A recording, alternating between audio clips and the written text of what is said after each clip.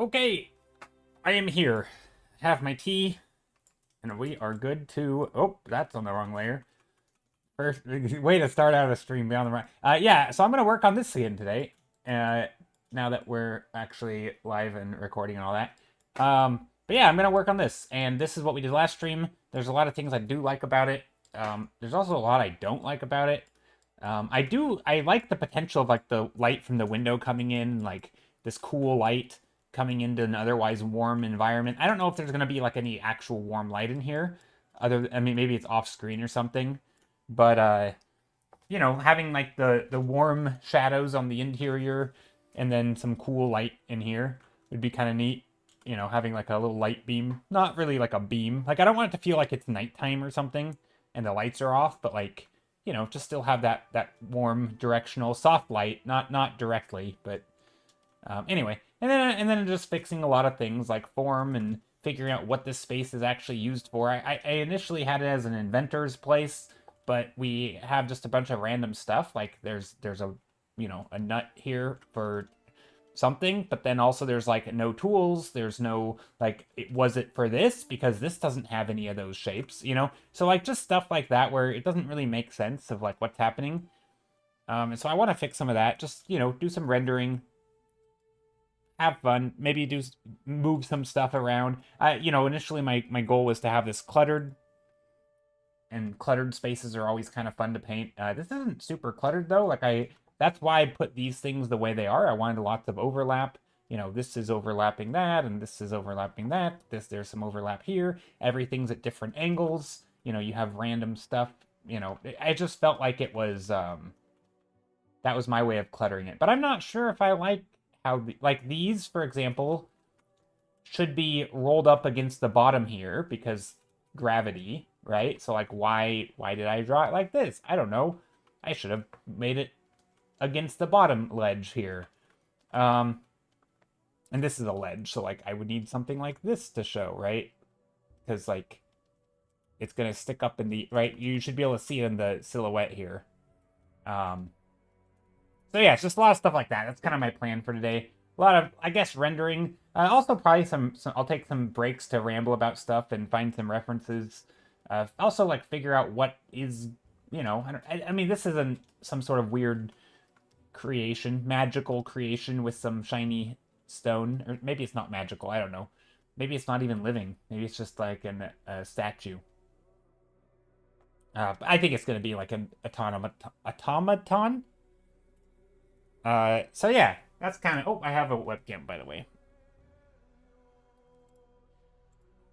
So yeah, that's kind of my plan, and yeah, probably get some references. I also thought it might be cool, and I don't know if I'm gonna do this, but sketching out like another animal, like maybe the one that he's actually working on is like here, and it's like not pouncing, but kind of like a cat might sort of invade your space and stand up on your, stick its tail in the air.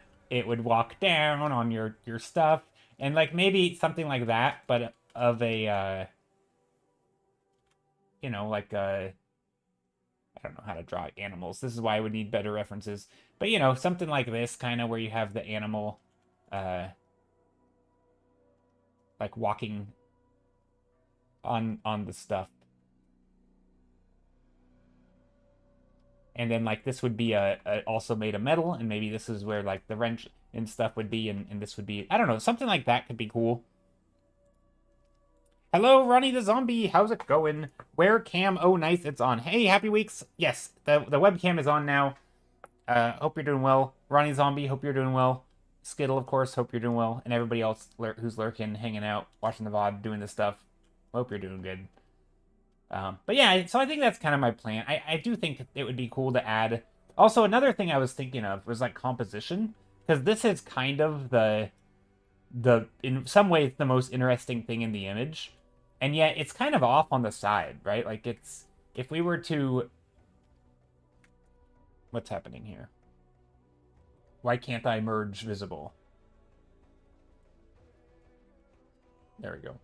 If we were to just like, make selections and move stuff, I feel like having this in the back, right there, would make more sense. Like it's kind of off, you know what I mean? Like it's not like, why isn't it here, right? Like, why isn't it more in the image? Or if I wanted it in the foreground, you know, it could be like this, like overlay. Like, it just feels like it's kind of off to the side a little bit, being like that.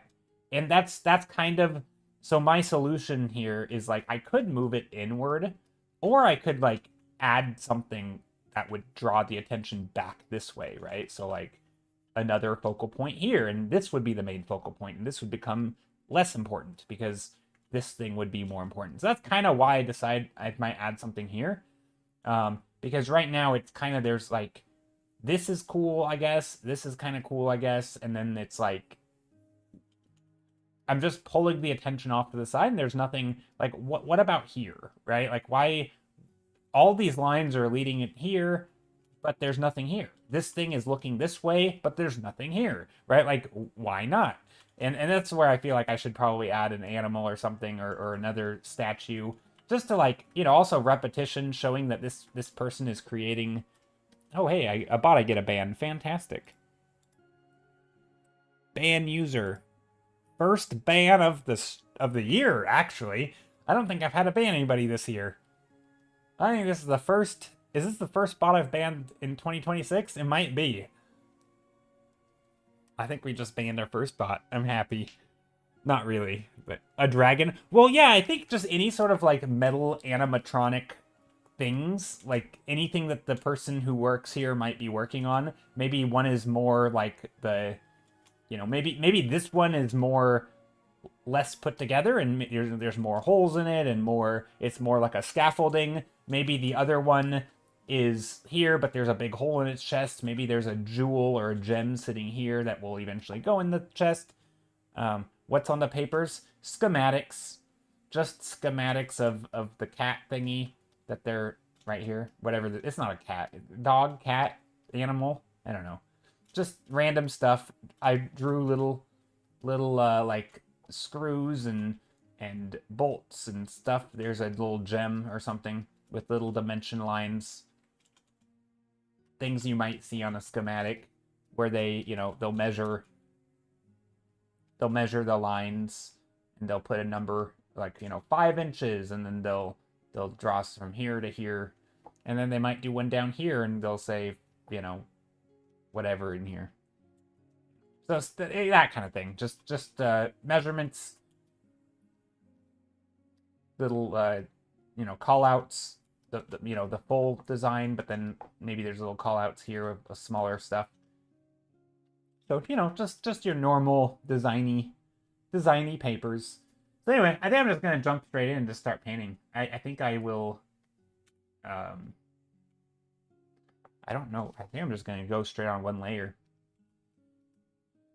Ronnie Zombie, what have you been working on lately? And actually, what has everybody been working on? Skittle, what have you been doing? Mostly arting along, tackling the task of learning to draw. Tackling the task of learning to draw. Shutters, hands. Gotcha. You're learning to draw hands.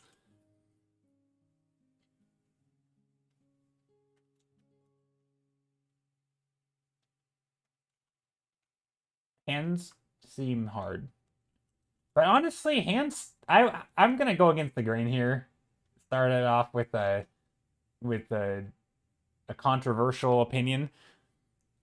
I think hands are not as hard to draw as like just the rest of the body, like in movement or the gesture and everything. Because hands, at least you have the reference, and while they can move and stuff, and you have your fingers that can move, the like a lot of, there's only so much movement the major masses of your hand can do, and there's only so many angles. I feel like the rest of the body is way, like, to me that's just anything from proportions, and it feels way more difficult to get right.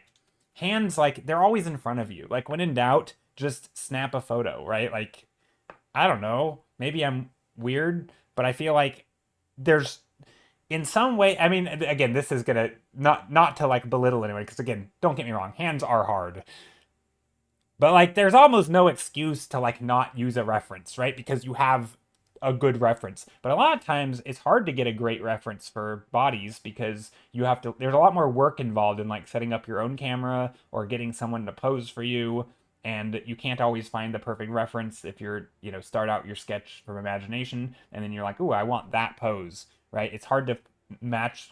So I feel like human bodies are like way harder to paint than hands.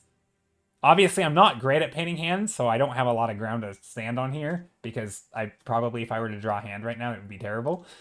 But I feel like hands are totally manageable.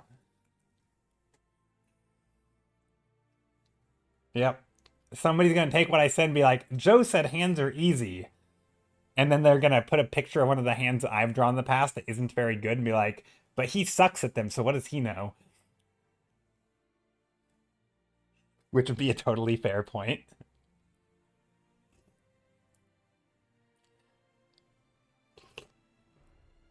But no, I don't think hands are easy. But I do feel like they are totally manageable.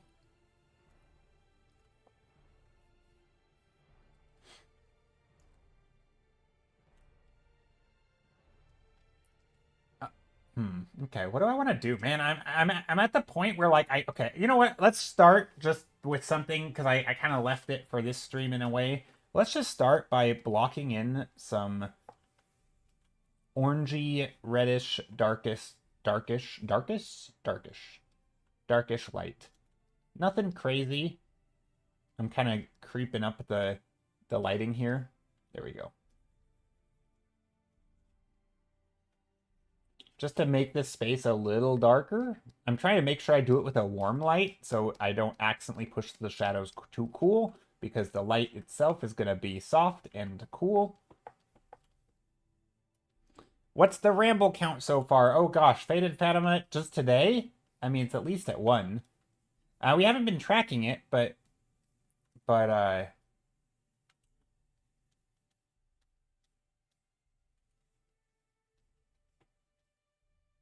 those look so nice, thanks. Yeah, I'm happy with this one. Just trying to put a little bit of a soft light in here. Yeah, I just want to. Yeah, good start for the for the ramble count. Yeah, I mean we've rambled a lot. This could be a little darker back here. Maybe I don't actually know what's going on back there. Maybe back here I'll put the orange light. I'll do like an orangey. I don't know. I really like the green shown. It's an intriguing. Yeah, the green stone. Yeah, it is interesting. I like it as well. My only issue right now is that it's very off. I mentioned this earlier, but it's very off to the side. And if we make it too bright, it's grabbing a lot of attention and dragging it way to the right of the image. Hey, Just Fiction, how's it going? Hello, hello. Just Fiction, I know it's been a while since you posted the thing that I'm gonna talk about, but you posted something. It was like a unfinished work in progress image of like a person braiding another person's hair, like a father son or something, older person, younger person situation going on. And it was really cool. I liked it. It was a really nice image. And I know that was like a week ago or something that you shared it on Twitter or X or Blue Sky or whatever. But yeah, it was nice. Oh, it was Star Wars fan art. I didn't know it was fan art. It looked good. Ew, Star Wars. Just kidding. I am not the biggest Star Wars fan, I'll admit. But no, the image was very nice.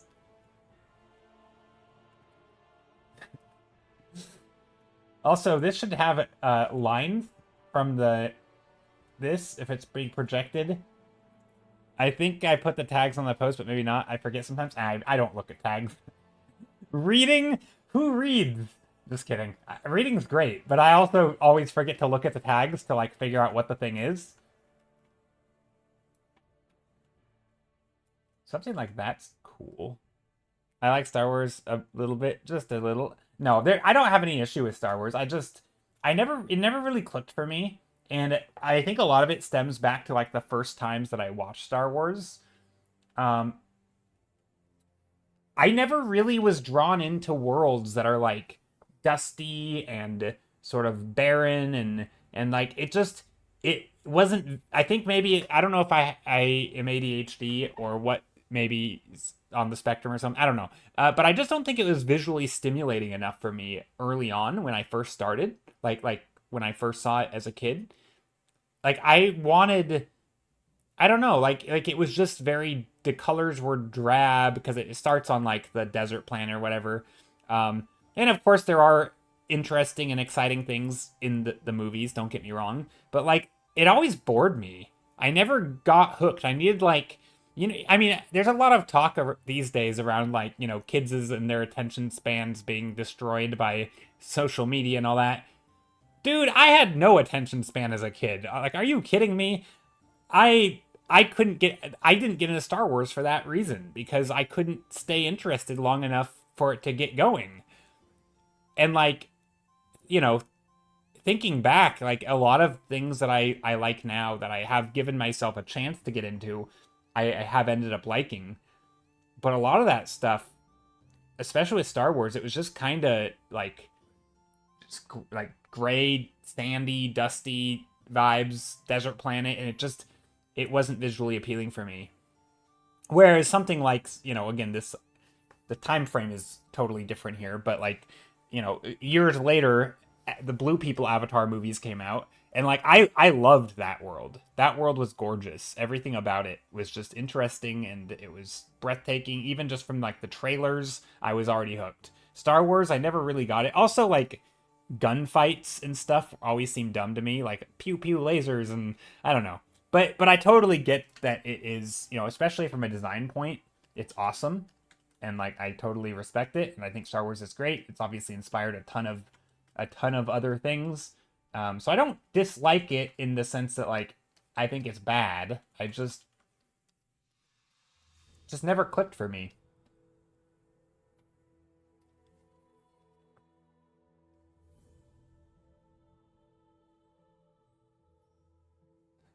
Um, yeah, the visuals are completely my kind of thing. I love the sci-fi themed space, uh, film, themed space. Yeah, yeah, that's totally fair.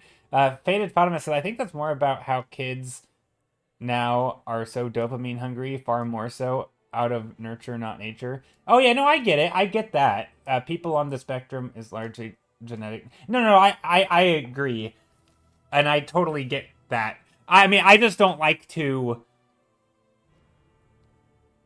I don't know. I mean, maybe kids these days are a problem or something. I don't know. But actually, I don't even think it's just kids. I think adults too, because I feel it with myself as well. Like there are things that I'll start reading something, and because it's not exciting, I'll be like, oh, I'm gonna click off of it. I'm like, wait, no, this is important. It's news, or it's it's something that's relevant for me. But like I'm finding it's like I feel a tugging in my consciousness of like, you want to do something different, and I'm like, no, I have to force myself.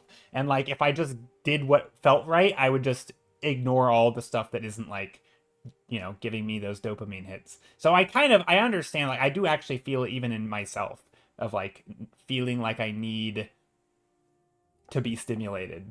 Um, but also I'm kind of aware of that, and I can try to fight it at least a little bit and like force myself to do boring stuff, and I can be aware of those feelings. And I feel like kids probably aren't as aware because they just kind of do the thing and they're pulled in directions based on their interest or whatever. So yeah, no, I totally get that, like, that sort of dopamine economy or whatever you want to call it is very much potentially a problem. But I just like, I can't help but see myself in a lot of like those people who struggle with attention. Is like, oh, that was totally me as a kid also. It's a snowstorm. It's a celebration. It's not. It's, what do you call it? It's snow day. Snow day. Hello, Casey Snow. Art. How's it going? Welcome in, Raiders. Christmas Cat. Welcome in, Casey Snow. Maria Busco. Art. Drupzilla. Hello. Chrissy Carson. Pyro Kitty's Tavern. It's a snowstorm. Hello. So yeah, I am gonna. So normally. Oh, hi everybody. My name is Joe. I'm still like waking up today. We are painting this, or continuing it from last stream. We did an interior. Oh, 1 second. We did an interior. Last stream, we did some sketches of cluttered interiors. I called it spring cluttering, the opposite of spring cleaning, where we made spaces with a bunch of clutter. We made a bunch of different spaces, and this is the one that we chose. And then we're working on it. We worked on it last stream, and then we got to this stage, minus the lighting. And now today, I'm just going to keep painting on it and fix it up and change it and doodle. I think I might add like an animal or another mechanical animal like here. You know, if I only knew how to draw animals, maybe I need to do an art gym with Casey Snow where we can do animals. You know, maybe an animal here, some sort of metal animal climbing on the desk, being worked on with like wrenches and things, screwdrivers, all that stuff. But anyway, I do a lot of environments, and yeah, mostly environments. But today I'm doing interior, so it's a little bit different than what I normally do. But anyway, welcome everybody. Hope you're all doing well. Hope Casey's stream was great. Maybe the animal is laying... Yeah, maybe it's laying on top of the papers. It's going to be like a statue, because I want this to be like an inventor's workshop. And so I do kind of want it to be like maybe a work in progress. Maybe there's like a panel that's flipped open, or maybe there's parts, you know, like maybe it has one of these jewels or gems, and it's like, maybe it's sitting, and so maybe it has like a jewel in its chest, kind of like this one. And maybe the jewel is actually sitting on the side, so maybe it's not in it. Maybe it's like, you know, the jewel is here, you know, being waiting to be put in, and maybe there's like parts being worked on, and I don't know. It just, that's kind of where I'm going with this. I'm kind of making it up as I go, fixing things that don't make sense. You know, there's some technical things like this paper, you know, is not being affected by gravity apparently, because it should have rolled down, and it hasn't. So why is it not smushed against the bottom of the table? And then the bottom of the table, like, why does this edge not stick up? Because it should. So just little stuff like that, just fixing some details, making things make more logical sense, adding this lighting, of course. So that's kind of my plan for today. Papers act that way, by the way. I know they can, but like, if it's just a roll, it'll oftentimes roll down.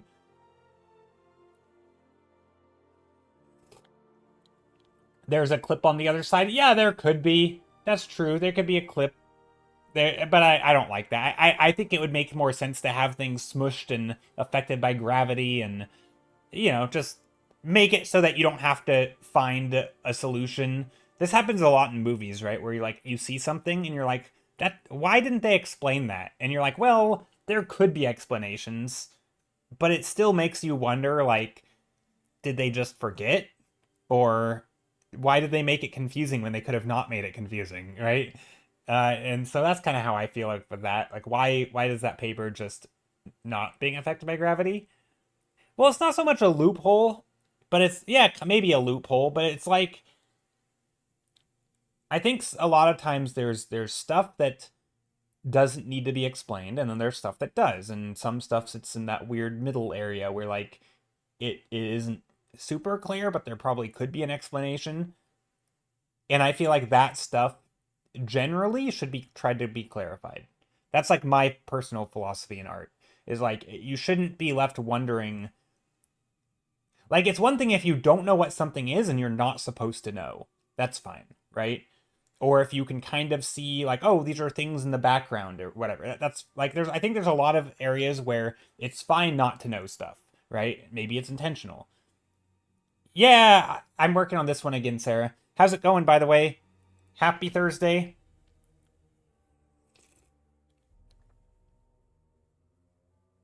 Unless it's an object or space of interest. Exactly. If it's something of interest and it's important, then you can.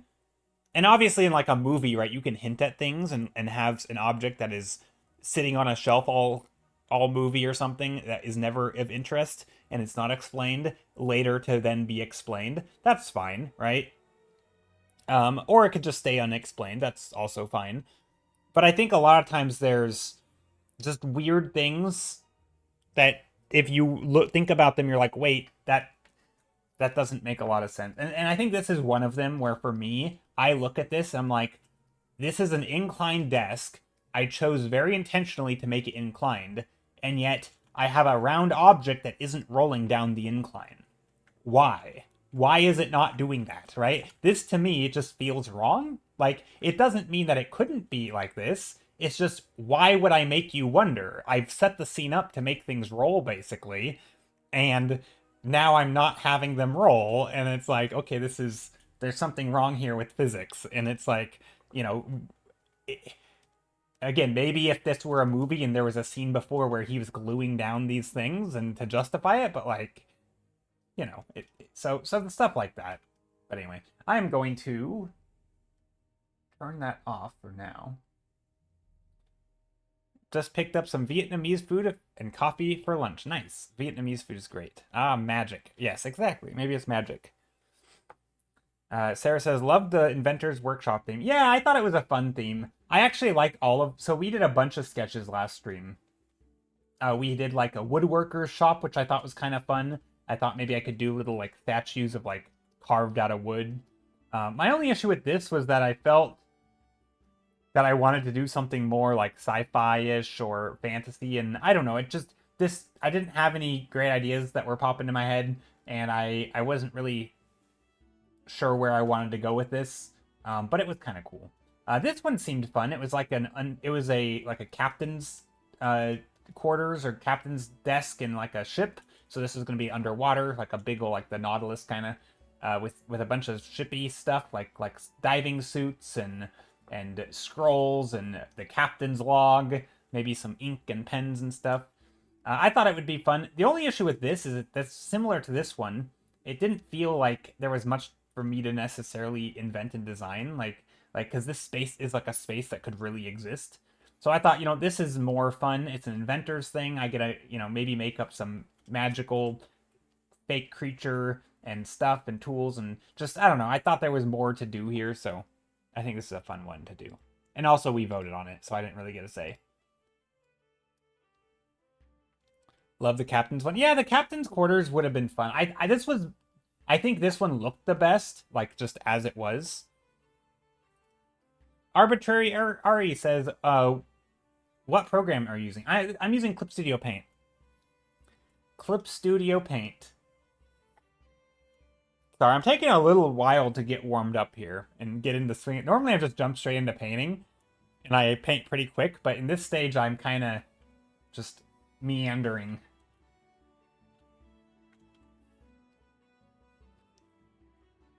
I think it would be fun. I didn't get a choice. Well, I mean, I got some choice. I voted. But yeah, there's a little bit of copium.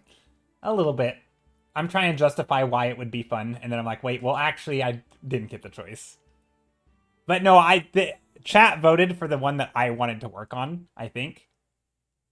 I think it was the one I wanted to work on originally, so maybe I'm wrong. I didn't want the captain's one. I either wanted 1 or 3, I think.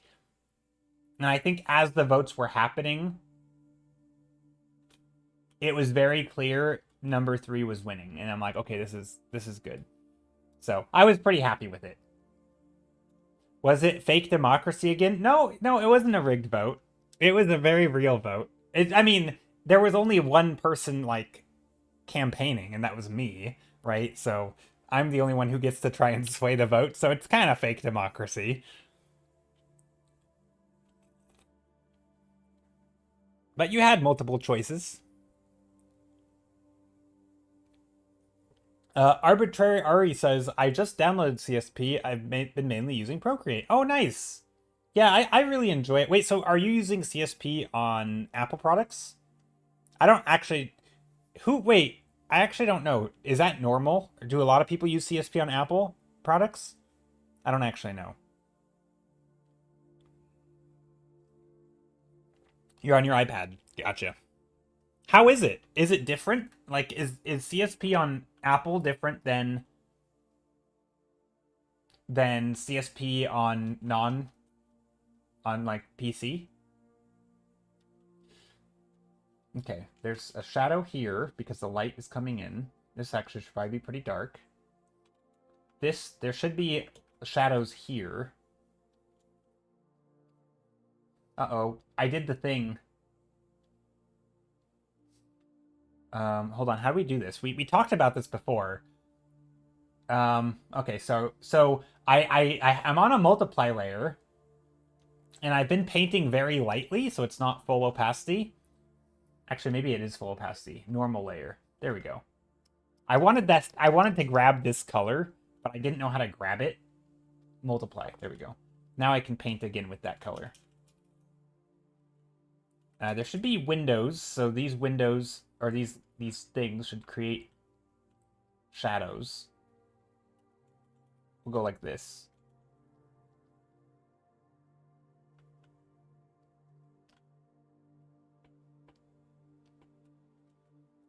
Do I like that? I feel like these should actually probably be like this, closer together. It's kind of a long shadow. I don't know. I mean, I'm completely making this up.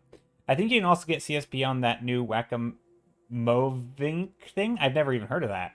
What is that? New fancy fandangled Wacom product?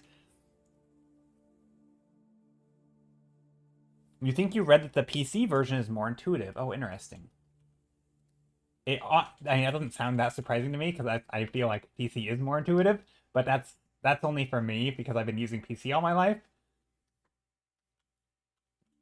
Okay, I'm trying to figure out how I want to do this. Because on one hand, I don't like that I'm putting these window bars here because I think they look bad. But on the other hand, it's realistic. And so I'm torn between, do I make it accurate or do I make it... And I think this is okay.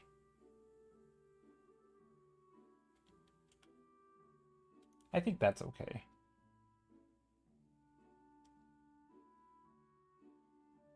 I do want it to be soft light, right? So I'm trying not to go too intense with the light. Like it's directional, right? But it's still soft.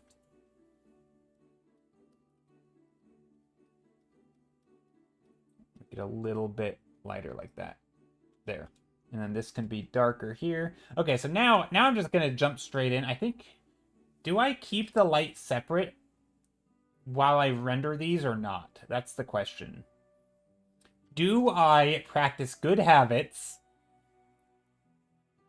and keep my lighting layer separate, or do I merge it all together and just paint on one layer like I normally would?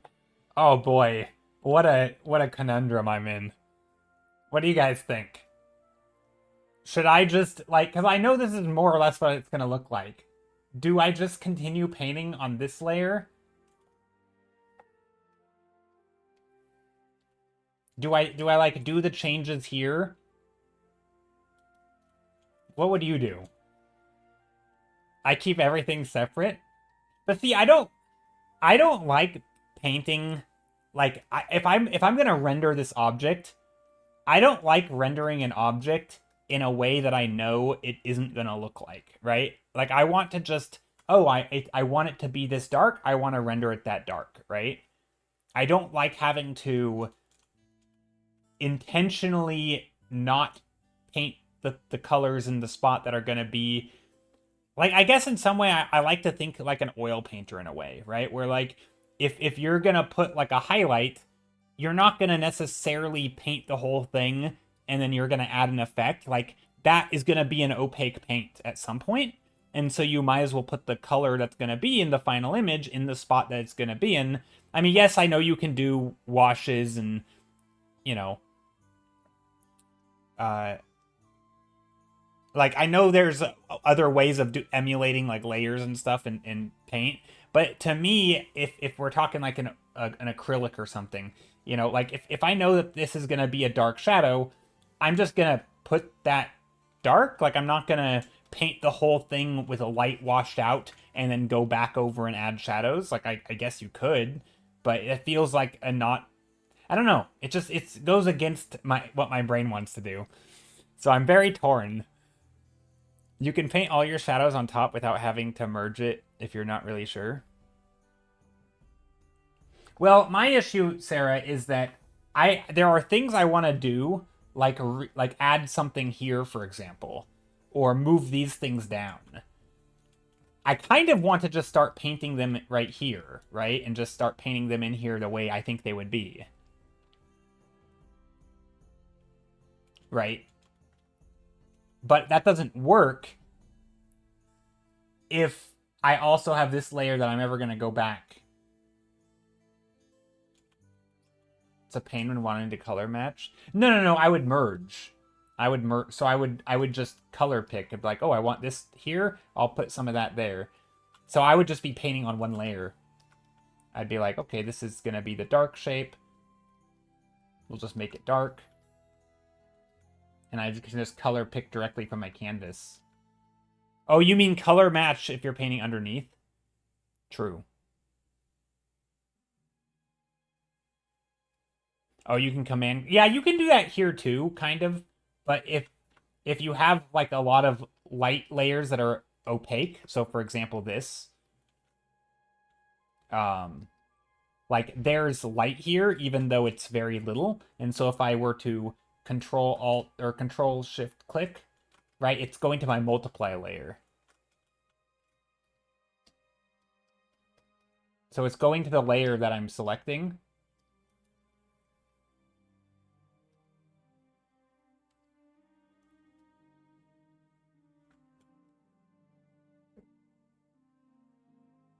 Yeah, that's true. There are ways to do it. Hmm. Hmm.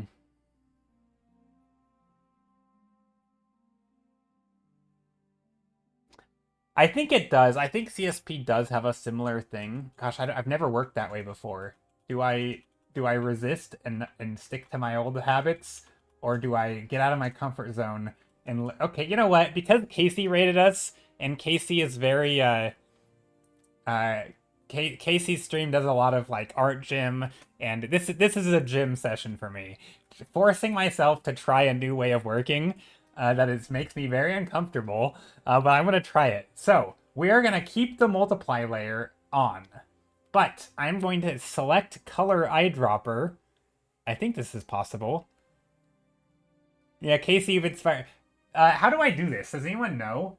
Okay, someone teach me how to use the program I'm using. I think you can set it. So let's see if I okay, let's just walk through. I'm going to talk through my struggles. So if I wanted to paint on a new layer above this, no, I would paint on a new layer below it. And I wanted to color pick, say here. Well, that's the thing though. Sometimes I would want to color, oh gosh, this is hard. Sometimes I would want to color pick. I don't know how this is going to work. I feel like this is going to disrupt my flow, but I'll try it. How do I...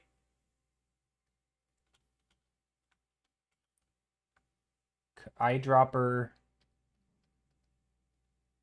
Pick color from layer?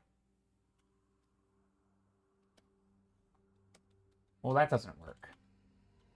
No. I don't know. I'm stuck. I don't know how to do this. Okay. I gotta figure out how to use my program. Sorry. Just bear with me. Vector layer, raster layer, set as draft layer. Is that how you do it? No. How do I make it so control click apparently? Control click. Oh, you mean to select the layer? So yeah, I can select the layer I'm on. No, so what I want to do is I want to paint, I think, below my this layer. And when I color pick, I want it to ignore this layer specifically. But I also want it to pick all of these layers because I'm on a new layer. So if I just have it pick the layer that I'm on, so if I have my color picker pick from the layer that I'm on, it's not going to pick anything because my layer is blank. So I want it to select this layer and everything below.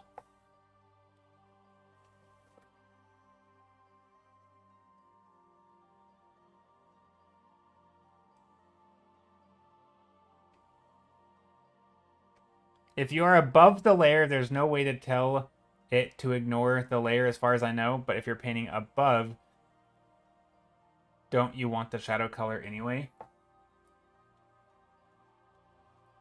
Yes. Well, that's the thing, sir. Normally, I would just paint above, right? I would never paint below the layer.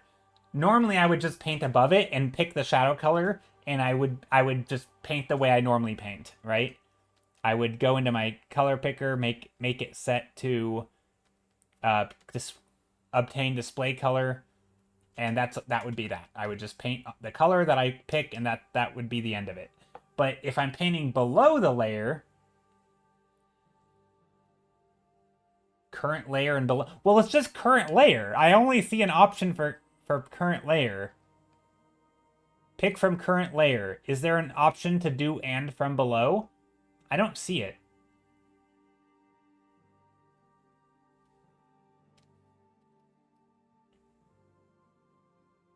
Maybe does other people's menus have more than mine? Well, I think it might. I think I might have. Did I delete my eyedropper? No, the first one is the one that I normally use. This is the one that picks from the layer. So like if I'm on the very bottom layer, but I pick this light, it's gonna pick that color just every time. It's gonna pick the color, right? So it's being affected. Like, right? So it doesn't. If I pick a dark color, it's dark, right? It's not the dark. It's not the color before it was affected by the light. But yeah, current layer and below is what I would want. Could you set the multiply layer as a draft layer and then tell the picker to exclude draft layers? That's what I think. I think there is a way to do that. That crossed my mind. But that feels wrong. Doesn't that feel wrong? So now it's a draft layer. So now when I color pick, it doesn't pick from draft layers, I think. Actually, I don't know. Gosh, this is so confusing. I don't know what's happening. Pick displayed color is an eyedropper I have that ignores layers and selects the color you see. Yes, that's the one I normally use. I want to do the opposite. Okay, yeah, see, so, okay, you have two options as well. Pick displayed color and pick from the color layer. Pick from color layer, weird. Mine is, I have two options also, but mine don't say that. Mine, oh yes, pick from color layer, yes. That one is not, the problem with that though, the problem with this one is that it's only doing from one layer and it's not selecting from all the layers below, right? And I don't have a color layer. That's not a thing that exists in my image. I have color on random layers. Like I make multiple layers constantly and I will just, yeah, so okay, I don't think this is gonna work. I'm not convinced I want to do the draft. Okay, you know what? I gave it a good try. I gave it a good try. We're gonna go back to my normal method of painting. I didn't get a very good workout there, but I did learn that I don't know what I'm doing. And admitting is the first stage of recovery? No, of learning? Just merge them? I mean, normally I might do that, but I don't want to merely paint on one layer. I mean, I could do that actually. But then why don't I just merge the stuff anyway, like I would normally do?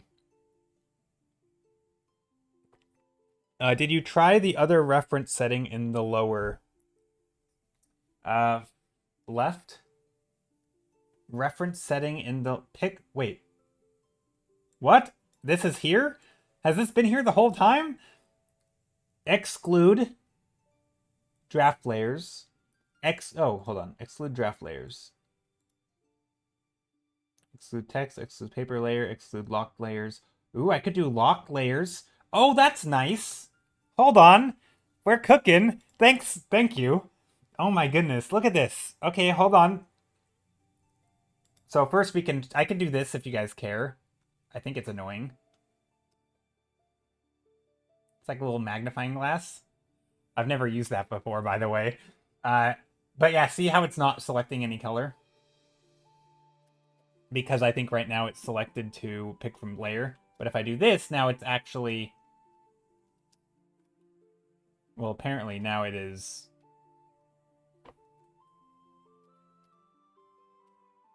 Yeah, so now it's picking any color.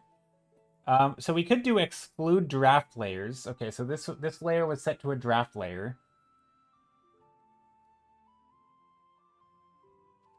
Reference, top layer, current layer, image.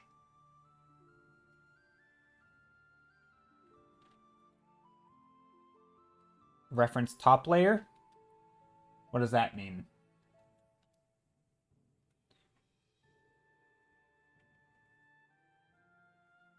This will be nothing. Top layer. Oh, that's just the top. I don't want that. This is the whole image. Hold on. I'm learning stuff. I'm learning new things. Yes, yes, yes. The old brain is getting a workout. Okay, let's see. Exclude. So it's okay. So what if we set this as a reference layer, and then we exclude the reference layer? So now if I paint below it, and it's picking the image that we see. No, that's still wrong. That's not working. Oh, no. I should do top. Hold on. So, no, I got an idea. So we are doing the top layer, but we're excluding the top layer. So this will be the top layer. No, because then I still have to merge. Dang it. How do I do this? So is there a way for me to click all of the buttons? So if I click... No, I can only click one at a time.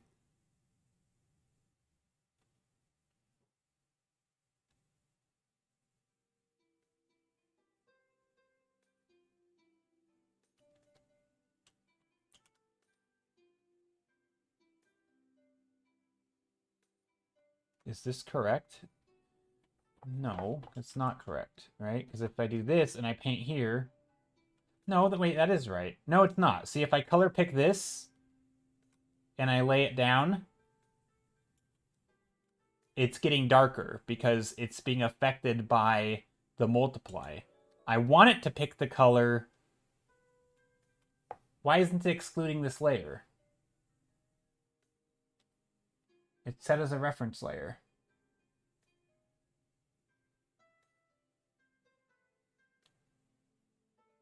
Oh, reference. Oh, thank you. Draft layer. Oh, you're brilliant. That's still doing. Oh, okay. So now if I pick this... Oh, it's working! Okay, look. So now if I color pick and I lay it down, it stays the color that it was.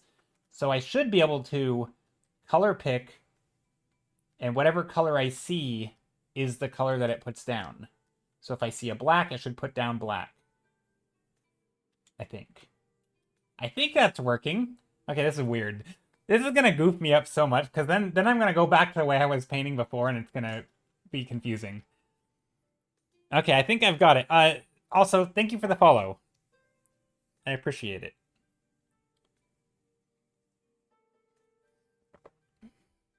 I'm learning how this program works after using it for, what, 5 years? We're doing good. We aren't learning quick, but we are learning. It's happening. Okay, so now I should just be able to paint. Also, I'm going to get rid of this weird... Okay, I don't want to show the color picker. That is obnoxious. It still feels a little weird. Something isn't quite the same as I normally paint. Because it matters where I'm selecting, I think.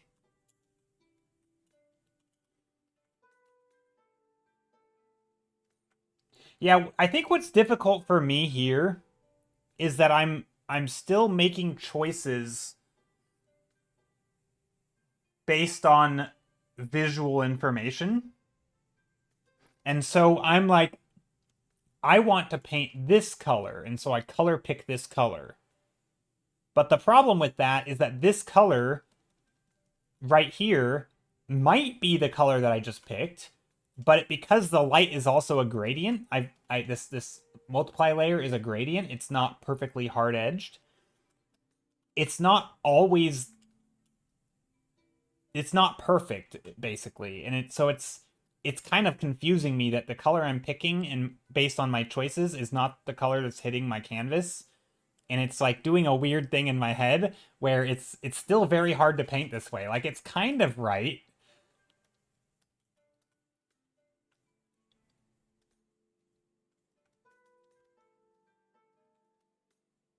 Like here, for example, I'm thinking, okay, I want this to be lighter than this just by a smudge, but I can't just pick the color this is and put it down because then it's being affected by that gradient.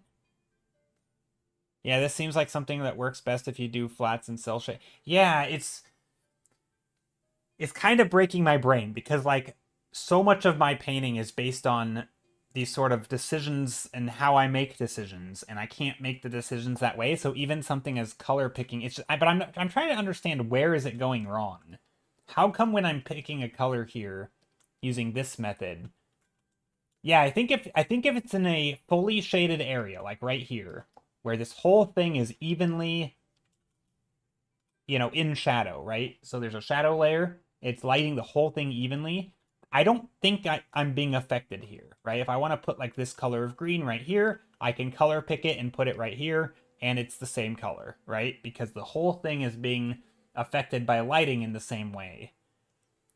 But the problem is, what if I want this green right here, and now some of this green, but like I don't, this is a different material, and so I would constantly having to be adjusting the color, but now I'm working blind basically because the color that I'm picking on here is no longer the color that's being affected by this, right? Because like this gem would be affected by light differently. It's not going to be affected by light with a multiply layer, right? It's going to be every material is different. And so it's very hard, like even paper is going to be different than wood. And so if I want to make a paper in the shadow, I can't just color pick the paper in the light and treat it as if it's the shadow color because everything is being affected by light differently. And I'm not really sure, how do I wrap my head around this? My brain isn't strong enough for this. It's like trying to do math in real time on stream, which is also, math is cool, but this is hard. Okay, you know what? It was fun. We are going to remove this as that layer. We're going to duplicate this. This is now all on one layer. And if I have any struggles, I can always go back. Yeah, because like normally I just color pick from my image. Like at this stage, I have enough gradients in here to like if I want to brighten this object up, right, this one, I can just go and pick the blue that I know is pretty close, and I can paint it in lightly. That doesn't necessarily work quite as well. Yeah, it's a little bit tricky. Yeah, that makes sense. No, that makes sense. Multiply, change the color depending on what's underneath.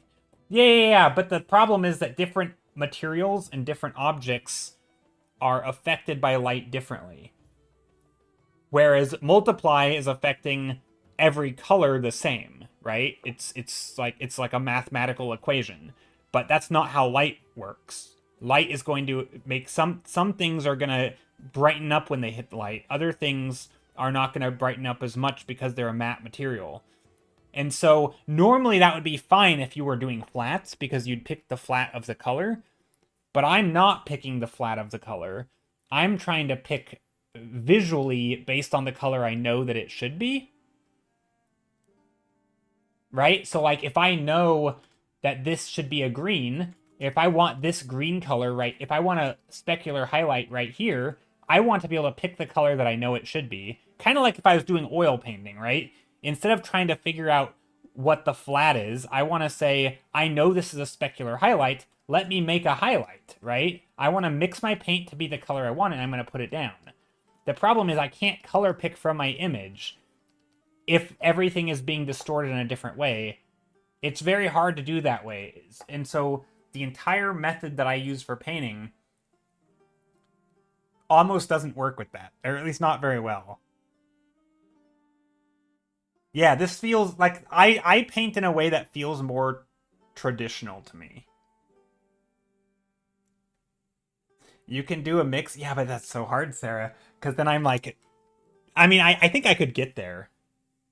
Yeah, I'm painting more like a traditional artist, and it's tough to like use the tools of digital in that way. I'm trying. Hmm. I'm trying to find a way to unite these two ways of working though, because I do think preserving layer information is useful, and it's good to do. You can do a mix of both methods. You don't have to do only one or the other. Yeah, but then like I constantly have to tweak all my settings, right? Because I have to go back to the other way, and then I have to like make a conscious choice of like, oh, now I'm doing it the other way. And I feel like with something like color picking, it's such a basic feature that you've used a million times that trying to remember when you're color picking a certain way is hard because it's like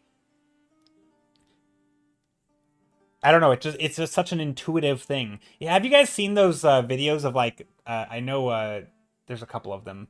There's the smarter everyday guy, and then there's the other guy, like the backwards bike where you have to pedal backwards. Or no, you have to turn the handlebars the opposite direction, right? Have you seen that? And like even though they know what they're doing, they just can't do it at first because it's so like there's so much stuff that we take for granted of like how knowing how to ride a bike. So much of it is just feel, and you can't consciously think through. You can't like math your way through every choice. That's how I feel with painting. A lot of the painting stuff that I do is just, oh, I want that color, and I go and pick the color. I don't want to have to think about, oh wait, no, I need to pick the color underneath the color.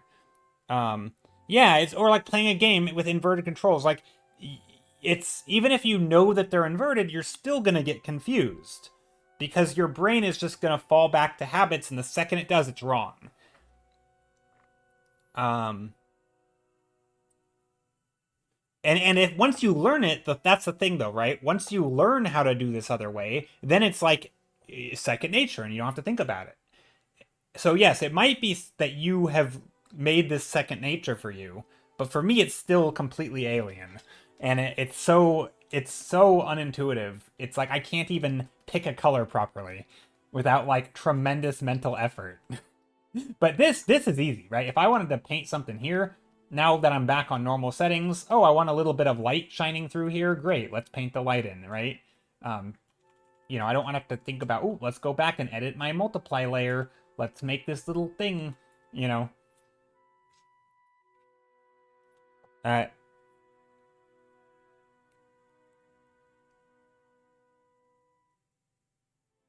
if you want to pick a multiply layer, change to opaque first.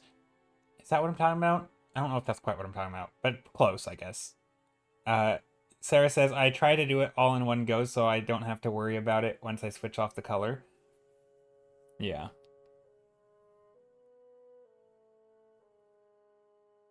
Oh yeah, I can't do that when you have blending modes and layers. Yeah, I mean, you can, right? You can, but if you tweak your settings and make it pick below, but it's just so much of my color picking. If all of my color picking were going up to my color wheel, moving it to where I want, eyeballing everything, mixing the color hypothetically, and then putting that down, then I wouldn't have a problem, right? But the problem is a lot of my color picking is from the color, right? I say I want this color, but not realizing that this color over here is in light and this color over here is not in light or in shadow, right? And so it's a different color in those situations, and that's weird. Anyway, it's very strange though. Okay, let's just get painting. Let's get painting.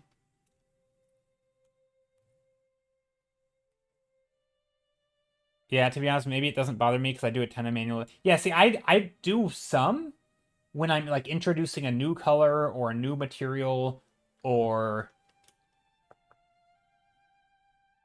I'm trying to think. Like, there are cases where I do, obviously every color at some point has come more or less from the color wheel, right? But yeah. Okay, anyway, let's add these. So I'm just gonna make some mess. What if I just move these straight down? I know this isn't gonna work well, but do I want only 2 tubes or do I want another tube? 3 tubes could be okay. This one I want to be a little smashed. A little bit of a smooshed tube. With not, and it's going to be a smaller one. A smaller tube. A little bit smooshed.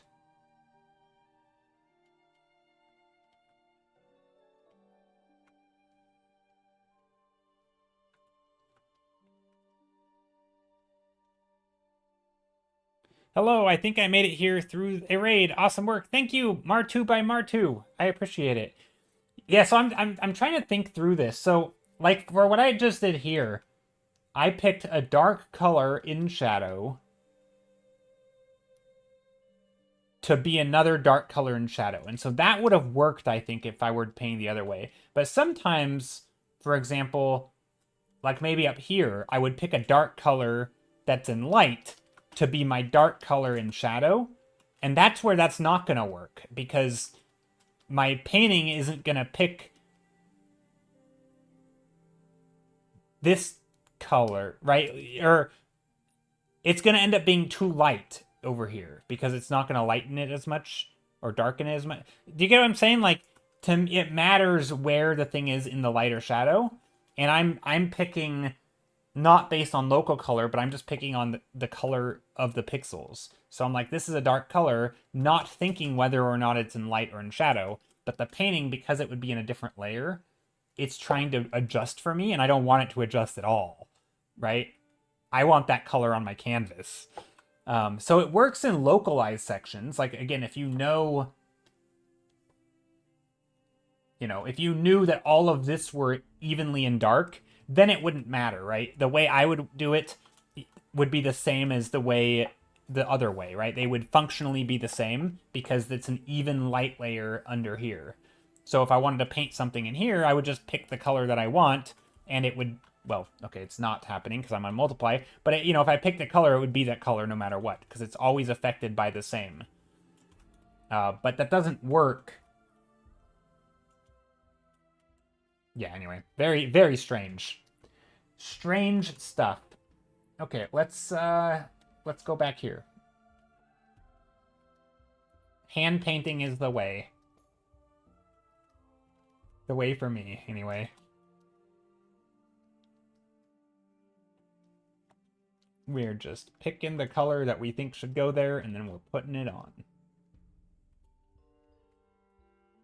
There, that's not bad. I actually like that these are, like, these tubes are a little smashed. I kind of like that. They just add a little character to it, you know?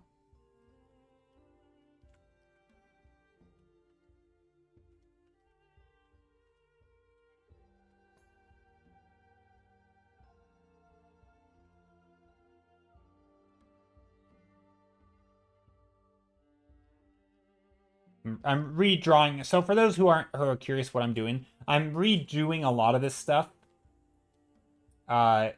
Because I did the sketch last stream and I painted up to more or less this stage today.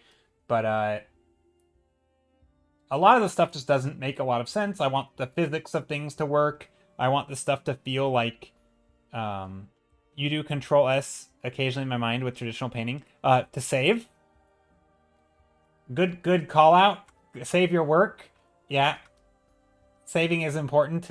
That's funny though. You save your work in real life in your brain. That's funny. I love that.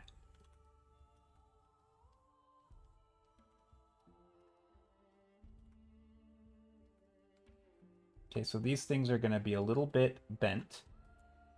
I feel like paper being bent makes sense, right?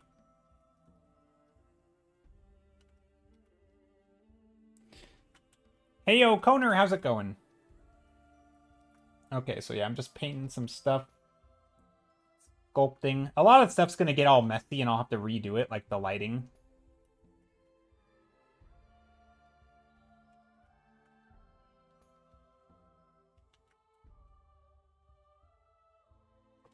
Do I like this, though?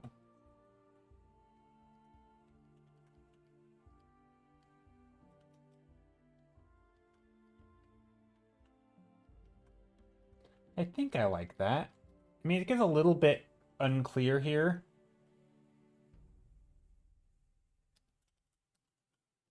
This also doesn't feel like it's sitting on the desk, so that's not good. Not bad, thanks yourself. I'm doing well. Today's good. We just struggled. I don't know if you were here for that, but we just struggled a bit of trying to figure out how to color pick layers from not the layer that you're on, but also sometimes the layer that you're on, and it broke my brain. So that's okay. But I learned how some stuff works. So that's good. Could put a little bit of dark shadow back here where this line of the bench carries through. Okay, you know what? I did say briefly. I'm liking how this is turning now. Now this, at least in my head, it starts to make sense that like these things are smashed and there's a little bit of a bend. You know, I don't need to render them perfectly, but they're still reading to me, so that works for now. Learning stuff is painful. Yeah, it's funny how that works. It tires me out. I don't know if it's like no, I slept pretty good. I don't know what it is. It's like, am I getting old? It's difficult, man. Like sometimes just learning basic things. I mean, it's not that bad. It can be fun also. Like I think a lot of it has to do with like my attitudes towards it. Like, do I want to do it or not? And if I can convince myself that I genuinely want to do it, even if it's a little bit of like copium and I'm actually lying to myself, if I can convince myself that I really want to do this thing, then it becomes way less painful. ADHD? Yeah, probably.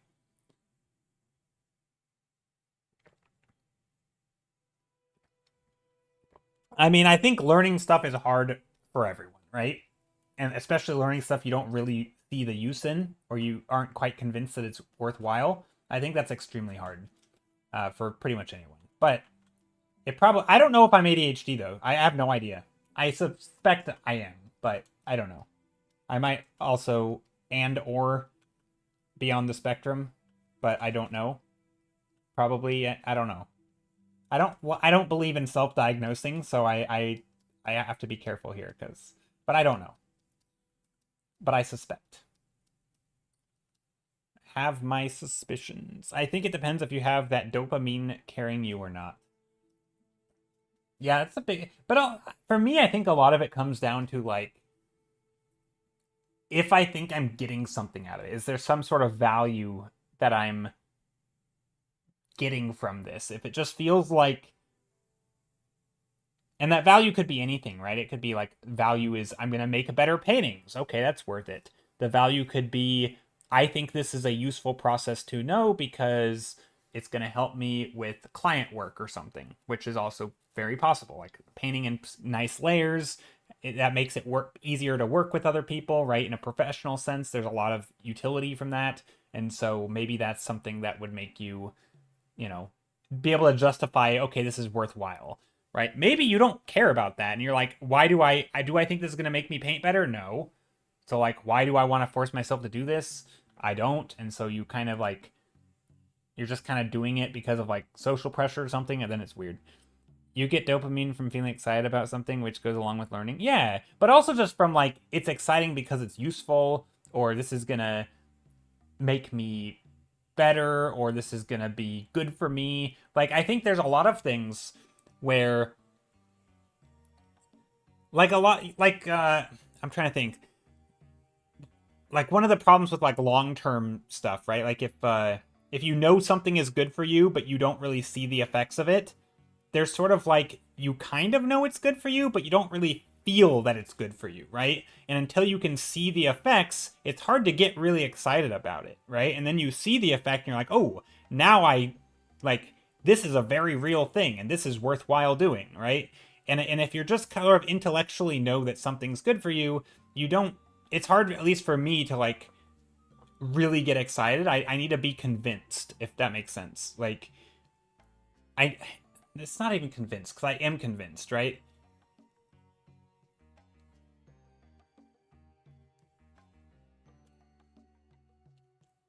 I'm trying to think of an example here.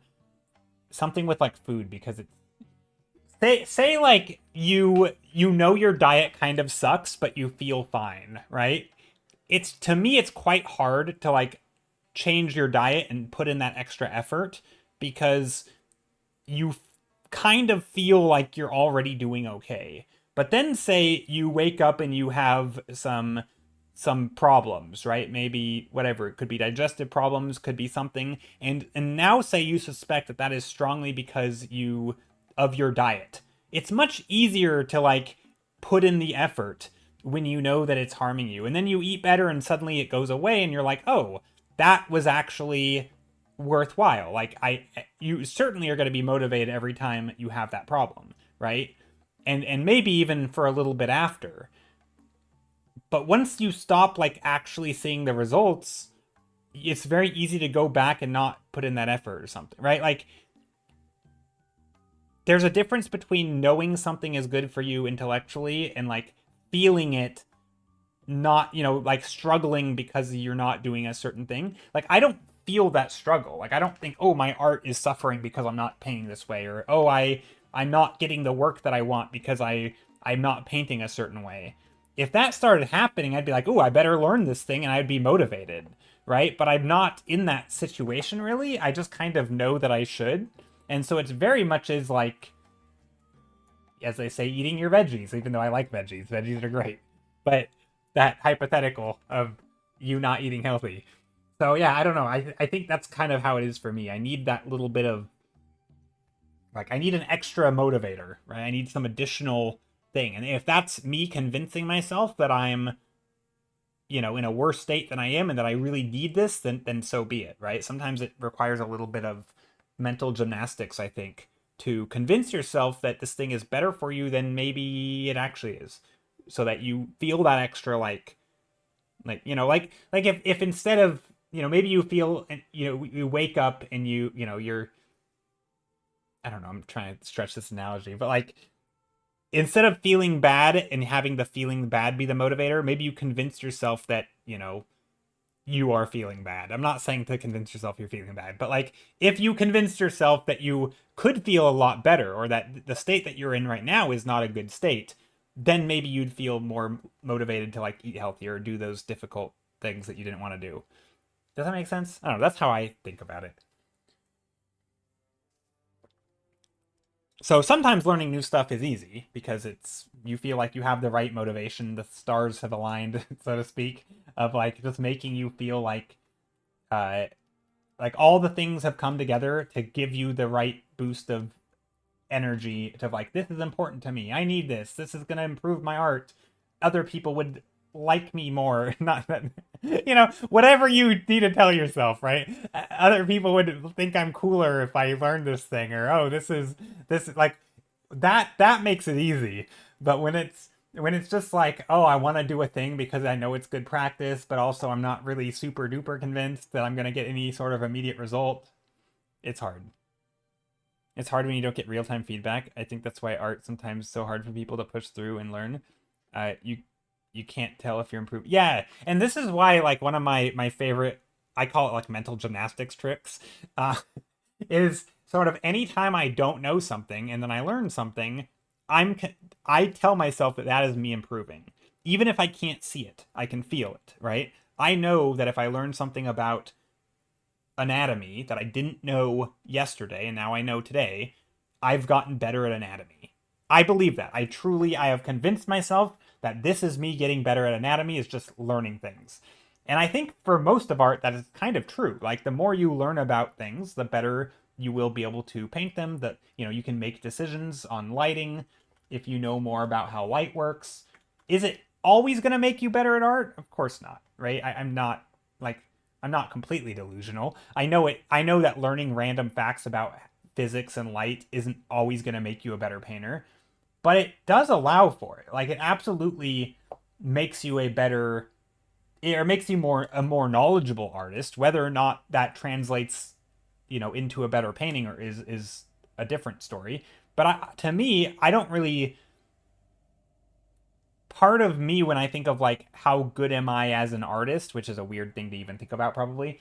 Um, I put in like my knowledge of art in there. I don't purely judge myself based on the images I make, but I also is the knowledge and skills that I have, and the experiences I have, and even the people I know, right? Like all of those sort of combine into my knowledge of like who I am as an artist. And I think that makes it a lot of topics much easier for me to like be more interested in learning, because I don't feel like they have to make me a better artist right now, because I can feel it when I learn it, and that to me is making me a better artist. So like in some ways I've changed the definition of what it means for me to be to become an improving artist or someone who's getting better at art. If that makes any sense. Also, this is going to be a cat. Ooh, it's a cat that's stretching. Okay, this is going to be the stretching cat. It's going to be a statue.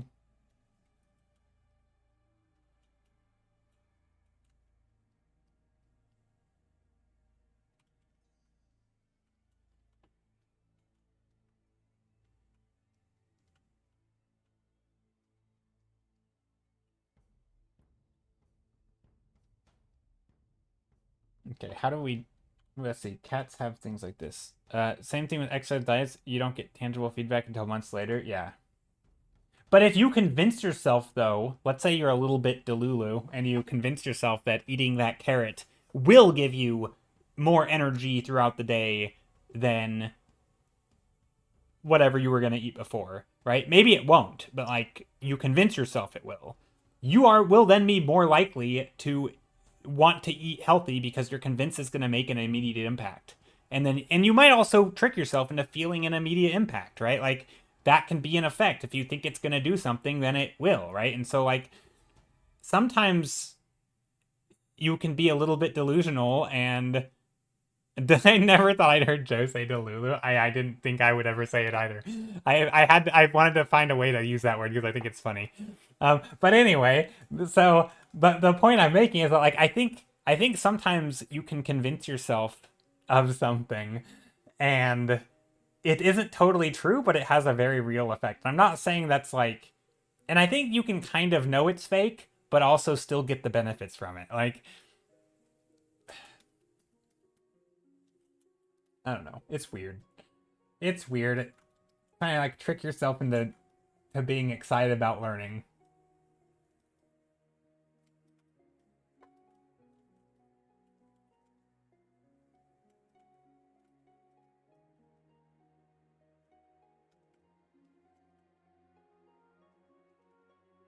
Okay, this is a cat. I don't... Who needs references for cats, right? And it's a statue. It's not a real cat. Yeah, I know. When I said the word Delulu, it kind of just came out of my mouth because I thought it's a funny word, and it was a nice way of saying delusional. Like, because I think a lot of people, myself included, probably have like views that are kind of distorted about art or whatever, or just anything that aren't totally accurate, but they're useful, and so I hold on to them, kind of. And like I wouldn't like, you know, most of the time I feel like I'm kind of aware that they're not super duper accurate. Um, and so like I wouldn't advocate that other people need to believe that, but like there are things like the thing with I don't know, a lot of art advice is like this, right? Where you sort of take an extremified version of it and that isn't totally true, but you kind of treat it as true for a bit while it's useful. I don't know if that makes sense. This kind of looks like a squirrel.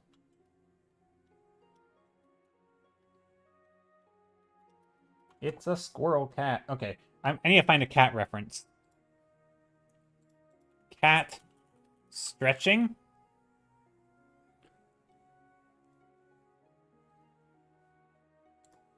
Just finding the first image that pops into my... Okay, that's not a real... Basically that pose, but not quite that extreme. Can you guys see that? I don't know if you can see that. Yeah, you can. So this isn't the exact pose that I'm going for, but pretty close. Maybe like that.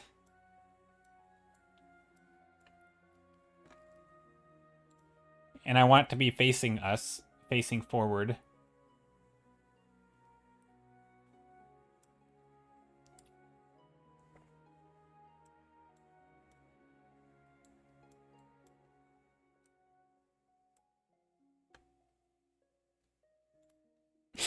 Look at that stretch. What a stretch. I never thought I would get so much joy from looking at cat stretching. That is quite the pose there.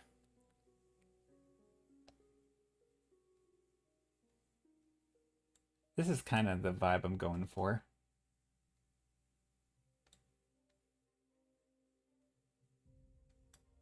Minus the face, but like that's kind of the, you know, the general idea. Maybe not quite that.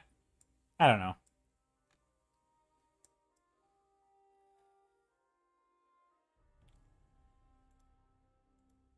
Let's see.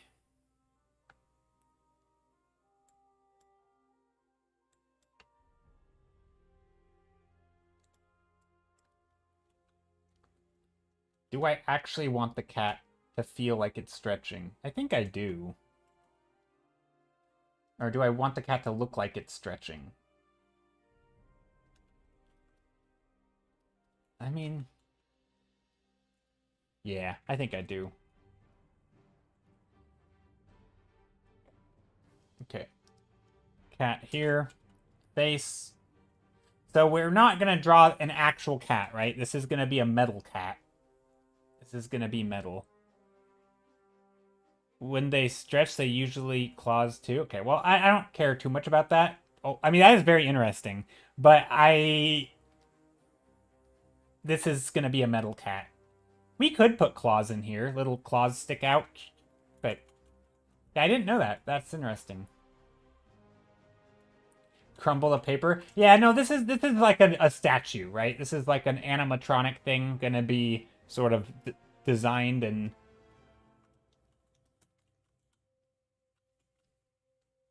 I'm just trying to figure out how the heck to make...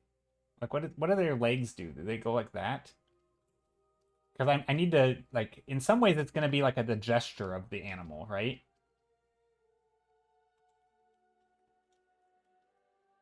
So, like, we're gonna have the back legs attached, kind of like a cylinder, right? Because they're gonna have like bolts and screws and things that can turn, and so you know the tail is gonna have like a little rotatory thingies that can turn and twist.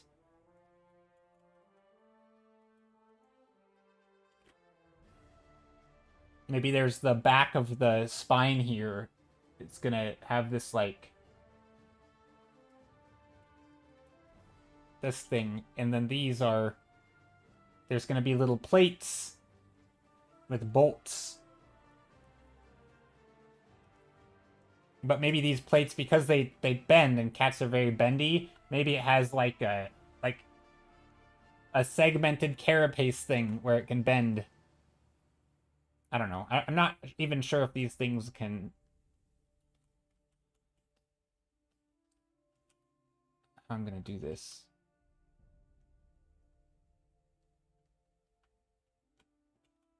Just trying to make a little cat here. Now, is this thing going to have... Like, are we gonna put like a green tail? A gem in the tail? Definitely the green eyes, right? Having cats without green eyes would be crazy. When you have this green jewels here.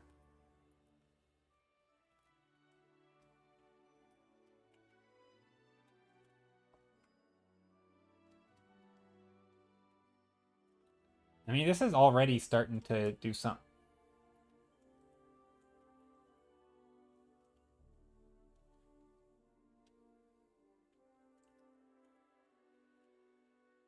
The head of the cat's gonna be important, though. How do I want to do this? I think something like this, we can definitely go... Do we want metal whiskers or not? Definitely the ears can stick out. Green claws? Maybe. because the green's going to be like a stone, right? Like green stones. And I want the stones to be, I'll maybe have a couple sitting up here. Maybe there will be a few. And then maybe these will be in shadow and some will be in light. And then the ones in light will catch the light. That's going to be kind of that's sort of one of my philosophies. Is that a philosophy? No, it's more like a belief of mine with art. Like, I think if you're gonna paint lots of materials, having those materials in both light and shadow is just a good thing to do because it helps show the material itself. Like, it shows the different situations of like how it functions under light and how it functions under shadow. And so that's kind of just like a thing that I try to do with any different material. Oh, like here's metal. Okay, this metal's gonna be in light, and so it'll be the shiny metal here. Then some of that same metal's gonna be in shadow. But like some metal can be all in shadow because it's the same metal, and so this metal's in both. This is gonna be in both. Maybe this gem is entirely in light. This gem's entirely in shadow. This one's partly in both, right?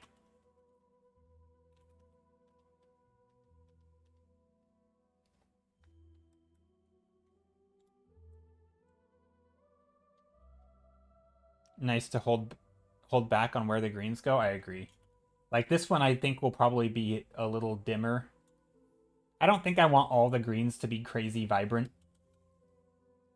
either.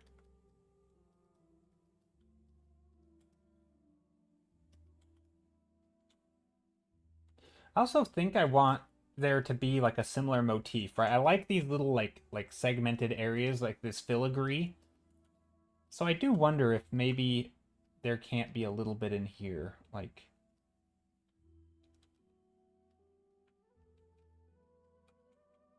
little shapes like this on the side. The window is kind of bright. Yeah, maybe. Probably. Yeah, we can fix that. We can put stuff in between. I never know how to deal with that. This isn't the first time I've had this problem. Because, like, if I make the window not bright, I mean, it's the light source, right? Like, it's literally where the light's coming from. So how do I...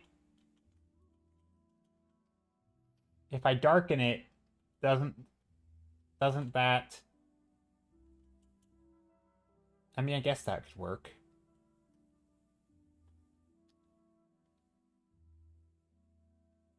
Yeah, I know it's tough. This is one of those things that I do struggle with, is like the accuracy versus the... Yeah. No, you're right. I also think moving this inward a little bit, or cranking up this brightness of like the cat and the shininess, right? Maybe I really make this metal shine, and I really put the highlights here. Right, that's another thing. A lot of times, like, you don't... I mean, I know you know this, Drevzilla, but like, just because the window's bright doesn't inherently mean it's too bright. Like, maybe it's not... Like, maybe right now it's too bright, but I could maybe up the contrast of the rest of the stuff to make the contrast of the other things even more bright. And now the window in comparison is no longer as bright, right? And so, because now the attention's being pulled inward, right?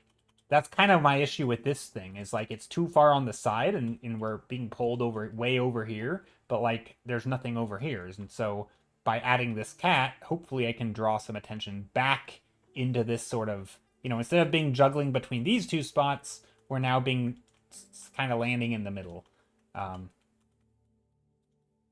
You like the bright, says Just Fiction. Worth looking into later in the painting after you've established the other lights more. Yeah, I think so too. Yeah, I don't mind it being a little bright, but yeah, no, it can be a little weird. I think some of my favorite indoor paintings, like interiors that people have painted that I've ever seen in my life, have the light source off screen, so you can still see the effect of the window, but the window itself is actually just not even visible, but you still know it's there. Obviously, it doesn't work in this composition, but like, that's always a fun one. Like, if, for example, if I had something right here on the table, or, just in the scene, just sitting right here, then it's like, okay, now we know there's a window here, but we just can't see it, Obviously, this would look stupid, but that's an idea.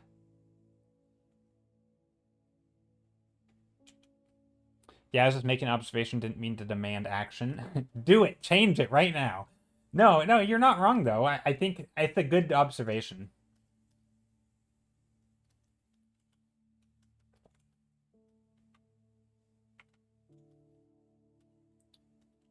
I kind of want the feet and the paws and everything to have a similar.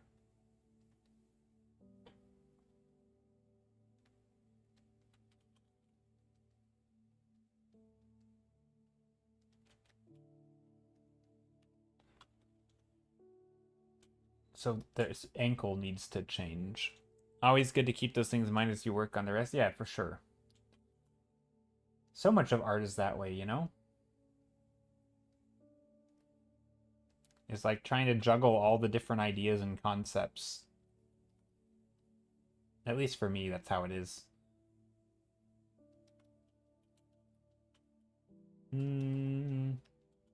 This leg could be shorter.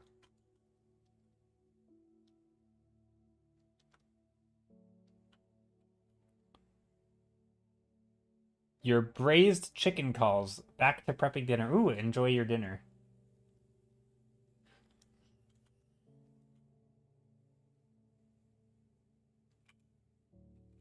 Maybe, let's see. Do we go like this? I'm trying to figure out how I want to paint this cat. The exact shape of it.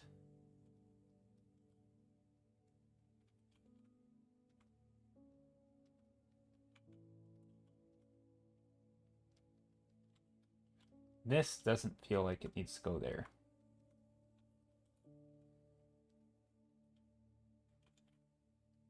This kind of would be underneath it, right? Like, so this could probably go like that. Cats are weird because they kind of have like, so like in this image, like that, it's not really on the side, it's kind of in the front, right? Like, because it's underneath it. So it's like, its shoulder blades. Also, here's the head of the cat. Its shoulder blades hardly even stick out.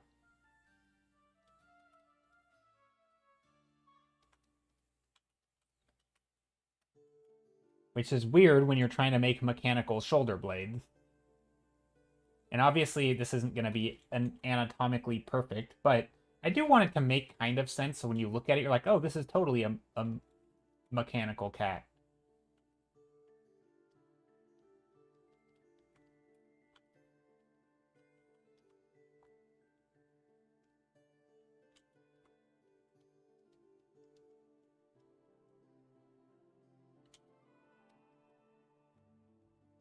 We're going to start by adding some light here.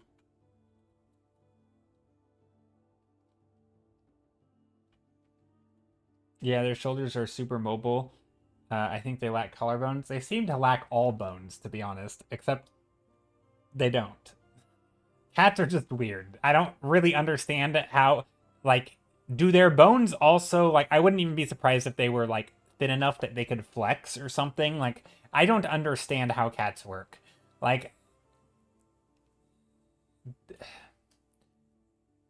they seem super mobile, but also flexible, like just bendy, but I don't know if that's because the bones are twisting or just the cartilage is just in the right spots to let them twist.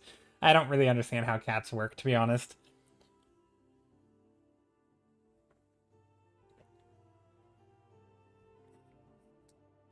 Like cats being able to fit through spaces that they have no business being able to fit through. I don't get how that works. Like I know it's some combination of just mobility and something, but is there also like a bone squishingness? You know what I mean? Like are they literally the bones flexing, or is it just they just happen to move in ways that allow them to do that? I don't something. Okay, so it's just that they're so it's just okay. So that would be like the bones themselves aren't flexing. It's just more that they just bend more joints and more movable parts to move. Yeah, and that would make sense, right? Like that's kind of how that's how like humans can, move and stuff, is that they're, our burnt bones are surprisingly like not brittle, but they're very sturdy, right? But I think some animals, they can also, it's not just joints, but they also like cushioning elastic discs. Gotcha. Okay. Well, good to know. Okay, so this is gonna be shiny. I should have done the shine first. This is gonna be shiny.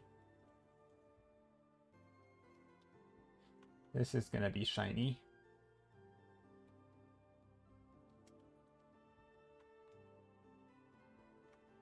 I think this could be shiny.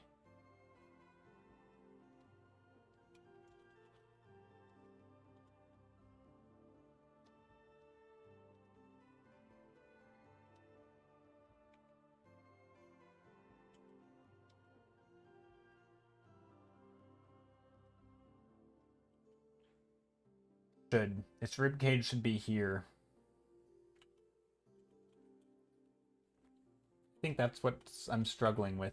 Okay, let's erase this. Because this cat goes this way, but then there's that rib cage that comes down here.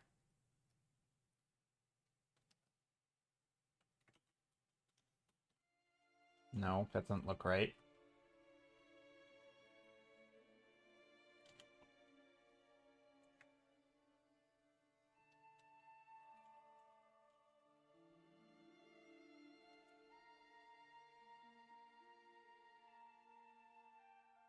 Man, this is a hard pose to do. On one hand, because it's also not on a flat ground. Ultimate Sharky, hello! I have added your latest attempt at digital painting. It's not an attempt, it is a painting. Even if it's a painting that you aren't happy with, it's still a painting. But I also totally get calling it an attempt. I call my own paintings attempts sometimes. Like, this is my attempt at a cat. Yeah, Sharky, I'll take a look in a bit. I'm trying to work this out. And struggling.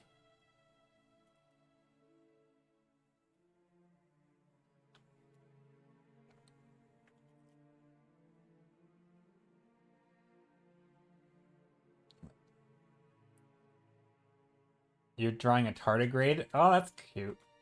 I think tardigrades are cute.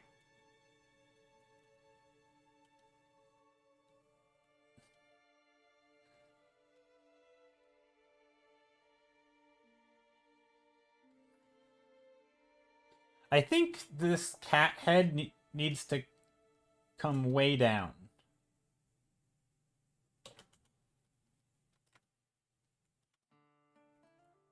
Okay, that's extreme. This work you're doing is coming along great, thanks.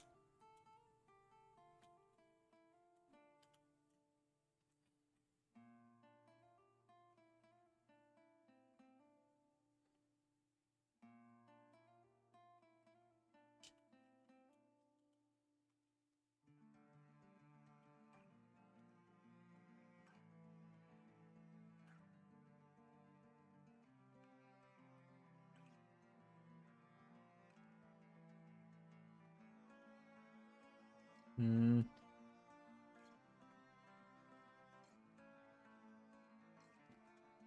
Okay, I've got to figure this out. I don't know why this is so tough for me. Maybe I need more references of cats to understand how they work.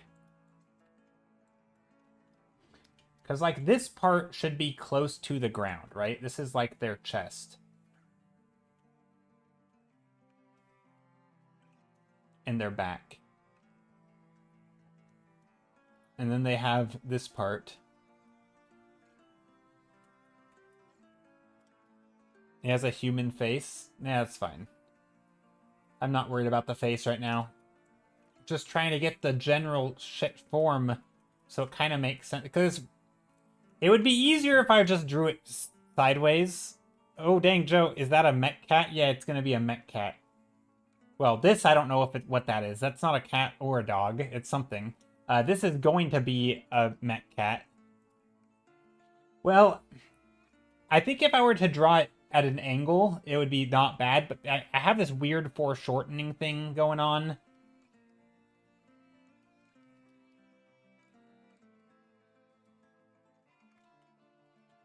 Which isn't helping me. It's just not the best angle for this. Part of me wants it to have that like iconic cat shape, but then also I don't think the angle that I chose is allowing for that very well. And so I'm sort of conflicted with like how do I square the circle, as they say. Is that the saying? I don't think that's the saying.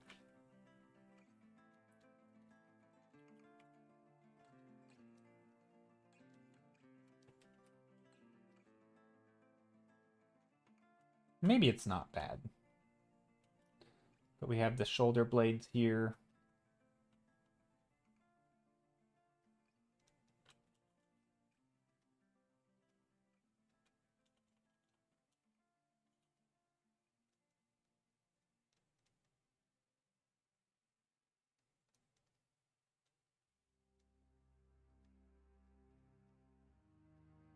Does it have a human face? I don't think it has a human face, but it does. I mean, it's not a very cute cat face yet either.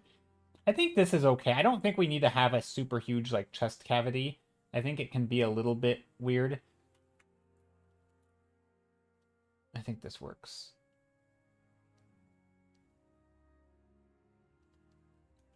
And then this, we can have the light shine here, and then here. Can also maybe have that'll work. And of course, it is a stat, right? It is an automaton or whatever, a mech, right? It's mechanical, so that's okay, right? That means we can. If this were, if like for example, if this were a sculpture that I was making, right? If this were my desk and this was a sculpture, would you expect my cat sculpture to be perfect? No. The whole room is kind of creepy, not gonna lie. I feel like it's a mech witch's house and there could be alien heads in jars or something. Yeah, totally. It's a little weird. Yep, yep. It's a little weird.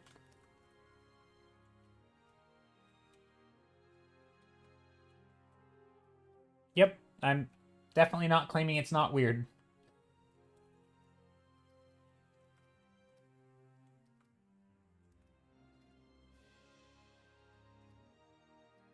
I'm okay with a little weird.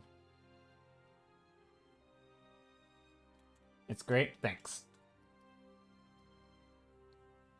No, no, no, no. Weird is fine. I mean, it is weird. It's more about storytelling and just me trying to come up with some ideas that are fun, that give it life and space. I'm really just trying to like fill up a space and make it feel like, you know, it's a person's workshop and there's stuff happening and yeah, basically that. Maybe the back of the cat is open and there's wires and mechanical bits sticking in, like.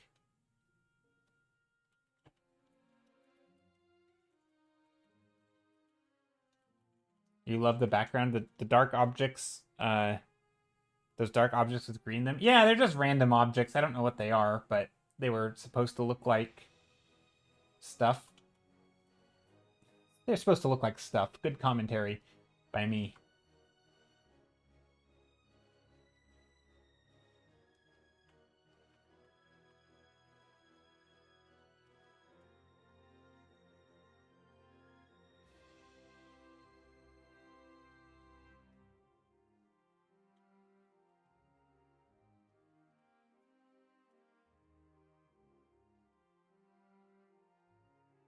Definitely the tail needs to have lots of length. Now decide to draw some stuff, decide what it is later. I mean, that I do that. Are you I mean, that's what I do. I draw random things and decide what they are later. That's basically what I did with all of these. If you, yeah, I don't know what any of these are. I just put stuff back there and be like, okay, there's things, there's old inventions up there. It looks like it's getting ready to jump. It could be. Jump or stretch or whatever, it doesn't matter. Up for your imagination. Maybe I should make it more clear.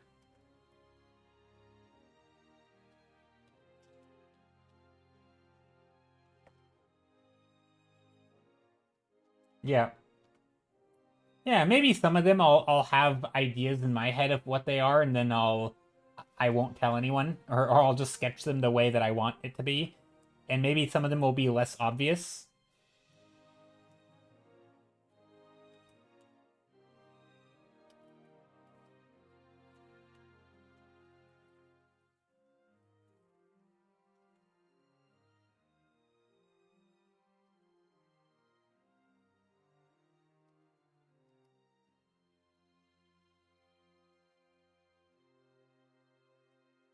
Don't want to do too much detail here.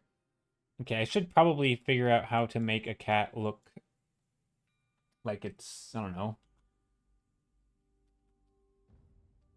Maybe like this. Maybe this cat face is looking slightly upward.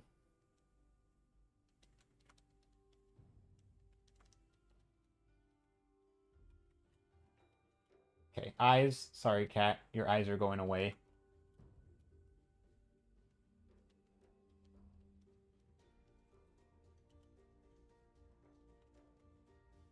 Rest in peace, cat eyes.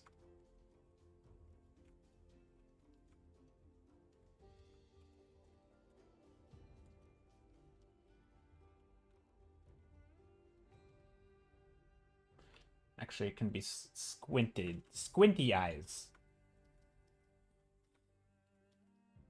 Because it's stretch. Oh, wait, but I wanted them to be green. Dang it. Now if they're squinting, because it's stretching, and they can squint when they stretch, but now we can't tell. Now where's the green go? Where do the green go? I don't know.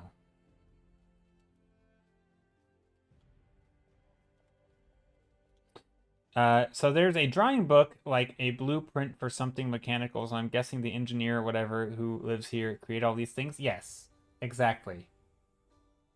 Yep, these are creations of the person who lives here. This is gonna be the workshop. That is the idea. We've got schematics, we've got parts laying around, or at least that will be the idea.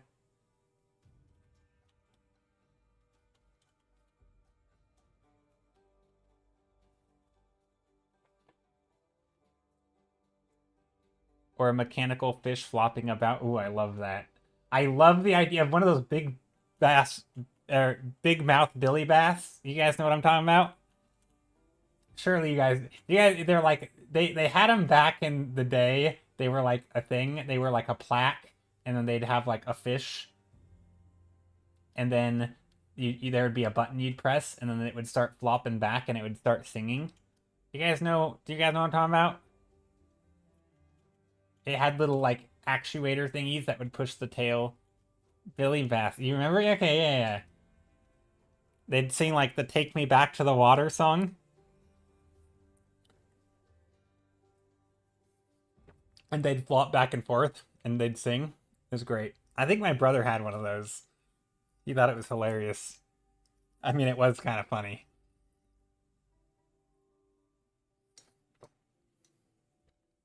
But yeah, we could do one of those, but like mechanical. It's sitting up here on the wall. A fish, a mechanical fish. He's the actual inventor of the big mouth Billy Bass.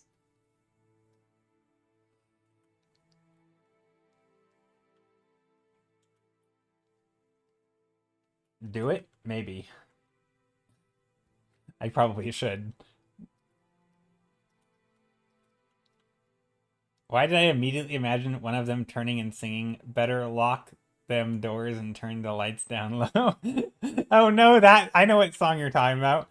Uh that like that country song, right? Isn't that a country song?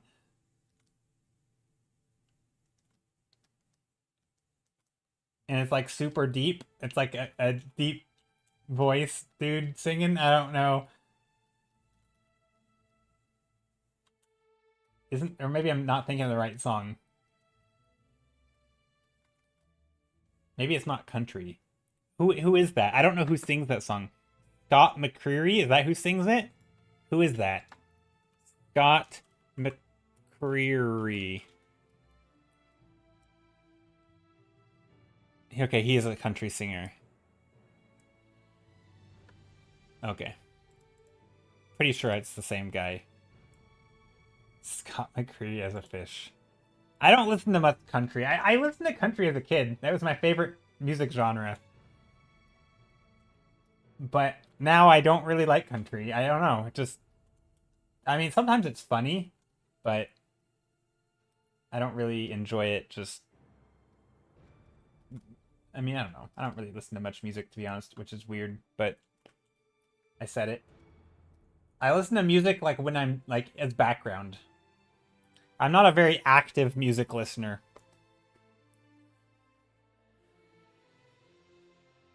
Oh, he's saying on American Idol. Okay.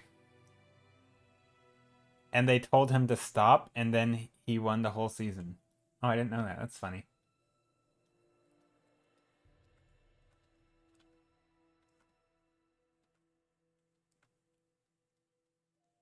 Did they tell him to stop because it was bad, unless like they didn't like the music? Like they thought it was a bad music choice?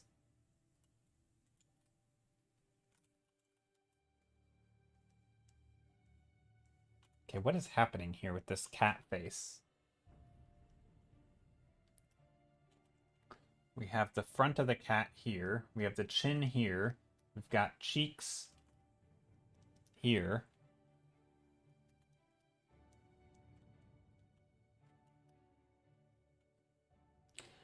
I remember that season because I really wanted James Durbin to win, so I followed the season really closely. I feel like I also think I watched that season vaguely. Like I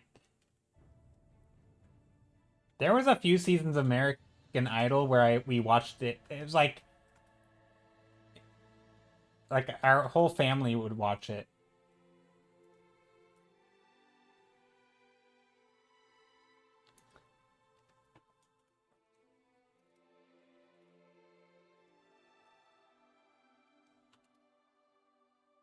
Ooh, that's not a bad shape. Something like that. That gives the impression of that chest cavity. It's not bad. You're name dropping way too hard for me, Sarah. I don't know who those people are. Like they sound vaguely familiar, but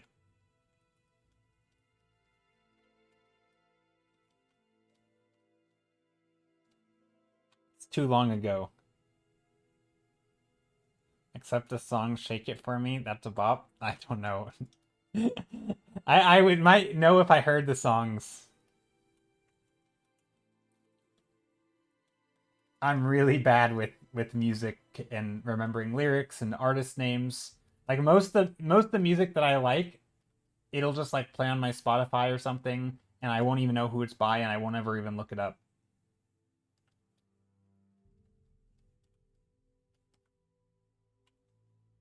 Okay, anyway, there's some. Sarah says, I remember when my family pranked me on my B-day by saying that James went home that week when I hadn't watched the episode, but he hadn't. He made it to the top four. That was funny.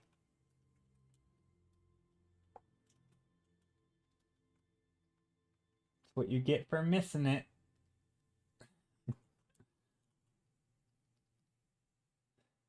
How did you ever play Hearthstone? Or Joe, did you ever play Hearthstone or see the artwork? I did play Hearthstone.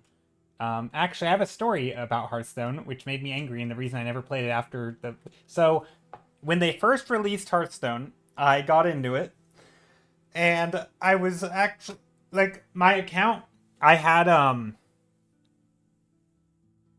you know how they had those like badges or whatever, like play 500 games or win 500 games as like as the paladin, and then play 500 games as the other thing. And so I had gotten a bunch of those achievements. Like I thought I had played quite a bit. Like I basically I played a ton of that game. But anyway, at some point I took a break and I tried to log back into my account and I couldn't. It was like your account you know, password's incorrect or whatever. No big deal. Go reset my password. And I couldn't. It would not allow me to reset my password. I emailed them, I messaged them, and it just I was forever locked out of my account. So I was like, this is stupid. I put so much time into that. I had tons of cards. I didn't spend money on it, but I I had all the cards for the first couple sets. This was like way back in the day. They've come so far since then.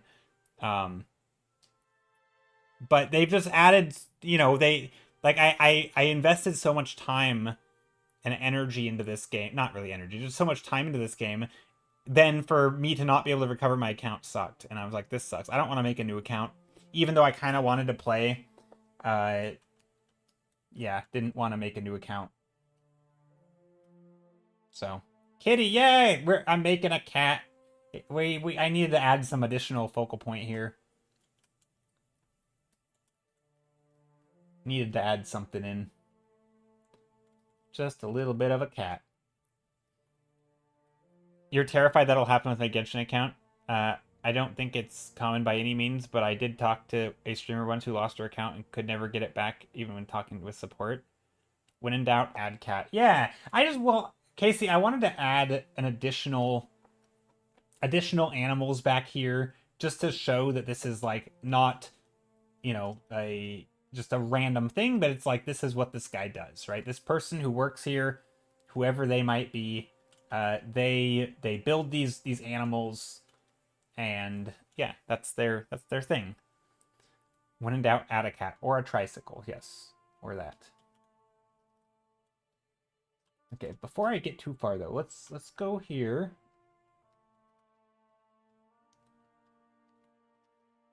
And just sculpt this side of the thing.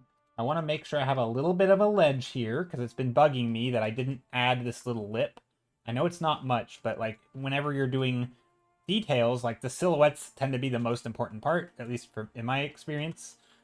And that silhouette to me is important. It's showing the form of this whole thing, right? It's kind of hard to tell what the form is of this. You can kind of surmise that this is a ledge because these things are hitting it. But you can't really see the dimensionality until you get to this edge. And now you know for sure that that's a lip, right?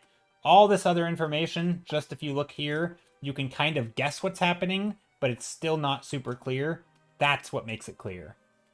And so that little edge just was bugging me.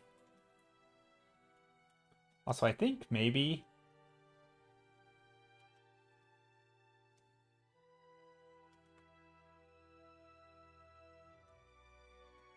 we go like that. Is that a good choice? I think that's what we do.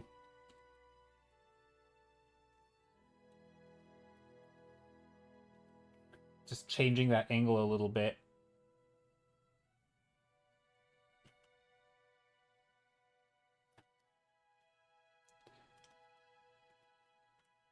Looking sharp either way, I think. Also, did you get a haircut, or maybe I'm just used to wearing a hat? Yep. I mean, a while back. Like a couple weeks ago? Week ago? I think my hair's kind of messy right now. I don't even know what I look like right now, but I'm pretty sure I just rolled out of bed. I mean, I showered, but like... it was a little bit, yeah. It's okay. I don't mind my hair. I'm not a big fan of my hair, but it's okay. I'm afraid I'm gonna be bald in the middle and just, classic male pattern baldness. And at some point I'll just have to go shave it all off because...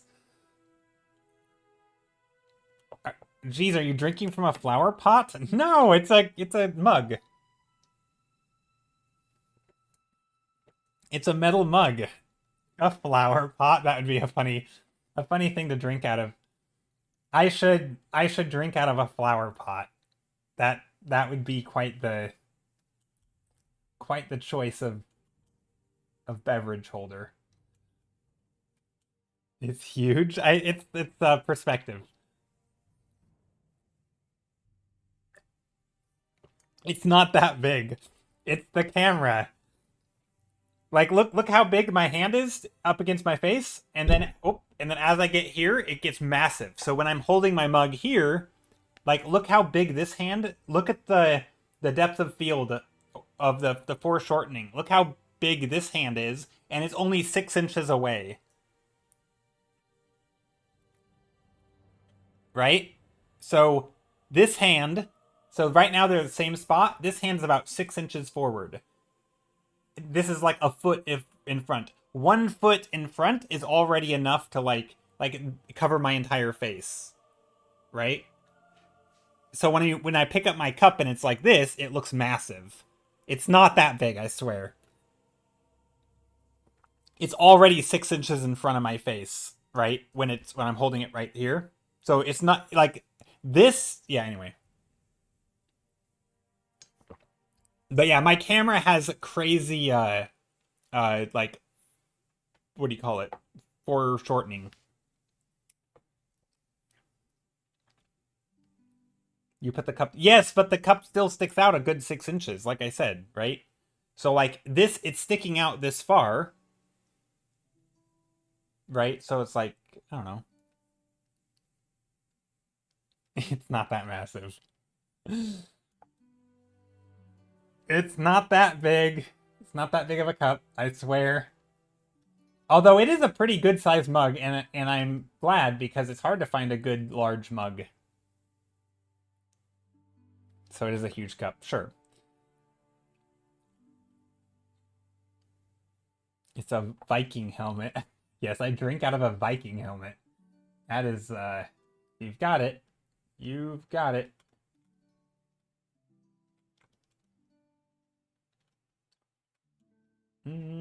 What else do I do? Do I put darkness under here? Maybe a little bit. I want to make sure it's not even. A thing that I've been learning with painting this stuff with like the clutter and all that is just making sure things aren't even, right? Like trying to make a little wobble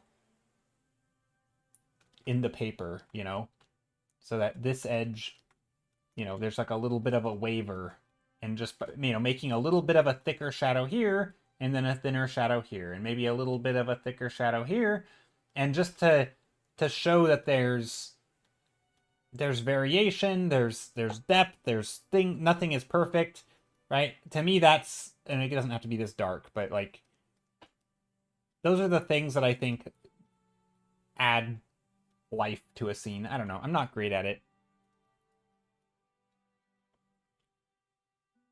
He drinks from a witch's cauldron.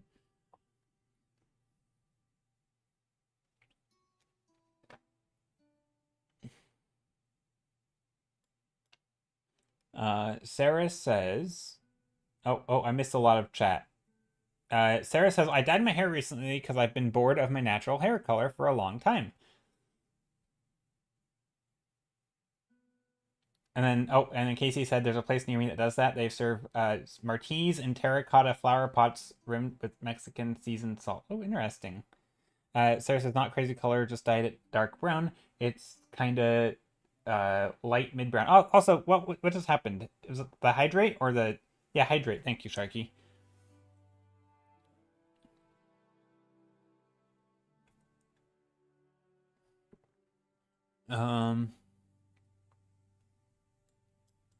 I watch a streamer. Sometimes he has basically no viewers, but he changes up what he's drinking from all the time. Recently used a watering can. Oh, that's funny. I like it. Casey said, I've thought about doing that before since I'm kind of a mousy brown. That's a word? Mousy brown? I didn't know that. But I'm too lazy cheap to mess with dye. Fair enough.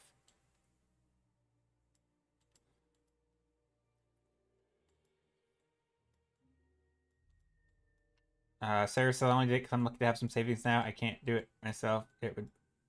I can't do it myself or it'd make a huge mess. Ooh, that would be a thing. Casey says she helped her roomie dye her hair in college, and it was such a process. Any minor interest I have evaporated in that moment. That's funny. Mousy brown is the name they give to like super bland, middle toned brown hair. I've never heard that. Mousy brown. Have you guys heard that before, or is this just the thing that Casey's making up?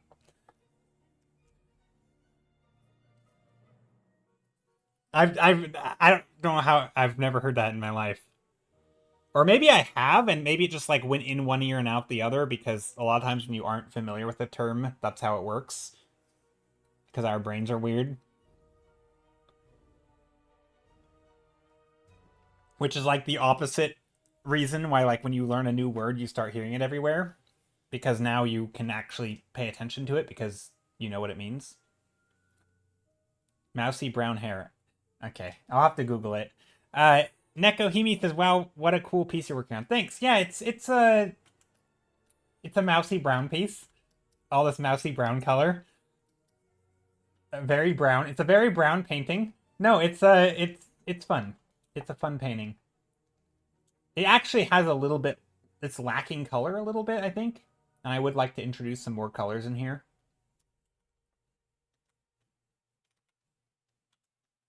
We will put a little bit of a gem here, overlapping.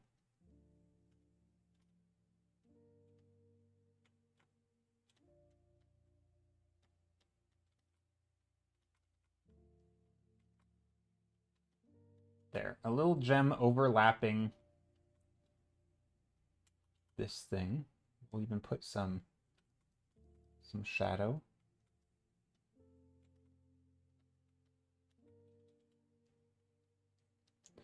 Some shadow in here, some light. This light can add some little bit of speculars. There. Sarah says, I think it looks nice on you, though, Casey. You have always nice waves in your hair, so add some interest. Yeah, I think Casey's hair looks nice. I feel like I don't think I've ever... To be fair, though, and I'm not backpedaling here, I think Casey's hair looks fine. I've never looked at people's hair and been like, oh, there, that person's hair. Like, I don't think it's ever... I've ever looked at someone's hair color and had an opinion on it in my life. Like, I don't think that's ever been a thing. Maybe sometimes when people dye their hair like super, and it's like it's very clear that it's not their natural color, like it's just super, like it stands out a ton, then maybe I'll have like a passing thought and I'll notice the hair. I'm very I don't really, I notice people's hair color in the sense that like it's a big part of like how my brain remembers people. Funny enough, is like just hair shape, hair color, face shape, you know, just like overall big proportions and shapes and colors. Um, so a change to hair can be very like it stands out a lot, but I've never like had an opinion on hair color. I don't know. I don't think that's ever been like a thing I've thought about. Female circles are highly critical of hair color. I suspected as much. I was told I was a mousy brown in high school, and a heavy implication that darker would be better. Oh, weird. I don't really care either way. But those things stuck with you, I guess. Huh. But when you Google that term, there's a range of hues and values. Yeah, that's how everything online is. Right? You Google a color, and it's like you have every color under the rainbow. Okay, yeah, that makes sense. I mean, that's a common hair color, but I didn't know it was called that. That's weird. Very interesting. Today I learned something.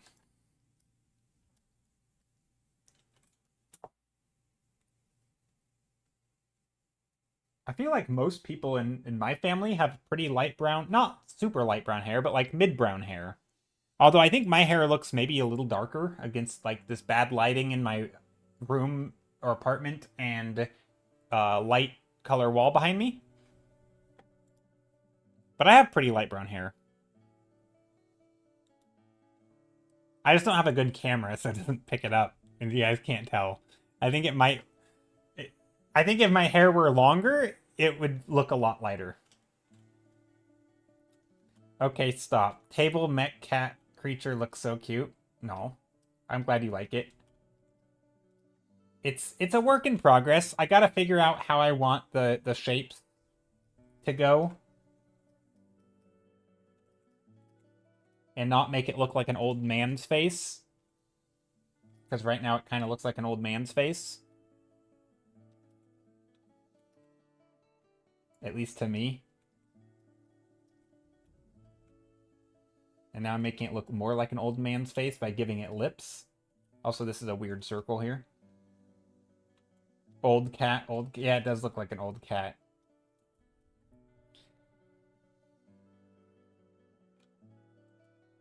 I think this shape gives it like a harsh edge look. Your first cat looked like your dad. Oh no. Oh no. Did you tell him that? Hey dad, the cat looks like you. That I don't know if that I mean I guess if the cat is cute, that's I don't know, like maybe that's flattering? I don't know. They both looking very good, he agreed. That's amazing. So wait, so did the cat look like a human or did the human look like a cat?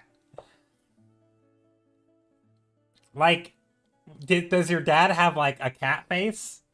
Or is the cat like a human face? Which is more like the other? Have you seen the TikToks of cats with the deep voice filter? I don't think so. I don't watch TikTok. I don't have an account, I don't think. I've never actually been on TikTok. I've seen links, because like you can direct link from TikTok. Also, this is a paper, so it should be a little bit lighter.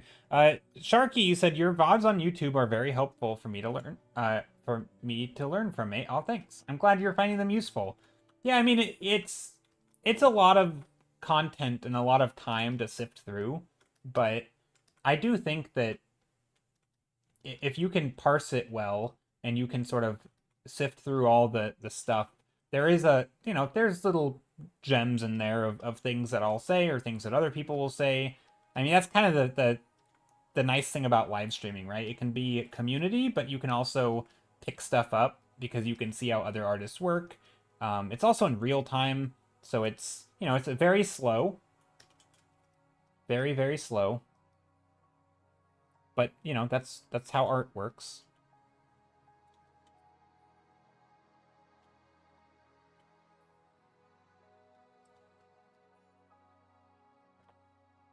Sarah says, have you heard the theory that typically cute guys and girls seem cute because their faces are similar in proportion to cat face proportions? No. I kind of don't... It doesn't sound right to me, though, but maybe? I'm skeptical that is the reason, but it also might be true, I guess, in the sense that, like, coincidentally true? I don't know. I'm skeptical, but yeah, no, I've never heard that. I like how anime proportions are similar to cat proportions. True.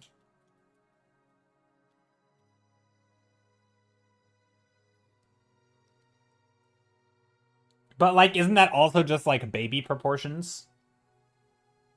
Like, big eyes, big head. Like, cats specifically, or, like, babies? Because human babies.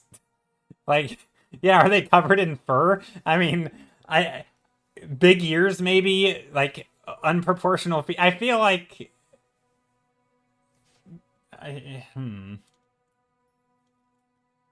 I've definitely heard this with anime faces. Yeah. I could see that. I mean, I wouldn't doubt that there would be a similarity there, but I feel like this is a one of those things where that's probably like psychologically speaking or evolutionarily speaking, would there be a reason for that? I don't know. Maybe. I don't know. To be fair, large eyes, big forehead, small mouth are typically seen as a cute, attractive combo in animated art styles. Yeah. You unironically find big ears very cute. No, I think people do, especially like on oh, I was thinking of like anime characters and like cat people, like who people seem to like anime characters with cat ears. No, I think there is something about like features of like that. I don't know. I was thinking more that like I think most people find this, like smaller baby, like not like super small babies. Like newborns can be kind of ugly, but like once they start to like get a little plumper and like like I don't know, a few months old, then they start, I think, getting really cute. And like I feel like that's pretty universal. Like people think babies are cute generally. And I feel like a lot of those features, like round faces, kind of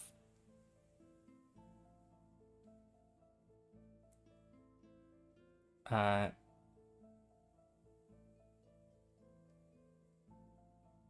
I don't know who that is, but I'll Google. Wait, hold on. How do you feel about Jared Isaacman? And then Sarah said, I don't know who that is, but I'll Google. And then Casey says, waits patiently. And then Sarah says, LOL, no, he's like an average white politician dude, LOL. Oh, he's an astronaut, not a politician. That's funny.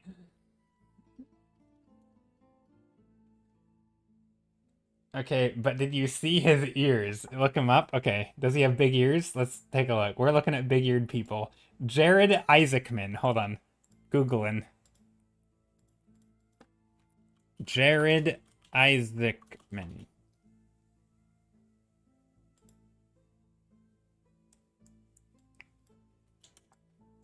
Oh yeah, those are definitely some ears.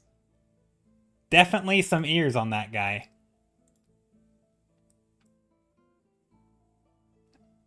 I mean, yeah, for sure. You know what's funny? I feel like when you were a kid, I had big ears as a kid. Maybe I still have big ears, but I definitely had big ears as a kid, like before my head grew into them. And I think at some point people like, oh, they're like satellite dishes, which I think is kind of funny on this guy because he works for NASA. I don't know why I just find that funny. But I feel like there's if you were doing character design, I feel like this is honestly a great NASA, this is a great NASA, like, head shape. I don't know. I didn't want to make that joke. But yeah, like, isn't that, there's like something there, right? Like, anyway, I think it's funny.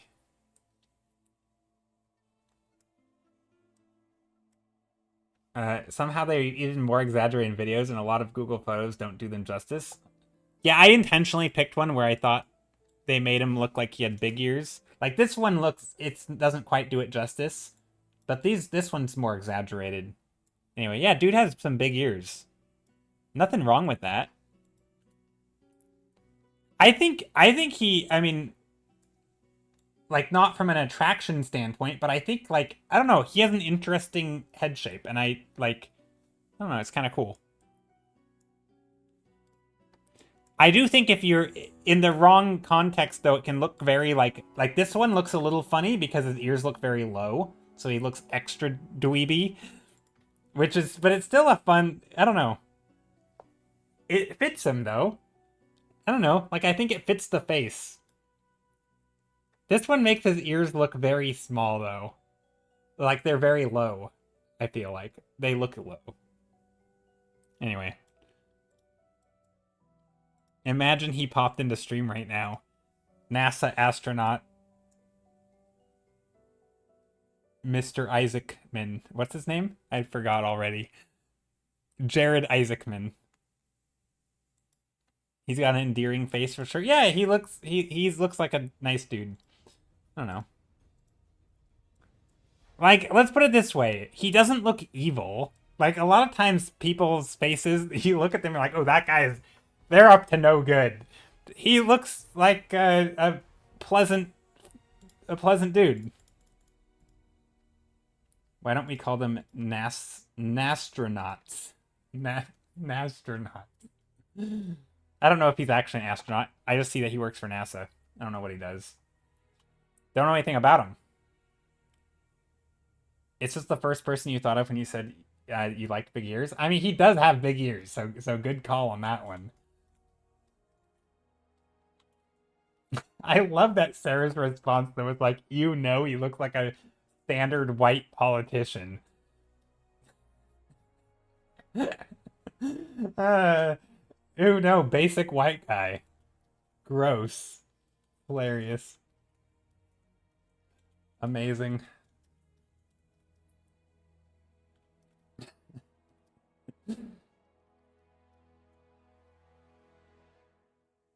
Okay.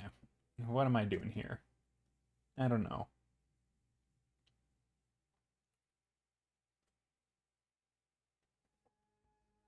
Okay, hold on. If I have to reveal my big-eared crush, it's Yeo Sung. I don't think I said that name right. From A Tease. Okay, let's Google.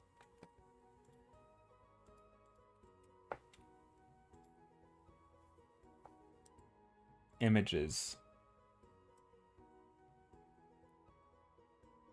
Do they have big ears? I don't see it. I mean, kinda. I guess kinda. Yeah. I get it. I can see it. Kinda. Like, they feel like they're kind of big ears, but they don't stick out. Like, this dude's ears stick out.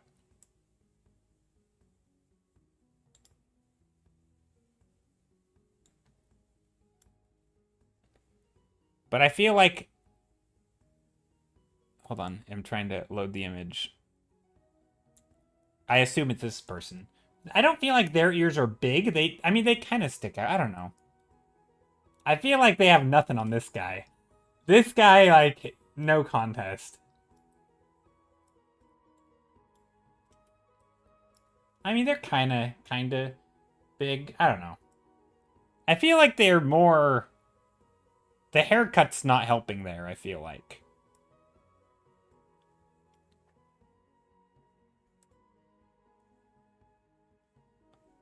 Like, I think if the haircut was different, we wouldn't notice the big ears on this dude. On this dude, I don't think there's any hiding the big ears, right? Like, it doesn't matter what his hair's doing, he's gonna have big ears. Maybe I'm crazy.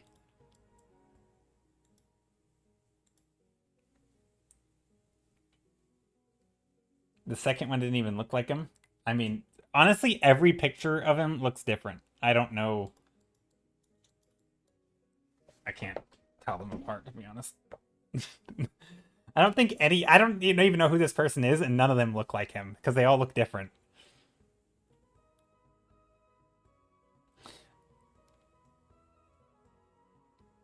Comparing a NASA astronaut to a K-pop idol is not what I thought we'd be doing today. Well, thank you for this. I'm enjoying it. I think it's fun.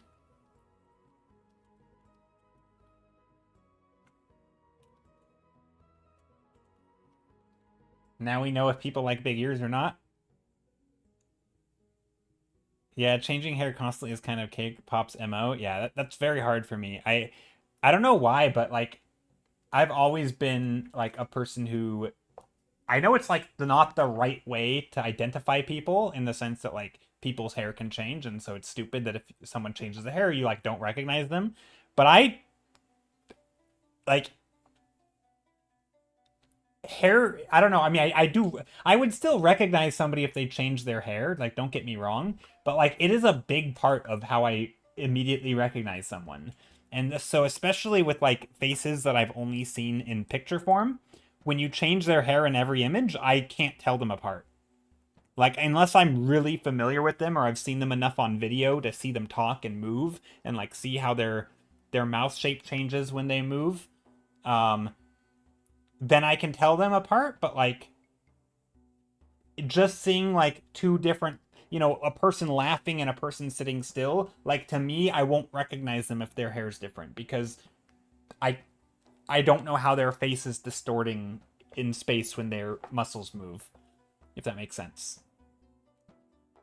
A bit of face blindness? Maybe. I mean, I think it's like a skill issue, face blindness. Yeah, like I think I've learned like from a young age, I paid attention to silhouettes and hair shape and hair color and hairstyle, right? And just like even clothing style. And I paid attention to that stuff to identify someone. And then I just relied on that, right? I just relied on those sort of, I used it as like a crutch, I think, almost all my life, is like relying on these super simple ways of identifying people to the point where now that I'm older, it's it's like I haven't learned to really pay attention to what people's faces look like. I don't think I'm inherent, I don't think it's like a natural part of me. It's just like I've never learned that skill because I've used a different skill to do it. Ear tier list win? Am I making an ear tier list? Oh gosh, I don't think so. Ear list. It's an ear list. See, Sarah, next time you stream, or maybe Casey. Casey will need to do an ear list. Sarah, when do you stream next? You can do a ear tier list of random people.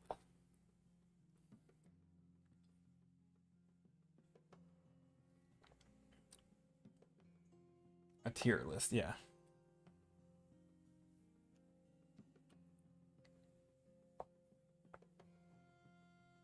To be fair, I think most people look really similar until you get to know them better. Yeah. And I think this is also true with like, because there's like it's almost like a meme. It's not a meme. I don't know what it is, but like where if somebody is like from a culture or a race that you aren't familiar with, like if you're not intricately familiar with like black faces or Asian faces or white faces, and let's say you are, you know, from somewhere where the majority of people are not white, most white people are going to probably look similar to you, right? Or if you're from somewhere where you don't see a lot of black faces, most black faces are going to look pretty similar to you because you learn to differentiate when you need to. Like if you need to like cuz I think a lot of times like a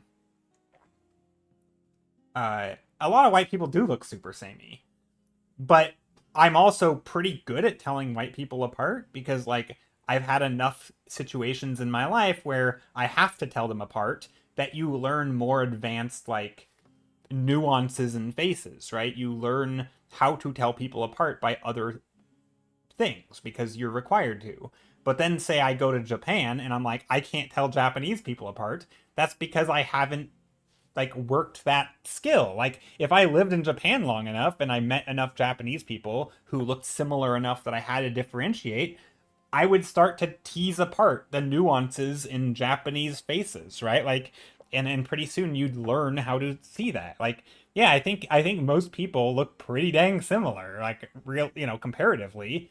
Like we all are human, we all have a basic face structure. It's like why in art you can start with like the standard model of a face and then you can do little deviations from there based on things about the face, right? Maybe like man versus woman or longer face or shorter face or wider face or skinnier face, right? Like you can still start with a pretty samey looking face and then you can make little deviations from there, right? Different ethnicities are going to have slight deviations generally. Obviously there's still extremes, right? And there's differences. But like yeah, there's I don't know, I think that's normal.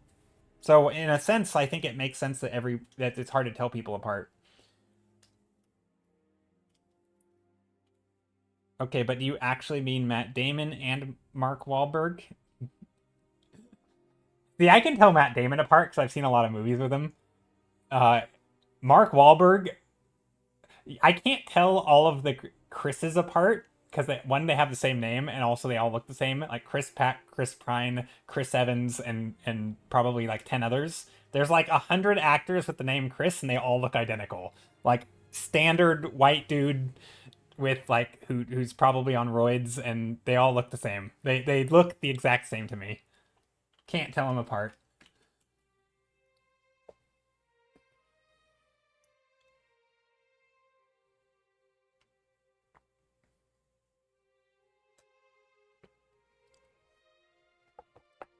Anyway, I like how we're comparing people now.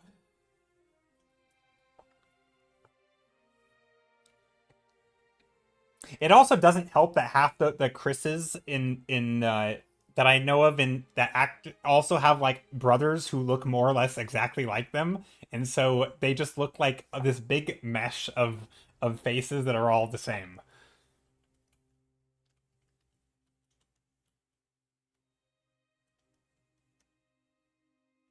I don't know. Faces are hard, man.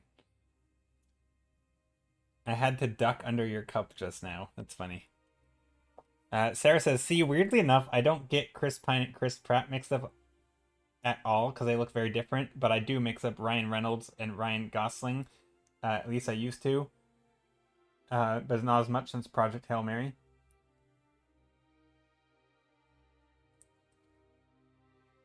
Yeah. I mean, I think part of it for me is also just the name. So if you say Chris Pratt, I don't know who he is. And if you say Chris Pine, I don't know who he is. And I know I've seen movies with them both in it.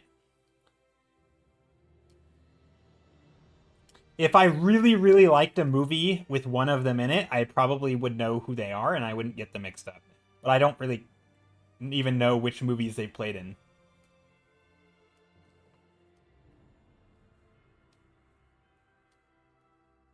Like, I only know Ryan Reynolds because of, like, his humor style. Like, if I see him on screen, I would immediately know it's him because he plays the same character in every movie. Ryan Gosling, I feel like I know more based on like roles because like he's different in movies. And that's not to hate on Ryan Reynolds. I don't know anything about the dude, but I actually enjoy the movies he's in. He just, let's be honest, he plays the same character, which isn't a bad thing, by the way. Did you see Project Hail Mary yet? Yeah, I did. It's good. I also read the book. The book was really good. I liked the movie. Gosh, I could ramble about the movie, but I don't want to spoil it for anyone who hasn't seen it. Man, the movie. So, okay. I don't know how. So, I read the book probably like 6 months ago, less than 6 months ago. So, it's pretty fresh in my brain. And so, when I watch the movie, it's hard to know if I'm judging it based on like context that I have. Like, so when something happens and I'm not sure if it's explained in the movie, it doesn't bother me because I know why it's happening, right? I know why a thing is a way it is because I can basically guess at the answer because the book explained it. I don't know if I were to have seen the movie and not read the book. I'm not as convinced I would like the movie. Um, I think for me the there was a lot of like hand wavy stuff that they just glossed over that they took a lot of time to explain the book that was really awesome and I really loved it because of that. And just knowing that has colored my vision of the movie. So I don't think I'm judging the movie fairly. You love the movie. Okay, your sister read the book and also loved it. Yeah, okay. Cuz I liked the movie a lot, but I also feel like I liked it a lot in part because I already knew stuff. I felt the pacing was weird in the movie. The pacing felt very strange because they kind of like, yeah, I don't know. Pacing was weird. Whereas in the movie they spent a lot like the intervals between scenes was changed based on how much like science was being done basically because that took up a big part of the book was like explaining the thought process between things. So like there was an entire, gosh, do I talk about the movie with spoilers? Spoiler alert. Come back in 5 minutes if you don't want me to spoil. Okay, so in Project Hail Mary, there's the thing how like he goes through iteration after iteration after iteration of doing of like breeding the what do they call them, the things that are the predators to the astrophage, right? The what's the word? The thing. The we'll just call it the predator. I forgot what they call them. But anyway, the thing that eats the astrophage, right? Uh, in the book, he goes through, I don't know how long it is, months, maybe months of literally, taking them, putting them in different buckets and breeding them and you know, taking the ones that survived and breeding them, and he goes through this process of like over a long time. It's like a major chunk of the book. And then in the movie, it's like you don't even know he did it at all. It's just like, oh, look, some of them are immune to, or some of them have learned to adapt to their environment, and they're in the material. Um, and you don't even know. Like that's like not even a thing. It's just glossed over, and except they still have the reveal, they just don't show you the lead up, and so it kind of feels like they just drop this thing on you. It's like, oh, look, they must have learned to mutate, or like, yeah, it just was very weird. And some of that, like the way it was glossed over, felt like it took major points. Oh, I don't know. It was still good though. It was a good, yeah. I won't spoil too much, but anyway, there are a few parts like that where they reveal the thing, and you know, it's like, oh, this thing went wrong because of reasons, but we didn't really explain it because those reasons were not discussed. And it just, I don't know, it was weird. But it was good. Yeah, yeah, and I get that that's totally reasonable because yeah, it's a movie. Yeah, books will always be impossible to fully adapt without losing information. I agree. It's a different medium. Yeah, for sure. The movie felt like it was more about the characters than the science, and I like that about it. Well, it's funny because it was on one hand that's true, but on the other there were really important characters. I mean, I realize you sit so much time with a book that you get to feel like you know the characters. Because, like, I actually was annoyed that we didn't really get to learn about the characters. Like, there was a relationship between the main scientist lady and the main guy, and you didn't really like, that was a complex situation because like her whole, you know, quote unquote betrayal or whatever you want to call it, that was like a complicated thing, and it was like a really emotionally struggling thing because like they genuinely cared for each other, and yet she had to make this really difficult situation that felt like a, you know, like, I don't know, and it never really hit home in the movie. But again, I kind of get it, but I'm just not sure how I would feel if I never read the book because it would have felt weird. I don't know. I I I I don't feel like it was the greatest movie ever, but I did really like it because I just liked the story and I liked the book and it was great and I liked, yeah. Well, no, I in the movie I don't, or in the book they weren't in a relationship. It wasn't like a romantic relationship, but it was like it was it wasn't a romantic, I don't think they were in a romantic relationship in the book. It might have been implied super subtly, but I don't think so. But it was like you could tell they cared a lot because they spent a lot of time together on Earth and they worked together and they had a relationship and they seemingly interacted and understood each other that was not as like sort of like a, what's the word, like a confidant, like they were much more open to each other in how they communicated than with their colleagues, right? They were, all the other colleagues were very professional, very by the book, and between them they would like were much more casual and joke, and they kind of were on the same page there. So they were like genuine friends, kind of. At least that's how I read it in the book. Maybe I'll have to reread it. But yeah, in the movie, it felt like you never really got that. I don't know. Anyway, I'm done. Okay, rant over. Sorry.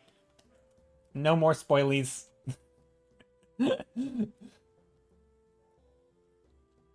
No more spoiling. I don't like the shape of this rock. This gem. Okay, we need some stuff, like a jeweler's loop. Maybe. We need some jeweler's loops. We need some gem cutting material. You got a connection between them in the movie. I'm glad it wasn't more than that.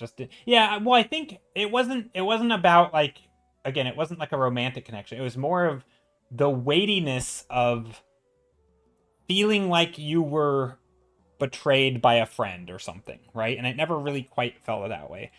Can you mute now? Yeah. Okay, anyway, we're done. What are those 5 fave animated movies? Ever heard about Wolf Walkers? Never heard of it. What's a jeweler's loop? It's just like the little eyepiece that they look through. It's like a magnifying glass. It's a thing that's used to inspect jewels. Basically stuff to, like, if you're gonna do gem cutting. Gem cutters equipment.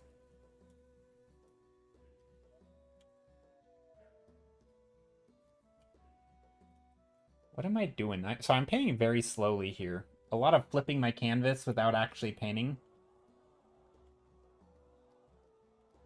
I don't know what this song's doing.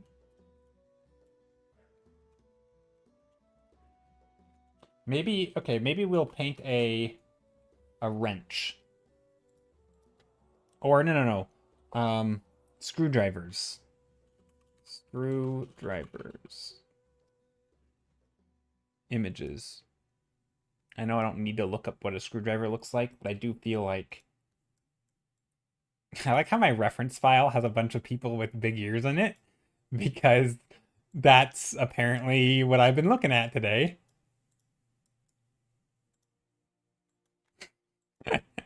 My reference file has more people with big ears than it has actual references for the things I'm drawing. Amazing.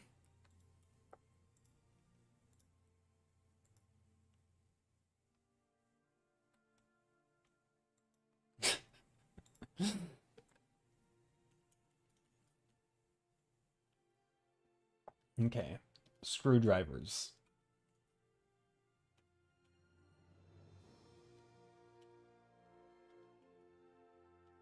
It'll be sitting downward.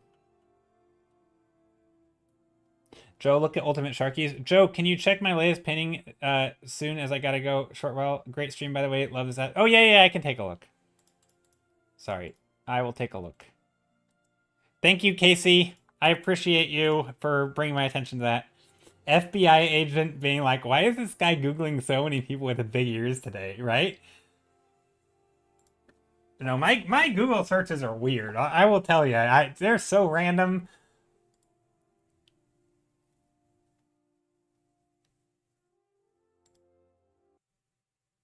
Am I lagging?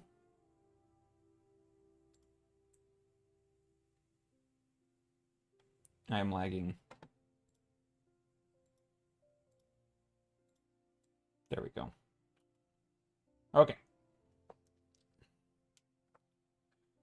So here's your latest digital painting. I feel it's overworked, and I wish the colors and shapes were more suggestive and simple. However, be good to know what you lot think. Thanks again for all the inspiration, Joe. I actually went out and took this photo, then eagerly went home to paint it after enjoying the sunshine. Oh, that's awesome. I like it. I think it reads pretty well.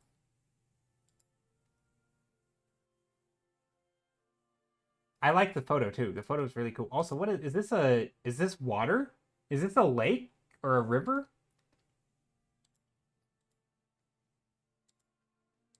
Ooh, that's a hard scene to paint because there's such a separation between the foreground and the background. You have like a major depth distance thing going on.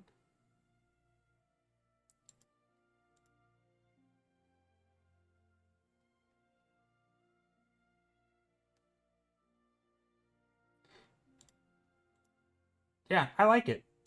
I don't really have much to say about it.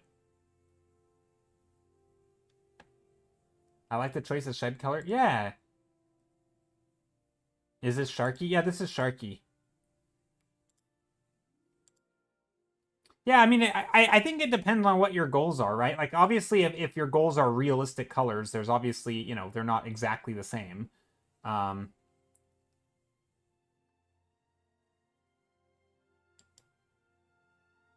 Yeah, I mean, I think you could always, you know, I'm trying to think. I mean, I think a lot of times when you do scenes like this, right, you can kind of push them in various directions of, like, you know, like your shadows here are pretty mild relative to like those, I think. But I like the shadows. But you could experiment with like changing color, which you kind of did. Um, things like making atmospheric effects more exaggerated or less exaggerated. Um, maybe there's like I mean, I don't know. I like it. I think you did a good job. I mean, this is something that I do too, a lot of because of the brush that I use. But you might try things uh, like, I mean, again, you probably painted pretty small, so it's probably fine. But sometimes these types of brushes can get very soft and fuzzy, and so just trying to be careful about like these certain corners and edges that are very hard edged to really really design those shapes to make sure that they are the pointy edges that maybe you want them to be, if you want them to be. I don't know. I like it though. I don't really have any advice. I'm not great at plein air painting or painting from photos directly. And so a lot of times it just depends on what your goals are with the thing. Like, is it, compositional stuff that you want to focus on? Is it colors? Is it, because like obviously like I look at that image and I don't see that I don't think for a moment that like you were trying to be super duper accurate to colors. And so I can't critique you on that, right? Because I feel like your colors are like you can compare the two and see if the colors are the same, right? So you don't need me to tell you that. So it kind of just depends on what you're going for, right? But I think overall it looks nice. Maybe my only subtle critique would be things like where you do have the deepest, darkest shadows. Because like you're painting up against a thing, and then sometimes I feel like you are leaving like white. So like right here, for example, this edge, probably because of the way that you paint it, but you have like this white. Oh wait, you guys can't see, can you? I just realized you can't see. But like right up here, there's this like white that should almost be black because of the way that the occluded area is. So it's kind of clear that like you painted up against this shape, but there was nothing behind it. And so you have some of these shapes that should be dark and in shadow end up having this bright highlight in it. And so some stuff like that, just making sure that if you have like a dark shape that it's not being washed out by random shapes that are poking through, right? And this is one of the reasons why I like to do like a like an underpainting sometimes, because especially if you're painting with a brush with any amount of texture, you can be trying to paint a shadow and have these bright spots poke through, and so you end up getting a lot of like messiness in your values, right? Instead of having, here's a dark shape and here's a light shape, you might end up with something like a dark shape. I'm trying to do this in one way. Let's see if I can do it. And then you'll have like a light shape or something. But you'll have like bright stuff other places as well. And so that the shapes won't be as clean and so it makes it hard to know like where does the shadow begin, or maybe you'll have random dark spots in your lights. So sometimes I think there's like a clarity thing in that way, but I think that's minor, and I don't even know if you want to work on that. I don't know. I like it though. Thank you for sharing. No real info, no notes. Not one note, I guess.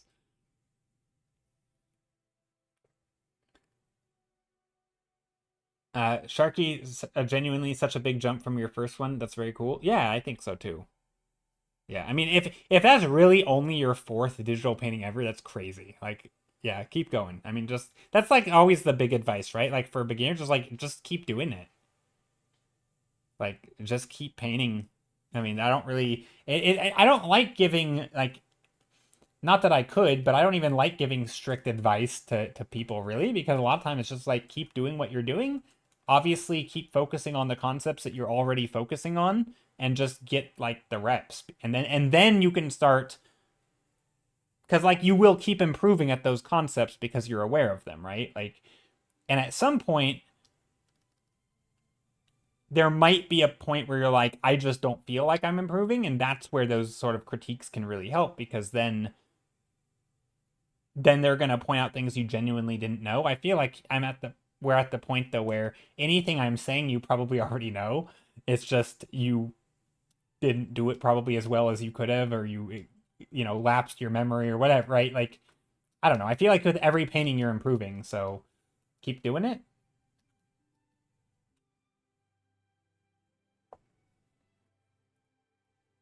Oh, you were hiding from spoilers. Yeah, yeah, sorry. Sorry. I should have Oh, yes, if you're hiding from spoilers, you can unmute from spoilers. Sorry. Oh no. I should have put a tag. I should have put a spoiler thing on the screen. I should have written it so that people could tell.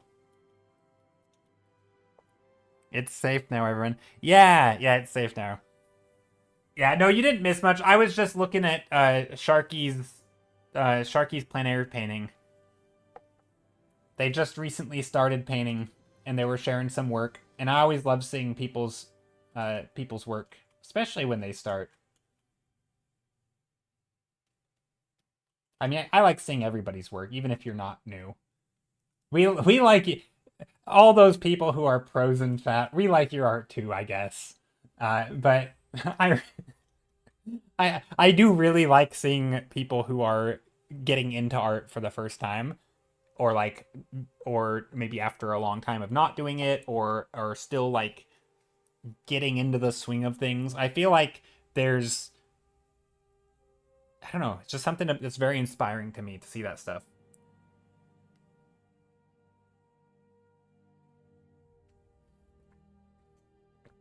To be fair, says Casey, I'm procrastinating calling health insurance people and probably need to go ahead and do that anyway. So I think I should lurk and focus anyhow.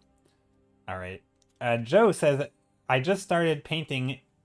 You want to see my first ever digital painting? Yes, I do, Sarah. I would love to see your first ever digital painting, because you are that you totally just started today for the first time ever. Never before done it. Yep. This is also my first painting ever. So those of you watching, don't judge too hard. No, obviously not. Sarah also is not actually, just for those who don't know, Sarah has been painting for a long time. In fact, this is literally her job. But yeah. I think it's taking big steps towards passion, which is always so heartwarming. Yeah, I think that's a big part of it. I think that's a big part of it. What am I doing here? I don't know. What are these? Are these brushes? Maybe screwdrivers? Ooh, maybe that's what they are. Maybe they're screwdrivers. Oh wait, I was gonna paint a screwdriver and then I forgot. I forgot what I was doing.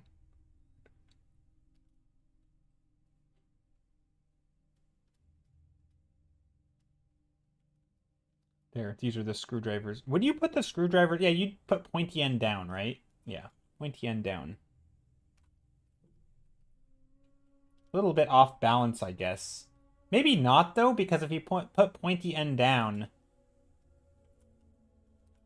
then the weight would flop them over, right? Nah, it would still work. Bananagram says, I haven't drawn since Monday. Shame on you. No. No, we don't need to draw every day. Art is funny like that, though. We do like to randomly tell ourselves that we need to draw every day, and like, why? Do you do that with other activities? Like, you know, like growing up, I skateboarded a lot. And while I did have an urge to skate a lot, there would be days where I didn't want to do it, and I just wouldn't, and I wouldn't feel bad about it. Like, oh man, I should have been skateboarding today. No, it's like, oh, I don't want to skateboard today. Or, oh, it's raining, and maybe I'll be like, oh, I wish I could skateboard, but it's all wet and sucky outside, so I guess I don't get to. But mostly, like, I never had the expectation that like I had to do it every day. I might have wanted to, or not, but like if I didn't want to, then I didn't do it. And eventually I didn't want to do it and I stopped doing it. But like I never felt bad about it. And it's funny that artists so often feel bad about not drawing. I don't really get why that happens, but it seems to be a common occurrence.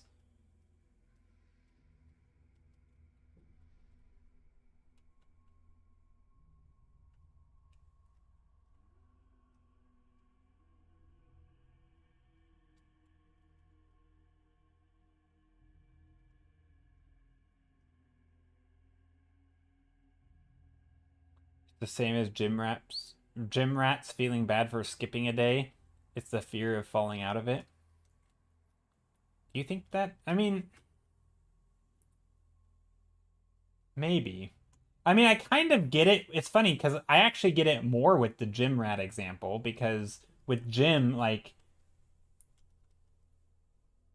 it is, it's not, like, I feel like art to me is more like a skill, whereas lifting is more like, I mean, it's literal muscles, right? Like your muscles are, if you don't lift long enough, your muscles will not be the same, right? Like, you won't stay super shredded forever, right? Like that's just literally not how that works. But with skills, you pretty much do keep the skill. Like you're not just gonna, I mean, you might get a little, like you might get a little rusty, right? You might get rusty at what you're doing, but it's not like you're gonna lose it all. You'll gain it back much quicker and like arguably even better because then you can focus on what you do know and sort of discard your bad habits and rebuild up over, like, I think taking breaks is good for that reason, but like to me the gym analogy isn't totally on point because I don't think of it quite. I mean, I know people like to use analogies that art is like a muscle for good reasons because in a way you train up skills like you do a muscle, kind of, sort of, but I don't think that analogy goes that far because I think taking breaks from art is a good thing. I mean, taking breaks from going to the gym is probably a good thing too, but I don't know. I don't feel like it's quite. I don't know. I guess, but people will compare it to things, and I guess that's probably is a feeling that people have. I don't know. It is weird though that it's such a common feeling that people have that they feel like they have to paint every day, or if they don't, then they're letting themselves down or something. Drawing and making progress feels so nice. Maybe I'm missing that. Yeah.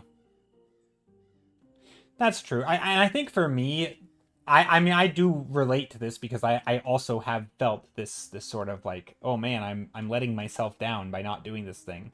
And I think for me maybe that stems a little bit from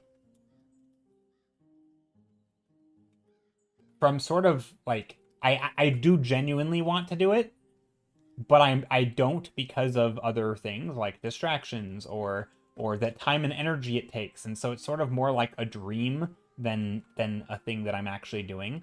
And I kind of also think it's good for me, and I think I should go, or I should go to the gym. No, I should do art like that. I genuinely think it's good for me, so maybe that's kind of why. It's sort of like eating healthy to me. It's like if I don't do it for a long time, I feel like regret, like wow, I'm not doing good things for my body. And so maybe I should do it, and I feel like a guilt, like I'm letting myself down a little bit. And I do think I have that relationship with art where I think it's a good skill and I want it to keep doing it. And I do kind of feel bad if I don't nurture that skill. I feel like, I don't know. I guess it's really anything. I mean, I guess I feel this with like, Duolingo lessons, It's like, oh man, like I so this actually just happened. I had the same feeling just a couple days ago. So Duolingo has introduced things that are non-languages to Duolingo, and they introduced games like chess. Well, I like chess. I've played chess for a long time, and so I thought I would give the Duolingo chess a try. Well, the problem is I spent, 20, 30 minutes playing chess on Duolingo, and I did all my lessons for the day, right? And my streak went up, and I thought, okay, I'm done doing Duolingo. And then I never did the language part. And then the next day went by, and I did more chess, but no language. And then I'm like, man, I was here to learn a language, and now I'm not learning a language, and now I'm feeling bad about it, and maybe I should just stop doing the chess on Duolingo and do the language, because that's why I actually wanted to do it. Now I'm playing game and saying I'm not actually learning a language like I set out to do. So I felt guilty because I want to learn the language, but I'm not doing it. And so, yeah, so screw chess on Duolingo, back to language. And yeah, I enjoy that sort of that feeling like I'm making a little bit of tiny progress. And when I don't, I'm like, why am I not doing this? I have no excuse. I have no excuse to not be doing it. So yeah, I think that's a little bit of why. This is a giant chunky screwdriver. And then maybe there's a wrench here. You can only do so many things at once. Yeah, that's true. That's a good thing to remind yourself of. Okay, what does a wrench look like?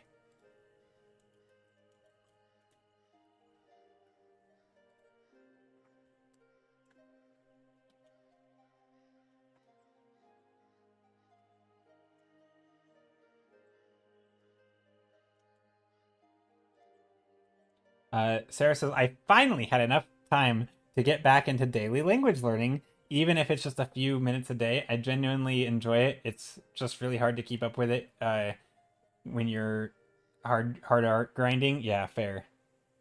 There's a wrench on screen. What do you mean there's a wrench on screen? I don't see a wrench on screen. Am I crazy?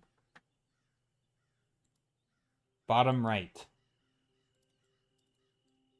That? That's not a wrench.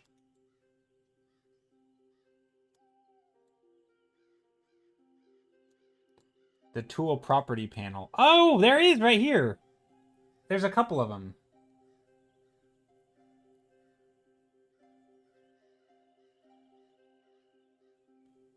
There is a little. That's a graphic of a wrench. That doesn't quite look like a wrench, in my opinion. Okay, so here I think we want this angle at an angle like this. Am I on the right layer? Yeah.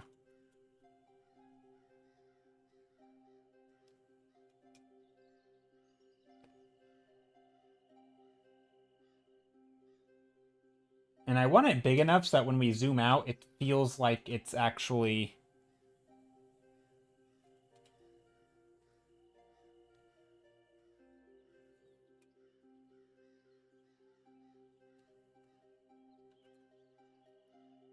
Like, I want it to actually feel like it's a thing that could be that was being used, and I want it to be visible enough.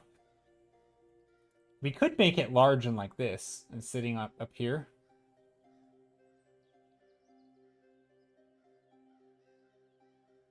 No, I think the tools over here make sense.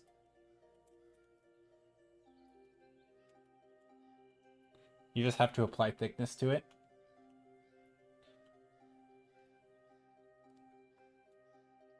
Yeah, maybe. You know what I really struggle with drawing? Objects that get larger as they go back into space, but also are in perspective, so the farther back is smaller. So it like undoes the perspective because they're also getting bigger as they go back. So like a shape, instead of being a straight shape, right? It's actually a shape that's like this shape. Drawing that shape in perspective is so hard because your brain wants to make the lines converge, but like how do you do it when this part is farther away? Aren't these smaller? Like because I'm not measuring, right? So much of my perspective is so like these lines, for example, whoops, might be parallel, right? Because they're converging. So if I want to make this larger, I might make them like this. Well, now it just looks like I've failed to draw these things in perspective because these are now getting wider at the back because they weren't converging anymore. But to me, it still looks like I just drew it wrong. So yeah, I always struggle with that. Like somebody holding a bat, for example.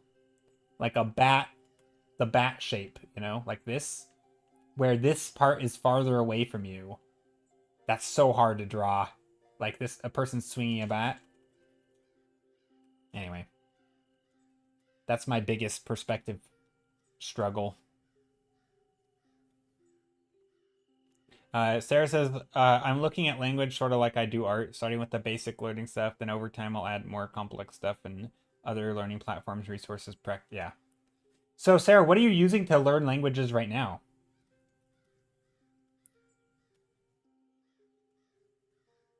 And next question, What language are you learning?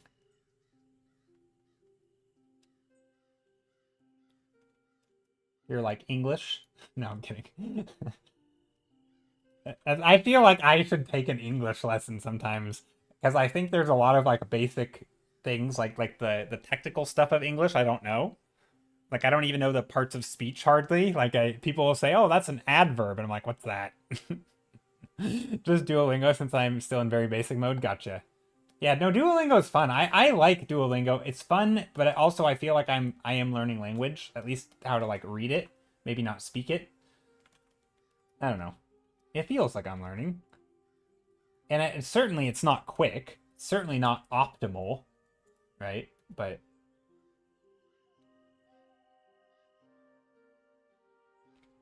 you're in very basic mode. No, that works. That's words. I get what you're saying. You've been learning Japanese on and off since college, but art has always stolen priority away from it. Yeah. Well, that's cool that you're going back to it.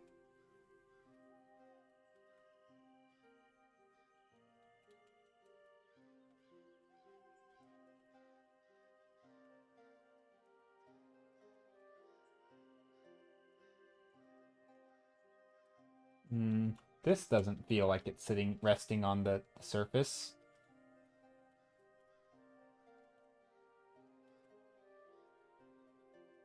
Uh-oh. I didn't draw this very well.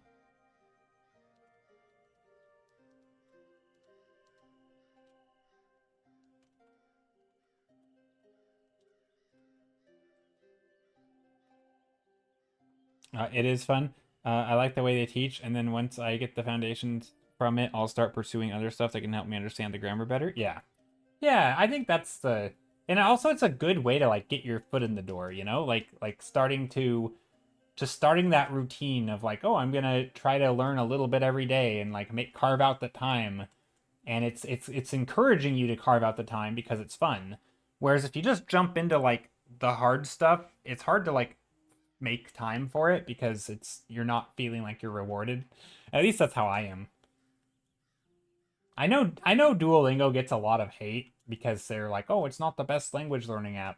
But like isn't the best learning way like the thing that actually makes you do the thing? Like obviously some people have, discipline just galore. They have more discipline than they know what to do with. And so it does, they could do the most hardcore study regimen ever and like sure that's great for you, but like I don't. I need an incentive. My brain needs those dopamine hits from learning language and that makes me happy and you could have dude, heel flips are like one of the easier things in skateboarding for me. Kick flips were way harder than heel flips. Like I haven't skated in years now, but I feel in my head I feel like I could still do a heel flip. I don't think I could do a kick flip. At least not it would take me a bit. I'm pretty sure I could get there, but like first try, no way. I feel like first try I could heel flip. I probably couldn't. I'm sure I couldn't actually. Heel flips always were easier for me. Anyway, skating. No, I haven't skated in like over 10 years. I'm pretty sure I couldn't do either. I think I could still ollie though. I think I could ollie. No way, it just made sense to me.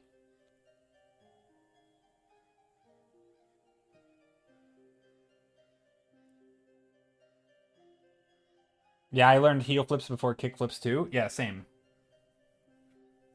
So heel flip is just the opposite of a kick flip, right? Kick like if you are riding feet on your board this way, right? Heel kick flip is flipping it with your toe. This is your toe, right? So the toe of your foot, right? Your toe would come off this part of the board. I'm trying to draw a skateboard here. Let me undo this so I'm on the wrong layer.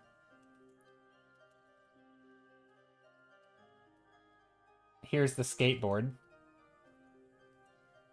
Totally accurate skateboard, right? Kick flip. If you're standing this way, right, toes pointed. How do you draw feet? big toe on the inside. So these are your feet, right? Duck feet.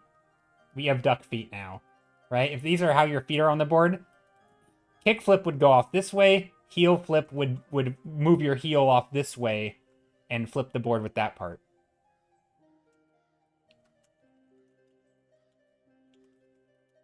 So yeah.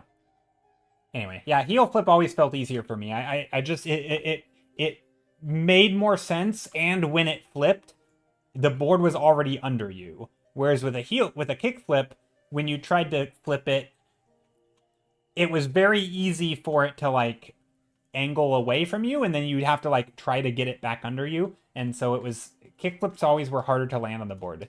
Doing the flipping motion was easy with a kick flip. It was landing on the board that was hard. Heel flips, it was a little harder to get the flipping motion, but landing was the easy part. You just kind of landed on the board. It just happened to be there. Like, if you made the flip right, or if you did the heel flip right, you would just land on the board. So heel flips always felt way easier. Yeah. I see. No, I'm not a. No, yeah, I was always regular. I didn't skate. I didn't skate goofy. Nor did I have the discipline to like practice skating switch because I was, I don't know, just having fun. But yeah, it's yeah, no, I skated quite a bit as a teenager. But yeah, I mean, I got to the point where kickflips weren't a big deal, but I'm pretty confident that I wouldn't be able to land one right away. Maybe in 10 tries, maybe if now I'm wondering if do I think I could land a kickflip in 10 tries? Maybe? I don't know. Probably not, honestly. I'm probably overestimating all my abilities. I don't know what I could do right now. Probably not much. I can't even walk switch, let alone skate switch. Do it. Skate stream? We're doing a skate streaming. Do you still have your board? I do. I do have my board. Skateboarding always sounded fun. Never really... See, you say that, but now that, like, at least for me, now that I'm older, skateboarding sounds horrible. Because I feel like I would fall. Like, I fell a lot, right, when you learn to skate. Now it feels like I don't want to break a bone. Or I'm getting older. Like, if I fall and it hurts myself, like, I'm going to take a long time to recover. And, like, who knows if I'll ever recover back to full. Like, oof, that does not sound good. Falling and hurting myself skating is not something that sounds appealing at all. Whereas when I'm a kid, like, who cares if I fell? I fell all the time. Didn't matter. You could never figure out how to rollerblade, though. Rollerblading, so, little known fact about me. Rollerblading, I actually was a rollerblader before I started skating. And in the skate communities, at least where I was from, there was, like, a fake conflict. Some people took it seriously, but there was, like, a fake drama between the skaters and the rollerbladers. And, like, the skaters didn't like the rollerbladers, and the rollerbladers... I don't know if they didn't like the skaters or if they just felt like the skaters were bullies to them or something. But there was always like a, which one are you? Pick your team, right? The rivalry. Yeah, there's a little bit of beef. And I liked rollerblading. Like I always did. And I kind of had to like pick a side. I guess I didn't really stand up as much as I should have for the rollerbladers, but I did. I mean, I admitted that I rollerblade and I did like it, but yeah, I kind of joined Team Skaters, and in some ways, I think I liked rollerblading more. Like, I like skateboarding for the skill development, which I also like other activities for. Like, I like art for that. So it's no surprise that I liked skateboarding because it was like that thing where there's high skill ceiling, and I felt like there's always something I could improve at. Rollerblading, it felt like once you had the basics down and you could, like, basically you could navigate any terrain, right? You could jump down stuff, you could jump up things, you could, you could basically, you were very mobile, right? With skateboarding, like, you had to, like, ollie to go up a curb or just like basic stuff, and like even that you could like goof up on. Like, just, you know, it didn't feel like you were as free to just, like, navigate. Yeah, skateboarding was more artsy, for sure. Um, but there was something very freeing about rollerblading, just being able to, like, do whatever. I mean, you could, yeah, I don't know. It was very nice. Rollerblading was great.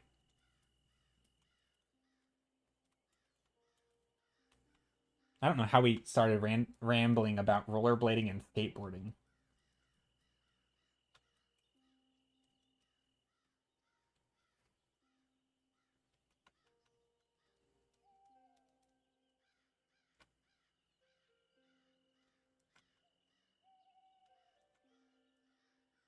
Heel kick. A heel kick. What is a heel kick? Is that a rollerblading term? I didn't know the moves in roll. That sounds like a bike term, right? Isn't that a biking term? Like BMX thing, a heel kick? I can't remember. It sounds familiar. I feel like that sounds like a BMX thing.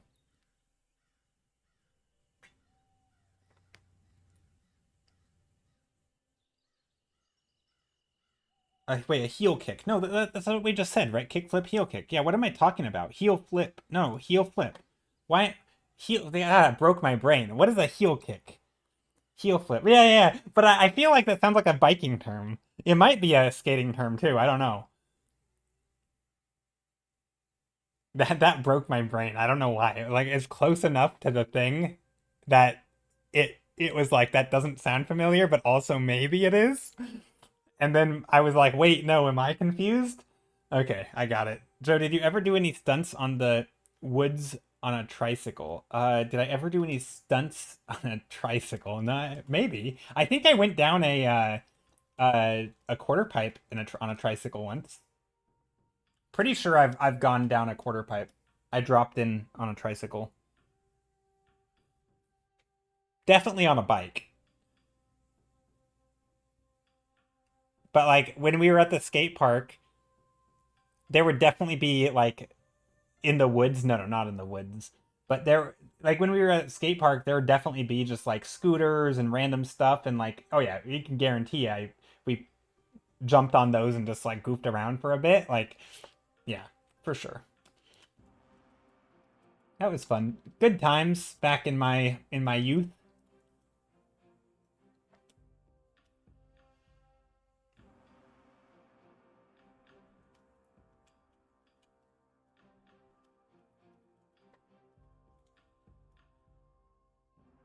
Scooters were a pain when you're a skater.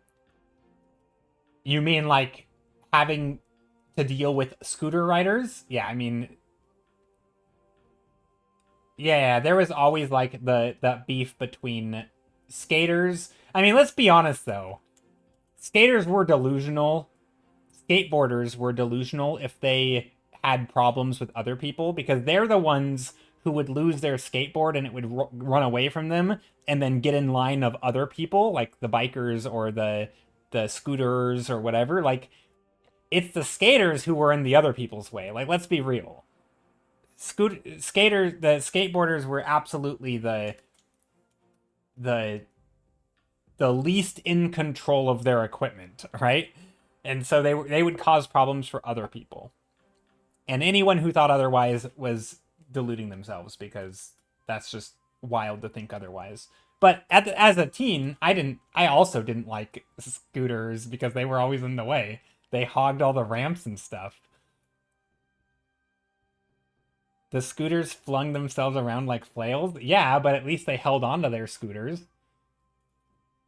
If you were a scooter, you'd just be like minding your own business and there would be a skateboard rocketing towards you that you'd have to like bail off of or else crash into it. Skaters were like just a constant nuisance to everyone around them. And again, I didn't have this view when I was a skater, but in like as I got older, like let's be real. Skaters needed yeah. Scooter. Yeah. They hurt when they clunk you. Oh, I've never gotten hit in the head by a scooter, thank God. I'm pretty sure I wouldn't be here if I did. That sounds dangerous.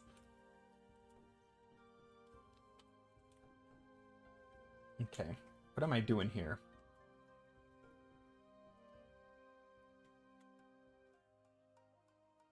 What's on the shelves? Little, I guess jars? Jars of like nuts and bolts.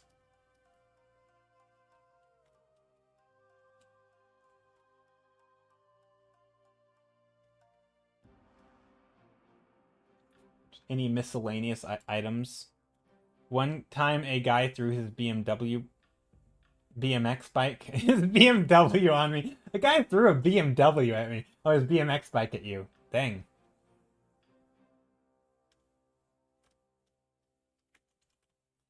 I don't think I ever got any like actual beefs with people. I don't think I've ever had stuff thrown at me. I was always pretty chill.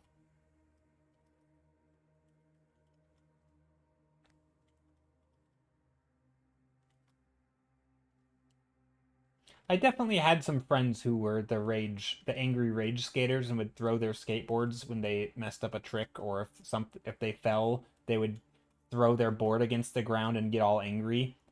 And I was always like, man, you're gonna like I've seen people like when they land and they get angry and so they literally snap their board because they're so mad. I'm like, man, you guys with rage, like your rage problems are out of control. Like first of all, who can afford just new skateboards willy nilly? Like, why are you snapping your board? And it's I'm not talking like you have a little crack in your board so you finish it off so that like you know you don't try to do something stupid when it's a broken board and then you end up hurting yourself even more. Like I'm not talking about that. I'm not talking about like as a way to like get rid of your board. I mean just like out of anger trying to break their boards. Like that's insane to me. But again, it happened fairly often, more than once. I don't know why we're talking about skateboarding. I don't even do that anymore. And also, I am not painting anything relevant to skateboarding. I guess just reminiscing about old times. Yeah, it's something you learned from a skate video. Maybe. Probably. Yeah, probably. But we didn't really have good skate. I mean, we did have skate videos, but they were all like VHS and DVD. We didn't have YouTube skate videos when I grew up. So I had a friend who was really into like he got me into skating, and so he went hard into like we all had like subscriptions to like Thrasher magazine and all that. Like we had all the like I don't know 411 magazine. I don't know what 411 is. We had Thrasher magazine. I don't know about 411. I don't think that one was popular where I was. Maybe it was more like for the hardcore skaters. I wasn't like a hardcore skater.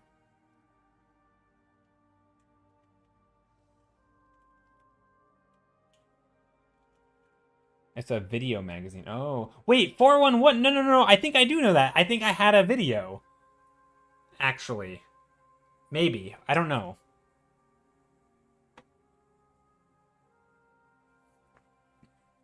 I don't remember. It's possible. It's possible. Maybe not. I definitely had a couple skate videos.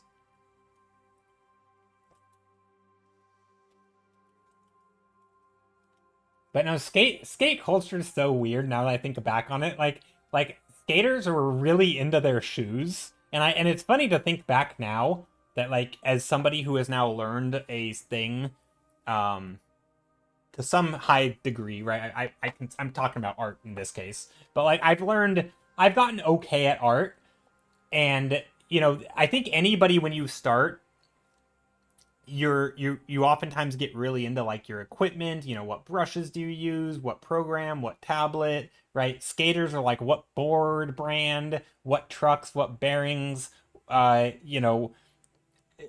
shoes do you have? Skaters are really into like style and shoes and stuff, and it's funny because like nowadays if I were to go back and try and learn skateboarding and get better at it, like I wouldn't give a crap what I use. I would just be like at some point I could splurge on something nice and fancy and it might make a difference, but like for general skating and general like learning tricks and getting better at the basics, you didn't need good equipment, right? You didn't need nice shoes. You didn't need any of that good stuff because that wasn't the main thing, right? And so there was so much emphasis on that as a kid for skating, and yet when you look at like the people who got good, they just didn't give a crap because, right, that was like because they actually spent their time trying to get good at the thing.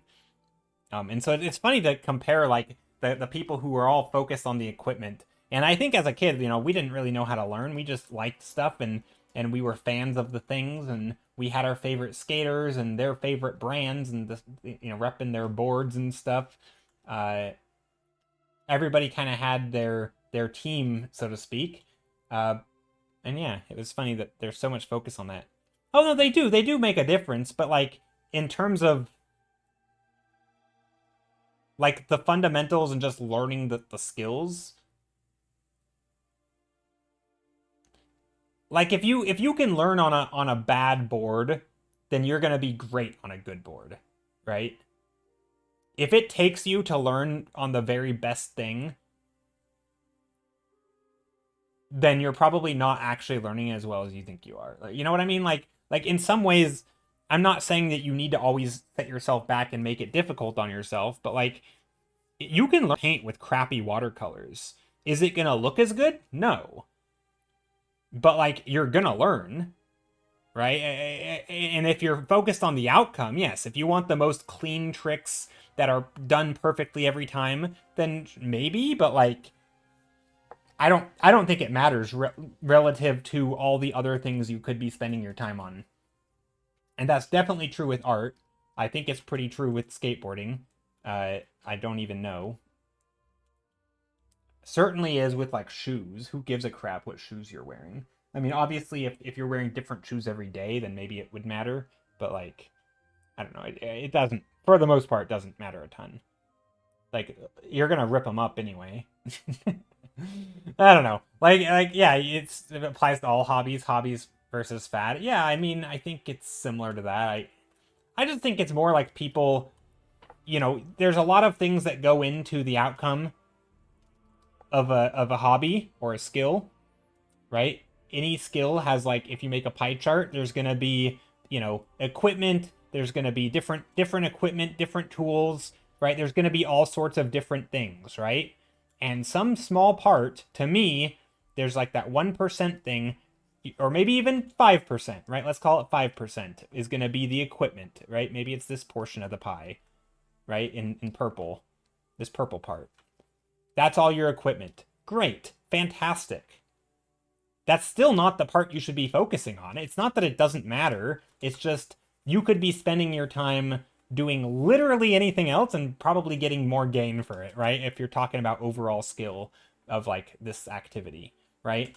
Yes, you could worry about the perfect setup of, what microphone do you have? What webcam do you have? What ring light do you have? Or do you have a ring light at all? That's not going to make you a good streamer, right? I mean, it matters, right? Maybe it's this big. But it's like ultimately it's not going to change that much. And I think the same is with skateboarding, with the equipment. But when you're starting out, right? When you're first starting out, this is like all you know. This is the obvious low-hanging fruit, and so you focus on it, right? Beginners in art focus on it. Beginners in skateboarding focus on it. Beginners in everything focus on the equipment. And I think that's like a clear sign to me that like, I mean, again, it's fine to focus on. At some point, right, when you're super, super good, you got to come back and reevaluate your equipment because you're trying to, like, get everything you can, right?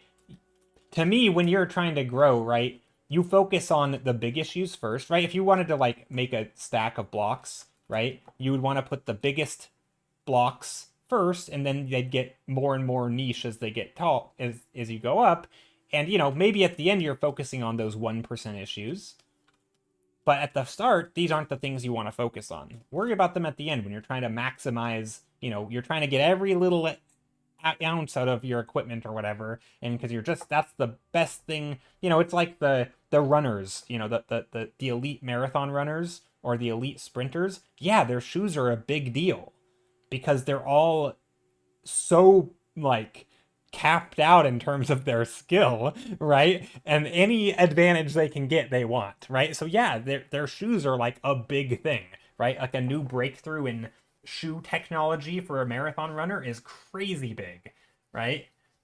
But like, if you're a beginner, your shoes don't freaking matter, right? If you're a beginner, you shouldn't be focusing on this thing up here. You should be focusing on the big main stuff, right? Maybe your basic form, just basic getting your exercise in so you can actually run without getting winded, right? Like, if you can't do the basics, why are you trying to optimize the tiny stuff, right? That's the thing that I always bugged me. Anyway, you said Rodney Mullen was dude, Rodney Mullen was awesome. Yeah.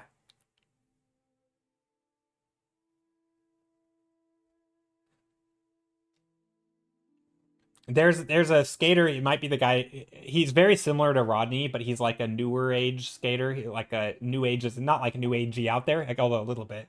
But his name's Andy Anderson. He's great. I don't know if he's the one you're talking about, Ultimate Sharky, but there's a guy named Andy Anderson on YouTube. He's awesome. He seems like a super chill dude, and he's very like he's all about that, just like super technical. He treats it like a science. Um, but he's also like very experimental and will just try he'll literally skate anything. um and I think it's great. He's kind of like he's as much as like a skate nerd as you could probably have. Like he's very yeah, he's great. Okay, anyway, the window I had your stream open and just disappeared into the Aether, even though I could still hear your audio. It was really weird. Just launched a new Twitch tab. Oh, interesting.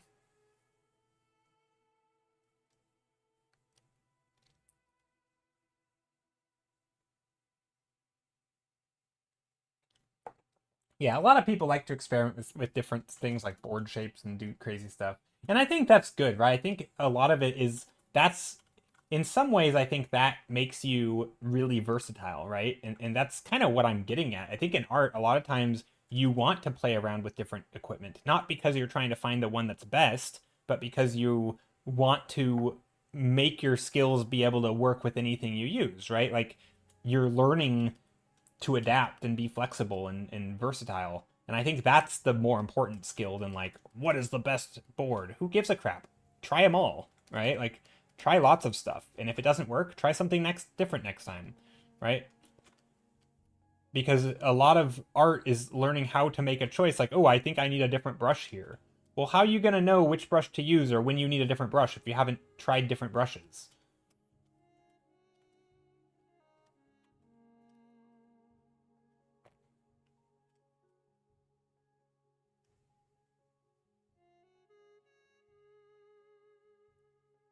Wait, oh, are you guys aren't talking about the Braille people? They had like a crazy. Okay, they're not. Okay, I don't know why we're talking about skateboarding still, but there was like some crazy drama a couple years back.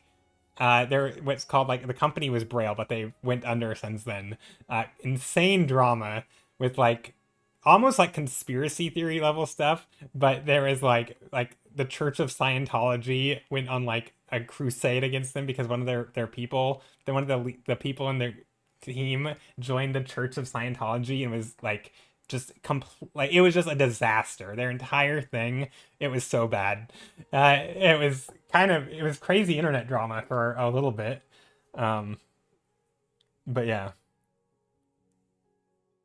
Oh yeah, him and another guy, and they basically were like giving like almost all of the proceeds of their company to Scientology, and they would occasionally like make fun of it, but like I think it was the church persuaded one of the again the story is weird because like they basically the lead guy the running theory is amongst his friends they basically just like ghosted all of his friends and like longtime business partners because according to them there was just like pressure from the church that they would kind of like because they weren't in the church and they kind of like made fun of it a little bit and like they didn't want it to be in the spotlight because they were very public. They had millions of followers on YouTube.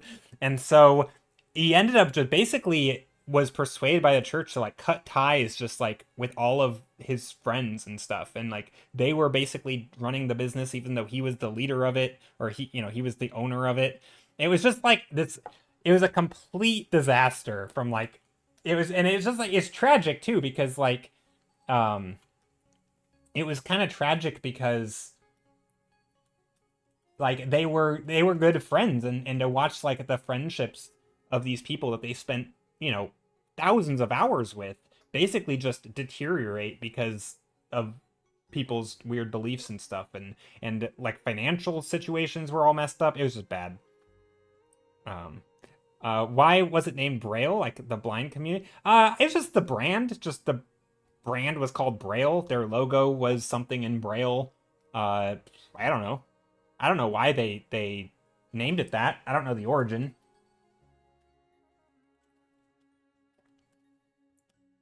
Skateboarding brands be like that sometimes, I guess. They just name themselves things. I have no idea. Maybe they had a slogan that fit with that theme. I have no idea. But anyway, yeah, there's a lot of drama around that, and I thought it was kind of interesting for a while. But I know that guy, they did a thing that was literally called the Skate. Sorry, the reason I brought this up is because they literally had a video series called Skate Anything, and they would do like, oh, a refrigerator door, and they would, you know, screw skate trucks on it, and they would skate a refrigerator door or a fish tank or literally anything. They would just, people would give them suggestions and they would skate it. Um, they would just make their own. They basically, if you could put some number of trucks on an object that was relatively flat, even if it wasn't flat, they would find a way to skate it. And it was, but yeah, that was kind of a thing they did, and it was like an entire video series. I think it was Braille who did that. But I think since then, all their videos have been delisted. All the comments have been turned off because people just were like, "You guys are insane. You're in a cult." And of course, yeah.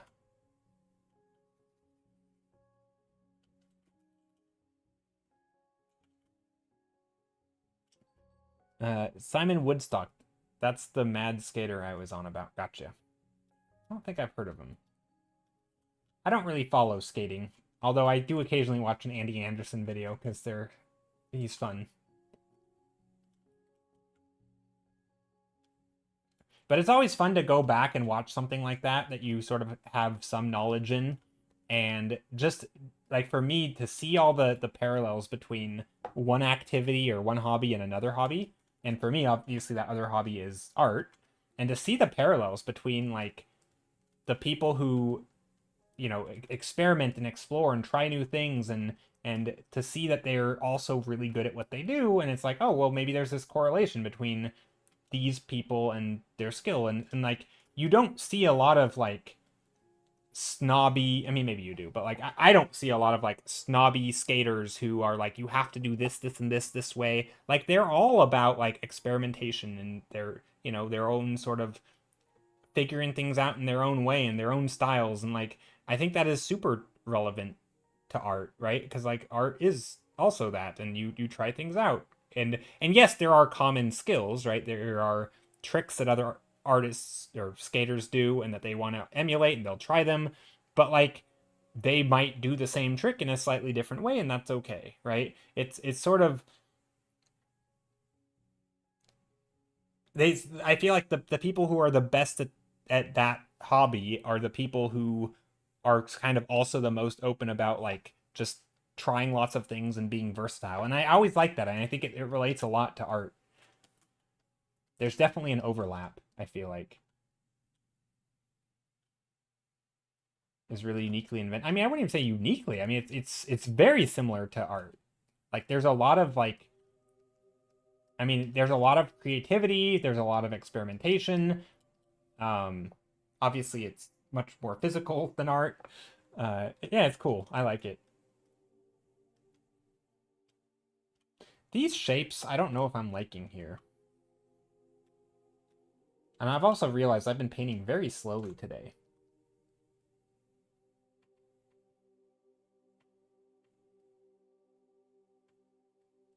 Yeah, I don't really know those people. I know some of the old school skaters, and then I don't know much more. I didn't follow skating for years, so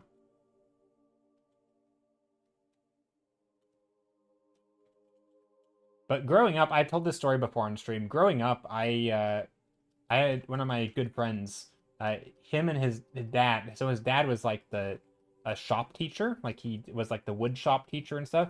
Him and his dad built a half pipe in his backyard.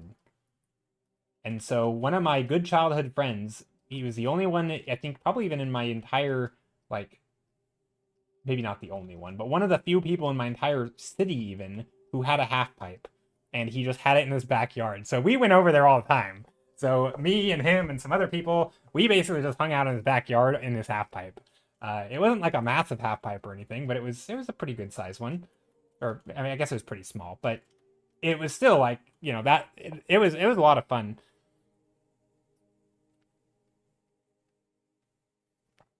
But yeah, that was like, I don't know if I ever would have gotten into um I don't know if I ever would have gotten into skating if it wasn't for that, really, because like that made it so accessible.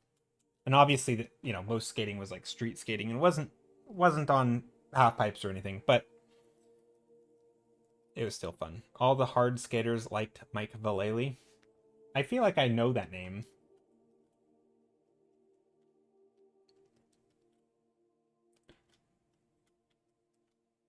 I feel like when I was a teen, all the skaters really liked Daewon's song as a skater.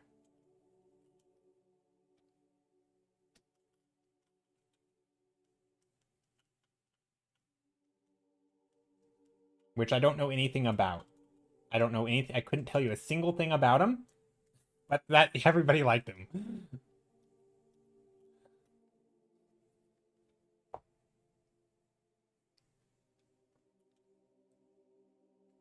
The oh gosh, oh those things shaped like a shark fin. That was a thing. I forgot about those. I didn't know those were a thing.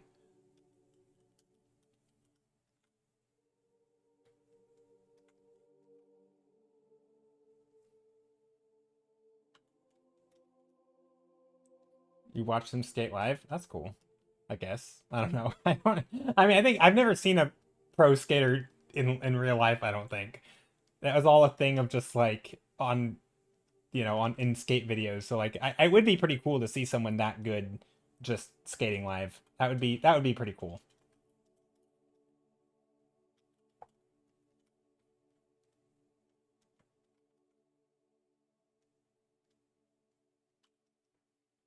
Okay, what do I want to do here? I feel like I want to bring the eye around the scene a little bit, so maybe some of these should be a little bit greener.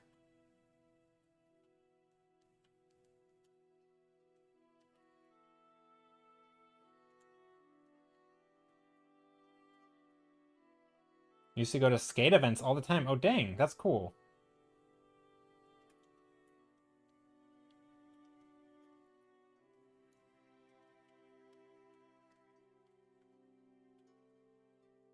Yeah, I've never been to any skate events. I didn't take it serious like that. Certainly wasn't like competitive and trying to get really good.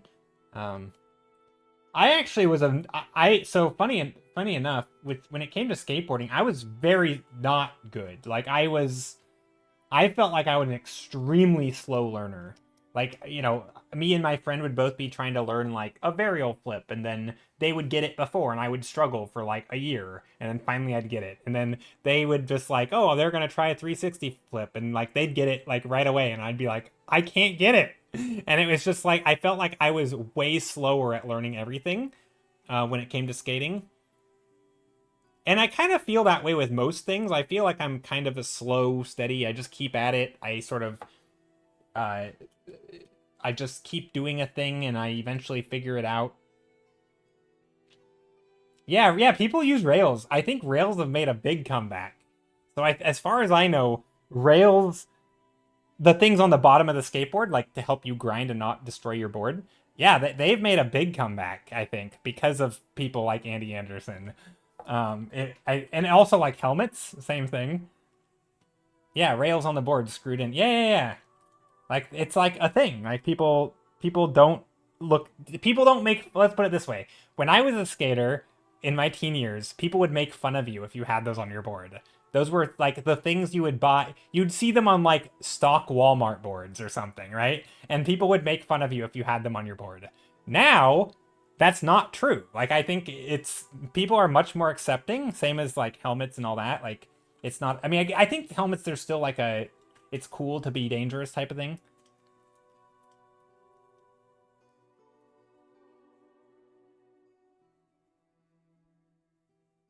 No, I don't think they. I don't know. It's for grinding. It's. I don't think people use them if you're doing like. Yeah, they just sort of reduce friction. It's basically like plastic instead of, but and plastic and low surface area, right? Because like normally your board would have like there's a little bit of convexness, but like if you have a rail here, right? You're still like potentially your board's gonna flex and you're gonna have a lot of contact between this area. With rails, you have little thingies like this, and so that contact is there's very low surface here area, right? Because you're basically sliding on little points, and so you're sliding. It's very easy to slide because there's not a lot of friction. Low surface area.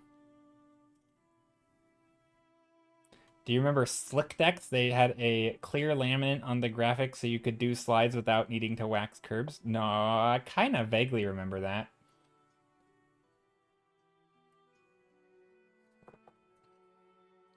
I vaguely remember that. I do remember me and my friends going to like Walmart and buying an absolute boatload of like that paraffin wax and just waxing everything so we could practice grinding. We did so much, so much. Probably, I don't know. We probably spent more money on wax than we did on actual skateboards. Uh, we had just like bricks of this wax. So much wax. Was it paraffin wax? I don't know what we used. It was something like that.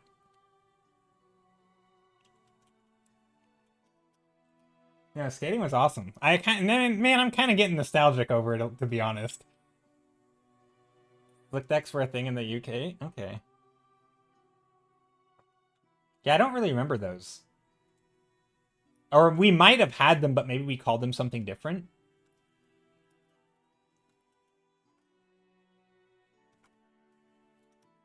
Anyway, I'm gonna start talking. I'm gonna start rambling about art here. I think we're really not being relatable to people who are trying to listen in. They're like, "What are you guys talking about? Skateboarding and all that?"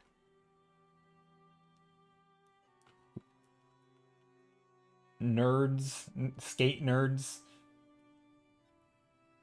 That's okay. I'm getting towards the end of stream here.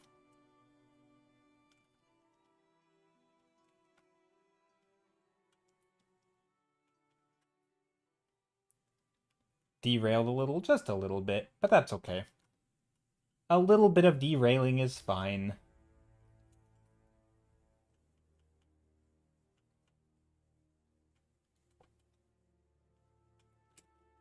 I feel like this cat leg can go here.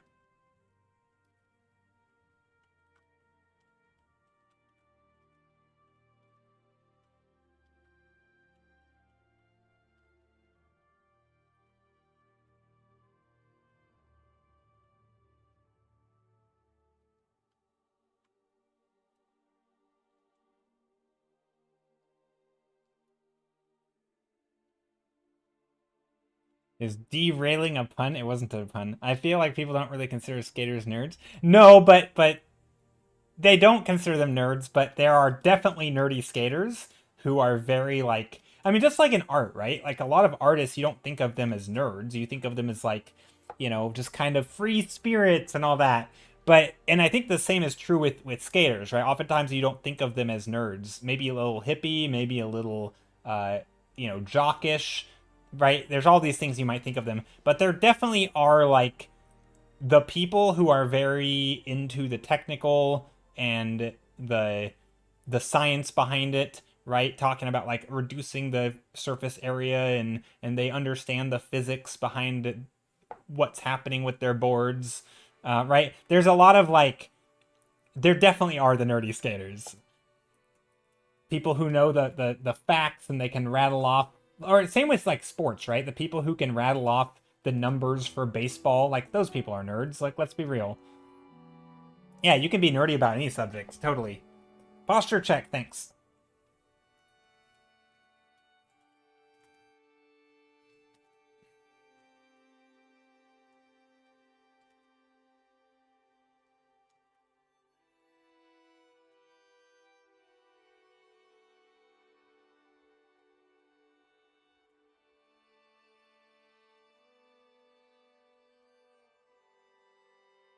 Do we put books in here? Maybe a few. What are these? What are we putting in here?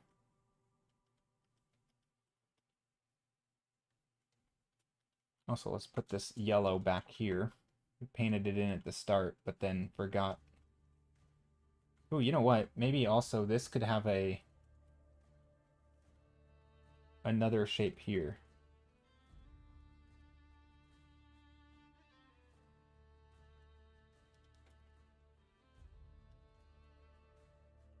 So we have like a dual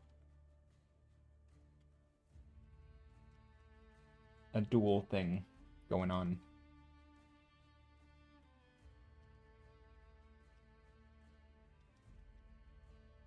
Yeah, I think with skating, if I had someone to go skating with, I would totally do it.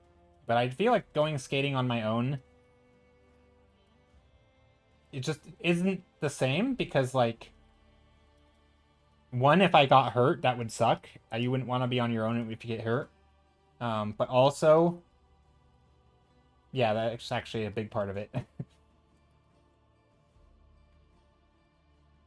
Okay, anyway, here's this.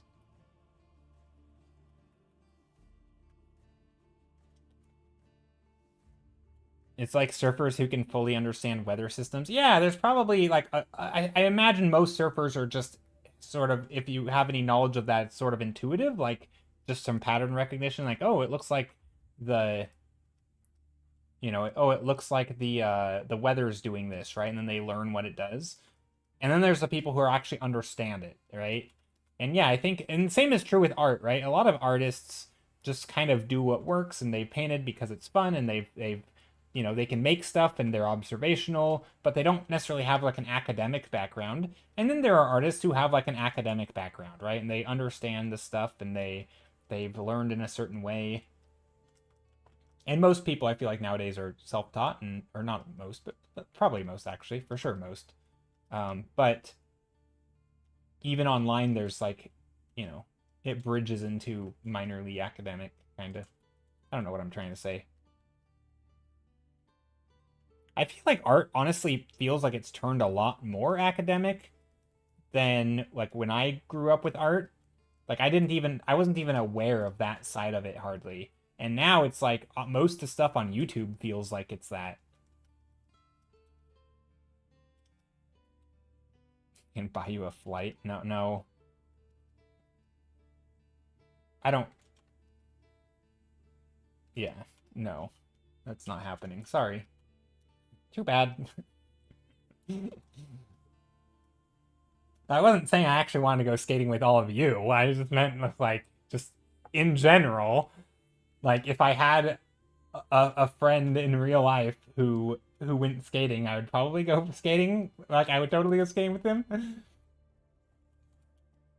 Or even a friend who wanted to go skating in real life. Sorry, Sharky. Offer declined. No,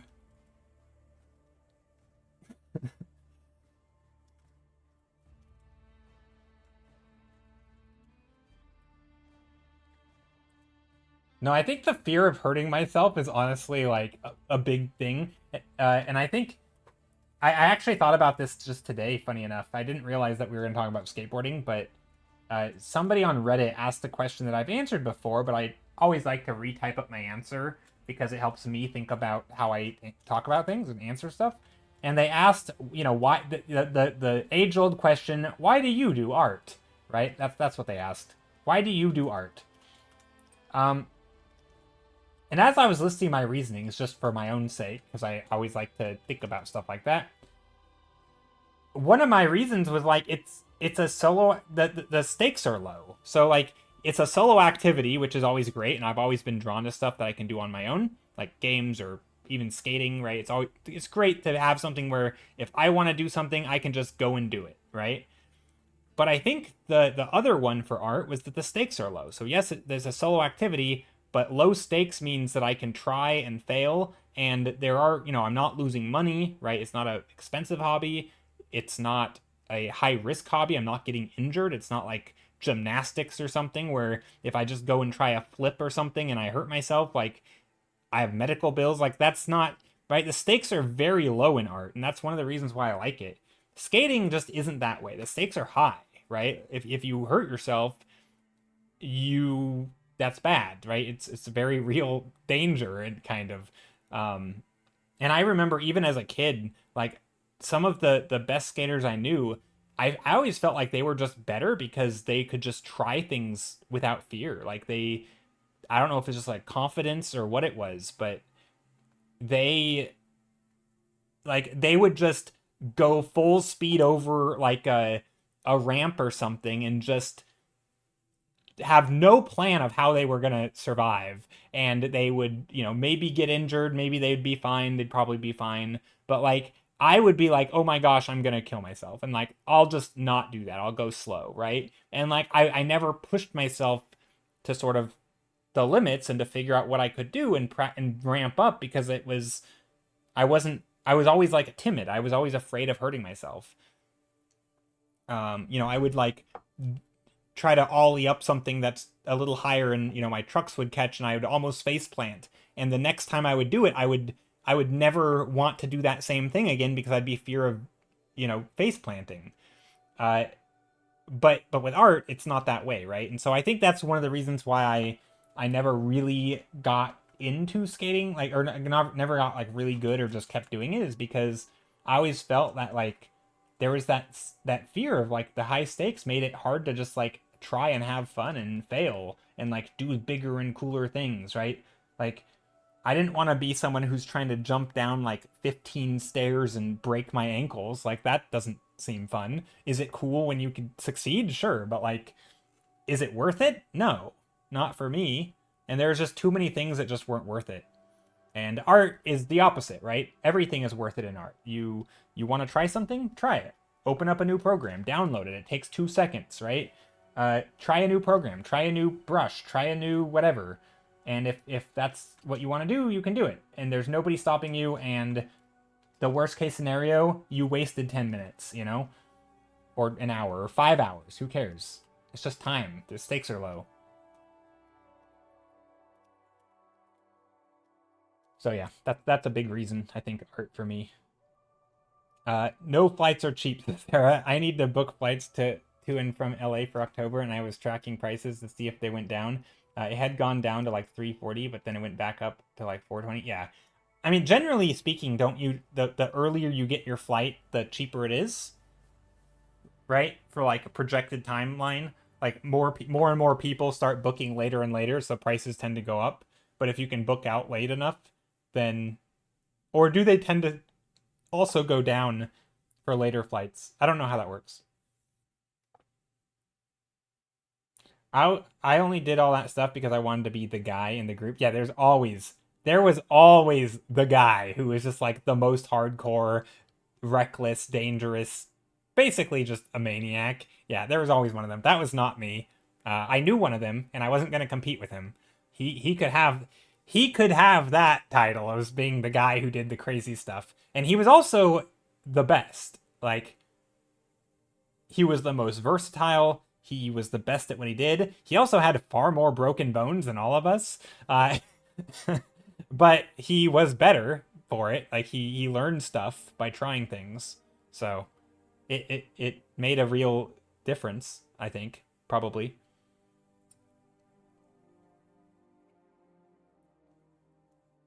Yeah, but everything is screwed up now on top of that. True.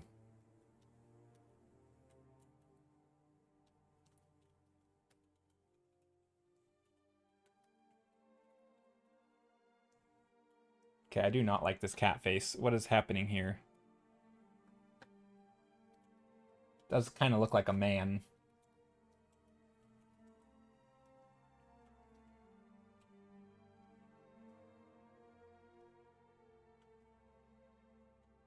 What did I do to this animal? Oh, this one has like ears that are like...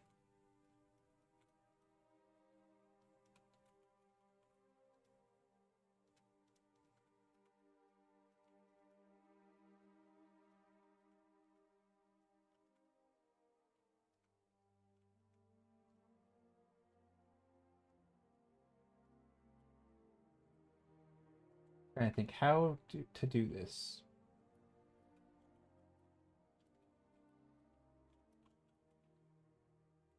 Little holes in the ears, I feel like.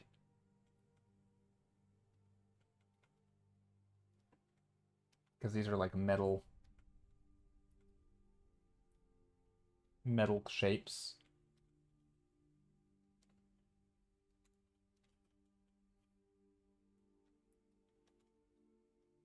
There's no trains in the US. Not.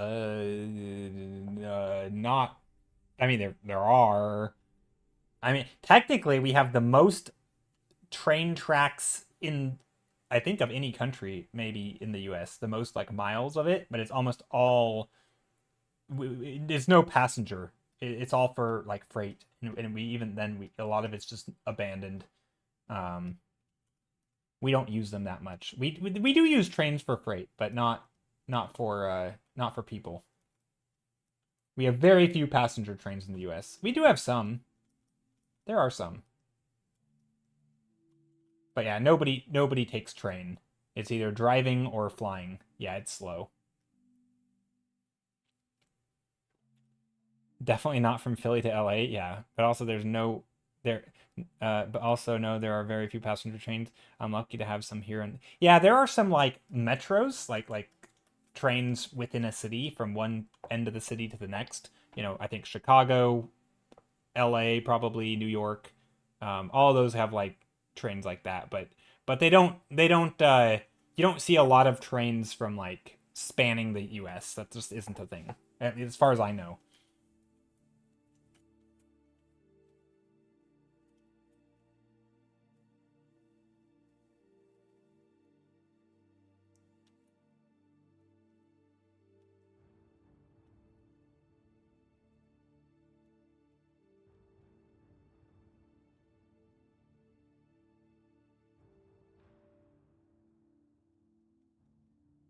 This cat does not look good.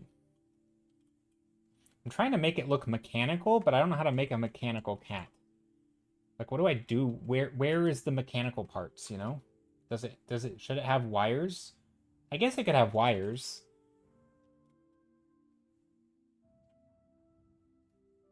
Little twirly wires.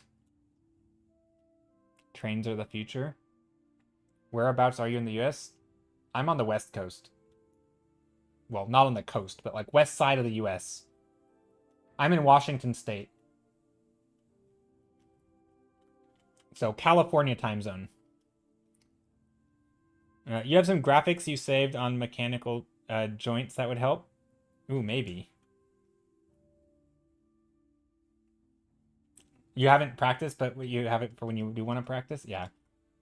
It might help. Funny enough, I'm not as worried about the joints. I'm more worried about like how do you make a complex shape? How do you section it up, right? It's like the planes of the face, but also not make it look like a super creepy, say, cat planes of face. Planes of a cat. Amazing.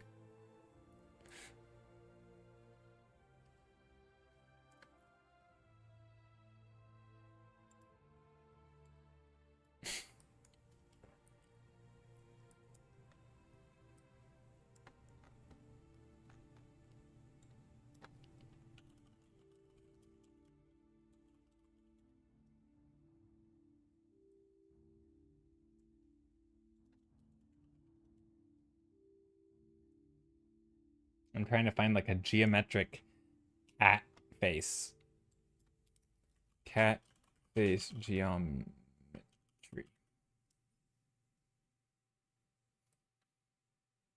You're telling me I'm gonna have to do the hard part of art and figure out things on my own? Oh no. Cats have short noses. Yeah. Well, kind of. They still have that ridge, though. And if you're trying to make it section it up, that's true. They do have short noses. And they also align with their face, right? So it's like this. Technically, they have long noses in that regard, right? Like relative to the rest of their face.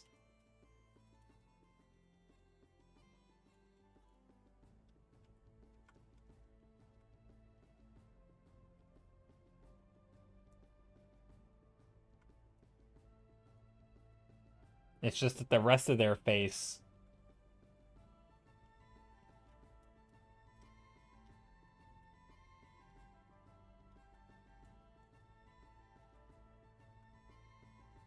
like I mean, they have like they still have a front, right? Like, I don't know if this is a good image. But like this, like there isn't much of it. The nose is small, right? But they still have this muzzle section. And I don't think all cats are like that. Because, like, you look at some cats and you're like, surely that cat isn't the same, right? But I think it is. They still do have a long part. It's just you don't really think of it as their nose. Like, their nose still, everything from their eye is outward, is still coming forward. And of course, there are like squished cat, you know. Let's see, cat. Let's look at cat profile view or cat profile. I mean, I guess it is pretty short, right? Like, but everything from their eye outward is still like their muzzle, right? They still it's a pretty long. And my issue is that if I'm trying to chop it up into like planes of the face, don't I have to basically make that muzzle shape? And that's where it's going to start looking really funny. And it's not going to look like a cat, right?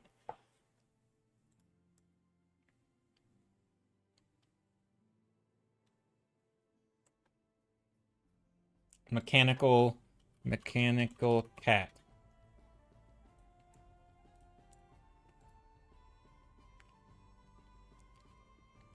Oh god, so much AI. AI everywhere. Honestly, AI has no idea how to do it either. It just has like solid cat shape heads and then everything else is mechanical. So they do like a plastic thing here. Just that it's a plastic form of like a 3D model of a cat head, and then only in like this stuff is it metal. It's kind of like the iRobot version of it, right? Where like it's a human mask. It's like a mask. Oh god, so much AI. Google searching mechanical cat was not a good idea.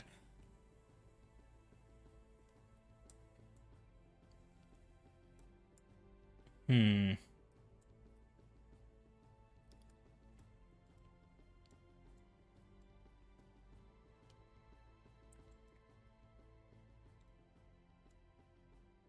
Yeah, I could try searching ArtStation. Yeah, that's true. There probably are some good spots.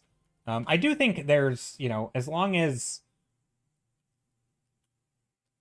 you know, I'm sure I could do some sort of outlining the forms. What did I miss? Oh, not much.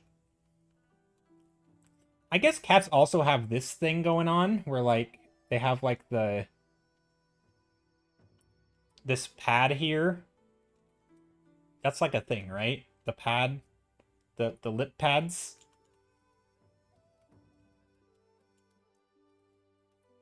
I'm just trying to figure out how to draw a cat.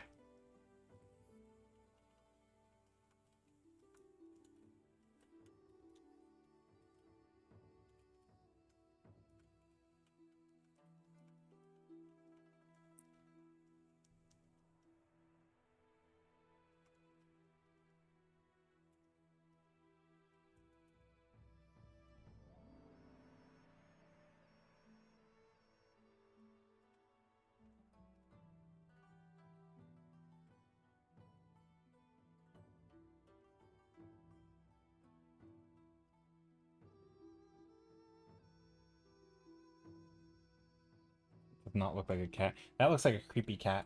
That's okay. You could search something on it. I haven't had too much AI stuff invading my searches, especially if you turn off show pro stuff first and turn off AI specifically. Yeah, that's true. Yeah, I'm not too worried about it. A lot of this is just, you know, it can be looking a little funky. I think here, though, I will get the eyes to be inset here. Maybe we do like another color. That's another thing that I haven't really done. Is like material stuff. That might be a little funky, but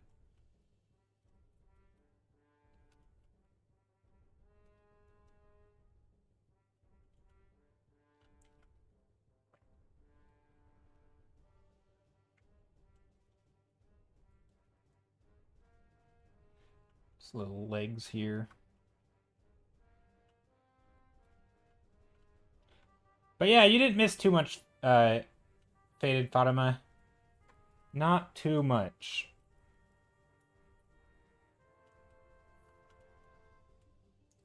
Just trying to draw some mechanical cat shapes.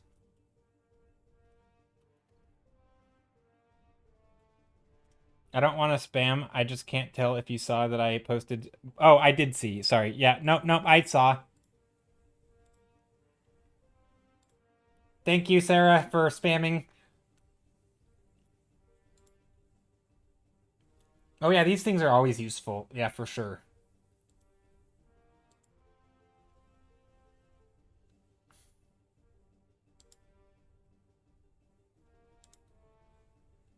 Okay, I'll read that later. Yeah, that stuff's definitely good. You seen it before? What is Vizine? They post a lot of info cheat sheets on social media and ArtStation. I think they do have a paid class. Just look at the free stuff they post. Yeah. I do like these. That's good. Yeah, definitely useful.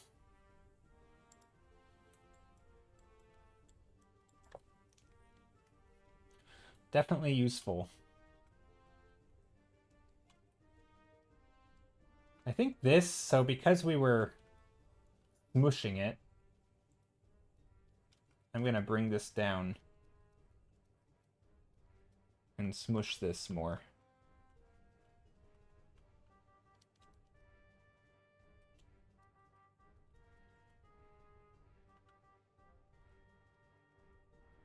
Because you don't get to be smushed without having the smushed shape.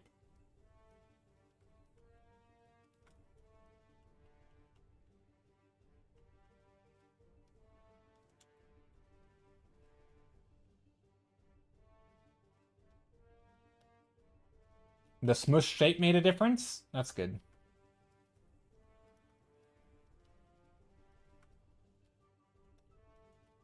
Yeah, I mean, I wanted these to be feeling a little smushed, but it didn't make sense because...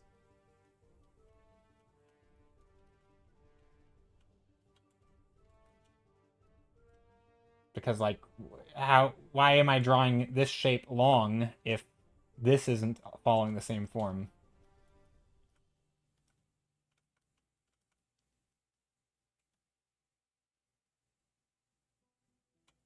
It's a lot more intentional, yeah.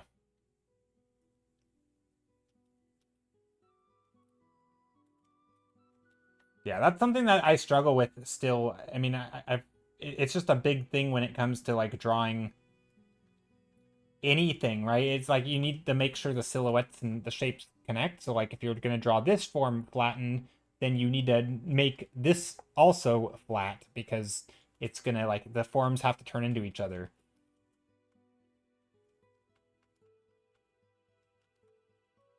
Also, these are going to sit flat on the table.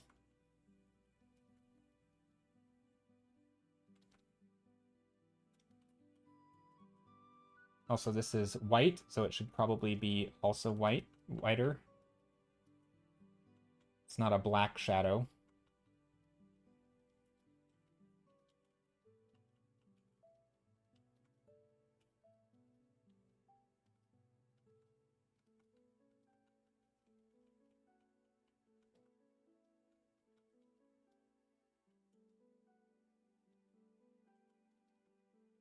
Still might be a little bit. Yeah, I think that actually works. It's supposed to be white, right? Like, so, yeah. I don't know what I'm asking. I'm not asking you guys if this is supposed to be white. I'm literally the one making it up. But I do want it to be feeling like it's a white material.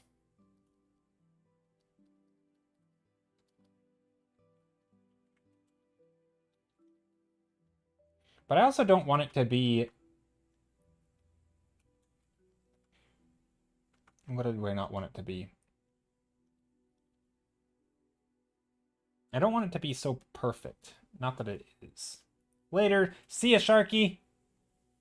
I love when people post really easy to understand graphics, so you find it hard to distill complex stuff like that from references. That's true. At the same time, though, Sarah, and I totally agree with you. I think it is super convenient. I will say, though, you probably retain it a heck of a lot better if you have to work it out yourself, right? Like, you probably pretty much would only need to work it out once to understand it, whereas if you see it, you might still struggle to, like, figure it out in practice. Like, I bet there's a big difference between doing it yourself and seeing a cheat sheet. But again, don't get me wrong. I also love it when people post cheat sheets. Actually, funny thing about cheat sheets. So there's again a game I play called Teamfight Tactics. I'm not going to bore you with the details because some of you already know what it is, some of you don't, and most of you don't care. But I have noticed that the best players all make their own cheat sheets. They all figure out the stuff. They spend the time to write down the things that they're going to do, and they do the long format thing. They manually click the stuff, and they basically make their own cheat sheets. And I'm pretty sure I don't have the science to back it up, but like it's just a behavior that the best players do, and not everybody who does it are the best players, but pretty much like most of the good players do this. And if you're a really bad player, you're probably not bothering to do it. And I feel like that long format process definitely feels like it's a thing I should be doing more of, is really trying to distill complex info into more simplified ways. I don't think it's necessary, but I do think it is great for long-term, like, knowledge, understanding, and retention. Now, does it mean you have to? No, of course not. But it does feel like it would be helpful. Similar to like how people say teaching something helps you learn it. It really forces you to confront what you do and don't know. And I think putting it into long format stuff like that is similar, where you're basically distilling it down. And if you can't do it, then you may not understand it as well as you think you do. And so it kind of forces you into that situation of like, oh, I should probably learn this. I don't know. That's kind of my hunch. Oh, I can't save, apparently. That sucks. Let me close some of this stuff, so maybe it'll let me save.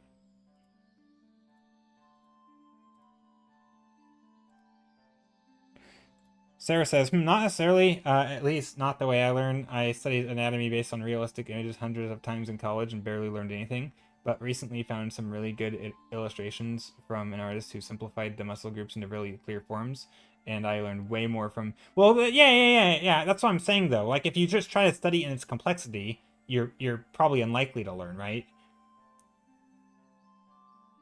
But if you simplify and find ways to simplify it, it's gonna make it's like creating those easier to understand models for yourself. Obviously, looking at the models is gonna be better.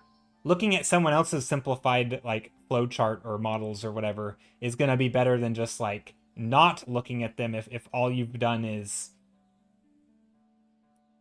like just learned it in its entirety. Oh, I'm not really arguing. I'm just making the point that I think going through the process of taking something super complicated and making up structures for yourself to understand it more simply. So not just trying to memorize it, but simplify and reduce it into a simple model, something that is like taking, turning a complex form, dividing it up into planes, or making like robotic cut lines. So, like if you had a face, oh, this is not nice. Hold on. Right, like I'm not going to do this well, but let's say you had a face or something, and in all of its glory, right? How do faces work? Light here for the nose, forehead, right? Let's say you have a face and it looks like this because this is totally how faces work, you know. But like basically taking things and being like, oh, I'm gonna divide this nose into this shape, and I'm going to make this a circle, and maybe it'll be a certain, like basically trying to divide things, whether it's the planes of the face or not. Maybe you like a line straight down the middle because that helps you remember the center line, but you're trying to like simplify it. You could almost think of it as like a robot where you're trying to figure out how do you divide this shape up to make it look. Also, I didn't have eyes. How do you divide this shape? How do you divide this shape up to make it look like, to follow the curves of the anatomy? Maybe you want like a plate here that's going to help you, like this head plate or something. Maybe you think there should be one that goes this way, right? Obviously, this is not real anatomy, but by simplifying things and sort of creating a system for yourself, even if it's not a perfect system, but just that effort of going through and trying to make a system, even if you can't get it to look right, you're forcing yourself to like solve problems. And I think just solving problems, Unc looks Spanish. But I think forcing yourself to solve problems is going to make you memorize, rather than just like looking at it and trying to remember it, or trying to draw it from what it is, right? Like that process of working through a problem, even if the problem is made up, and even if the problem doesn't matter in the long run, like you're solving a problem with the material as opposed to just like trying to regurgitate it or repeat it by looking at it and draw it, right? I always felt like take a thing and just draw it is a terrible way to study, personally. I think distorting it or simplifying it or changing it or doing something on top of it that forces you to solve problems is a better way. That's my hot take. But obviously it's not like a do this and learn fast.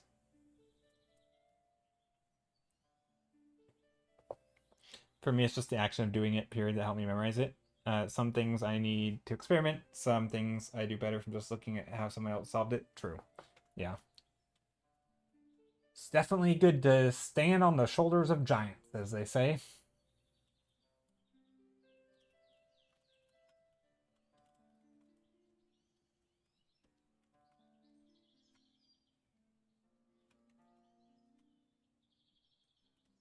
Although I'm always careful though with that info, because especially with art advice, because it gets so destroyed over iterations of people repeating it.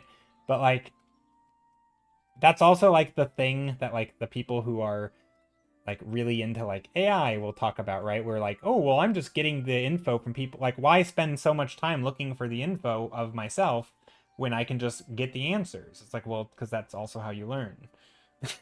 Like, if all you do is just have the answers, you're not as likely to remember them. And so I get that it's like, I mean, it's never bad to like look up the answers, but like I still think a little bit of struggle can go a long way. How are those the same? Well, because sometimes if you don't know how to simplify something, just seeing how someone else simplified is akin to looking up the answers sometimes. And sometimes that struggle of trying to figure it out will let you run into all the nuance that they've already distilled. And so by you having to try and figure it out and sift through all that info, you're basically doing that process of looking for the answer. Now, you may not arrive at it, and eventually you might then take a peek and see how they did it, and then but then that you still went through that struggle process, so that it's gonna like land because you have that experience with it. No, I'm not saying looking at the thing is... Anyway. Me looking at the joints doesn't give me the answers. It's the same way you learn about 1 and 2 and 3-point perspective by looking at diagrams to see how they work. Still doesn't mean you understand how to apply it until you do it. Yeah, that's true. Yeah, I'm not saying that, like, you're not learning by looking at those diagrams. That's not what I'm saying. I'm not saying that at all.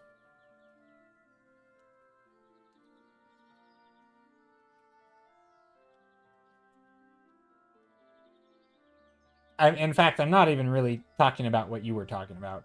I'm more just going on a random tangent about learning in general. With learning it yourself, you make sure. Yeah, that's the thing, right? With simplified models, that's kind of what I was trying to touch on. With any simplified model, there's a lot of stuff that you're not using, right? Because they've simplified it. And I'm not saying the simplified model isn't useful. In fact, it almost always is, right? In fact, they probably ended up with like, over years of people doing this, that's probably like the best way to do it, right? They probably, in the end, you'll want to do it that way too, right? Because it's probably a really good way of doing it. So it's not, I'm not saying that the model is a bad way of doing it, but the process of trying to invent your own model is you figuring out what is and isn't important so that when you see how someone else did it, all those parts kind of click, right? You're like, oh, this is... Turns out they didn't need that part.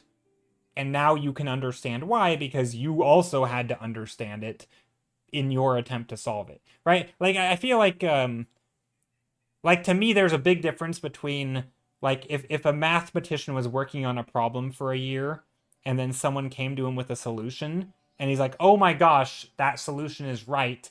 I bet you that mathematician is going to understand both the new solution and just the problem in general a million times better than me, who just sees the answer and is like, I think I get that problem, right? There's a big difference of like understanding what works, what doesn't, why it works, why it doesn't, by trying to solve it yourself first, right? And again, this is the same way that you teach people stuff in school, right? Like you have them try it themselves. Some will fail, some might get it, and then you can show them the answer, and then you can make them do it with the answer, right? And with the new framework.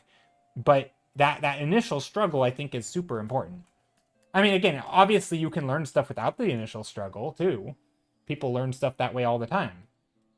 I've looked up random facts that I remember to this day.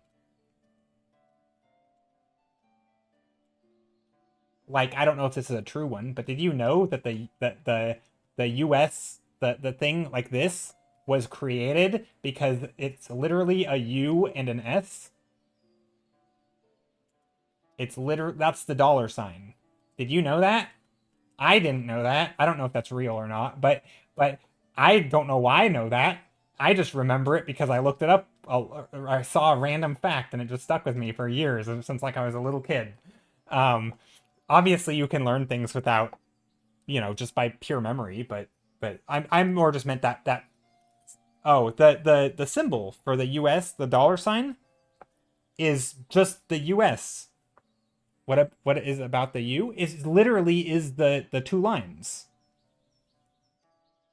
minus the bottom, right? So it's, and again, I don't know if it's true, but like if you take the United States, so like the U and then the S, and then you take off that bottom part, that's the dollar sign, right? Like that is the two lines. Might just a little bit exaggerated. I don't know if that's real. I don't know if that's where it comes from. Yeah, it probably doesn't come from that. But again, my point is that stuck in my brain and I only read it once. I didn't try to figure that out. Does all currency have the two lines? I didn't know that. Yeah. But anyway, that's probably not where it comes from. But my point, sorry, that was a stupid example. That was a stupid example of something stick in my head after I've heard it one time. Whether or not it's true is irrelevant. The point is I learned it, even if it's wrong. And that's not like I didn't work on it. So like obviously you can learn stuff many different ways. Apparently it is. Is it? I don't know. It could be. But even if it's not, we learn stuff many different ways all the time. But that doesn't invalidate the concept that struggling to learn something and doing work and putting an effort will make you learn it more, right? Like, making a general claim about learning stuff in general isn't invalidated by someone saying, Well, I only looked at it once and memorized it, right? I guess that's my point. My point is like humans in general, as far as I understand the science, learn better when they are forced to like problem solve a little bit. That was my only point. Didn't think it was controversial.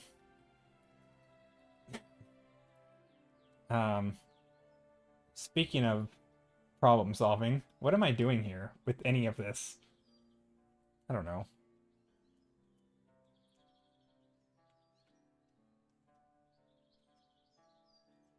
These things look like they're sticking into the paper, and I don't like that.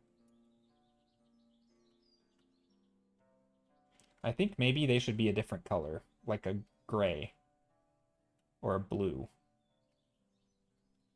It's enough to remember. Yeah, I think for a lot of things it is enough.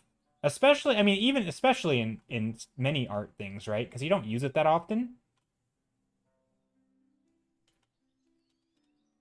Right? Like the a lot of stuff, if you don't use it that often, sometimes I mean that's what visual library is, right? Where like you kind of sort of know a thing. At least that's how I define it. Where like you know a thing well enough to know some of the things and enough to know how to Google it, basically, right? And so, yeah, you don't need to be a subject matter expert in everything you know.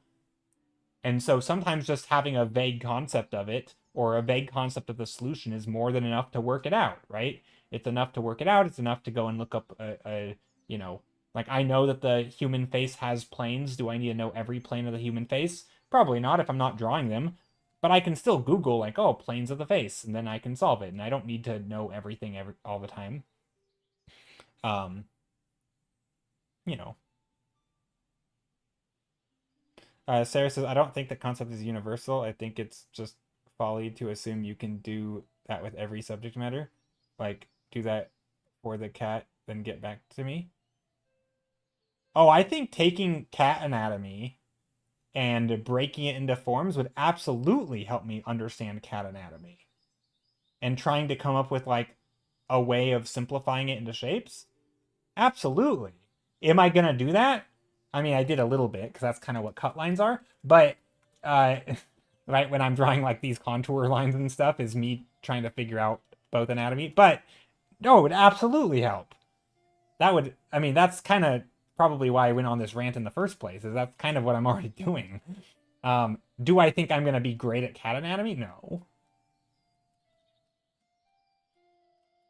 But certainly more than if I saw another picture of a robotic cat and drew their robot cat, right?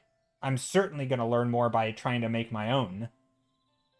Now, their solution might be better than mine, and I might eventually adopt someone else's solution, but I would definitely learn cat anatomy better than by trying to turn my own cat into an anatomical model than simply tracing or drawing from sight another person's, if that's what you're getting at. But no, I don't. I mean, obviously, I'm sure there are areas and domains of learning things that like you can't ever problem solve. It's just like it is just random facts, unless you're like on the cutting edge of the science or something. Like, I mean, pretty much everything I know about like physics, for well, not physics. That's a bad example. Some random area of science. Pretty much everything I would know about some random area of science that I mean, this is well known with like language learning, is like trying and failing. And like if you peek at the answers at every word, you're not going to remember them as well as if you guess and then fail and then see the answer. Did stream die? Uh-oh.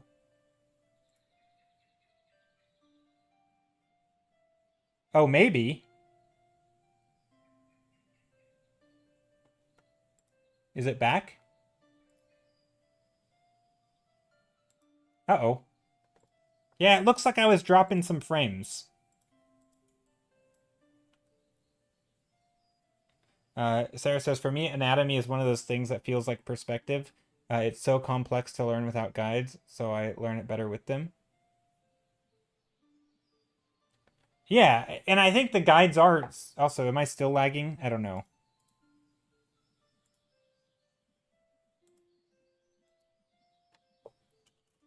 If my stream is dying, I should probably end here. But it's getting late anyway. Yeah, no, I'm definitely, in fact, I'm actually advocating for using guides. It's more about the process of how you get to those guides. Like same thing in school, right? Like they typically, you don't want to learn the shortcut for a problem until you learn about the thing in the whole. I think we've had this conversation before on stream. But like generally you learn the long way round, and then you learn the quick tip, and you're like, oh, and then it really clicks, and then you'll never forget it. But like most of the time, starting with the guide. I mean, I think with something like anatomy, like especially if you've already studied anatomy, like you already have the long way. And then yes, finding the solution or finding how other people do it, that's like the aha moment, and then you all tie it back to what you already know. So like you're not starting from zero, right? Most people aren't starting from zero with anatomy because we have, anatomy, and we have bodies, and we've seen bodies, and we know bodies. So it's not, you know. But even with something like a cat, where like there's still, it feels like, for me at least, it feels like I'm basically starting at zero. I don't think. But even then, if I looked up a guide and I saw how they did it, it probably would help. Use Q guide, question the guide. Yeah, for sure. But not even question it, just like, I mean, it's understanding why they got to the point. I mean, I don't know. If it's a simple enough guide, you can just remember it outright. But then there might be nuance that you've lost because you don't know why they did what they did. I mean, gosh, so much art is like this. Where like, actually there was just I mean, I just watched a video kind of on it, but like this happens so much, right? Like somebody will take a complex topic in art, they'll distill it into a simple guide, and then people will love the guide, they'll cherish the guide so much that they keep repeating the guide to the point where people teach the guide instead of learning the thing first.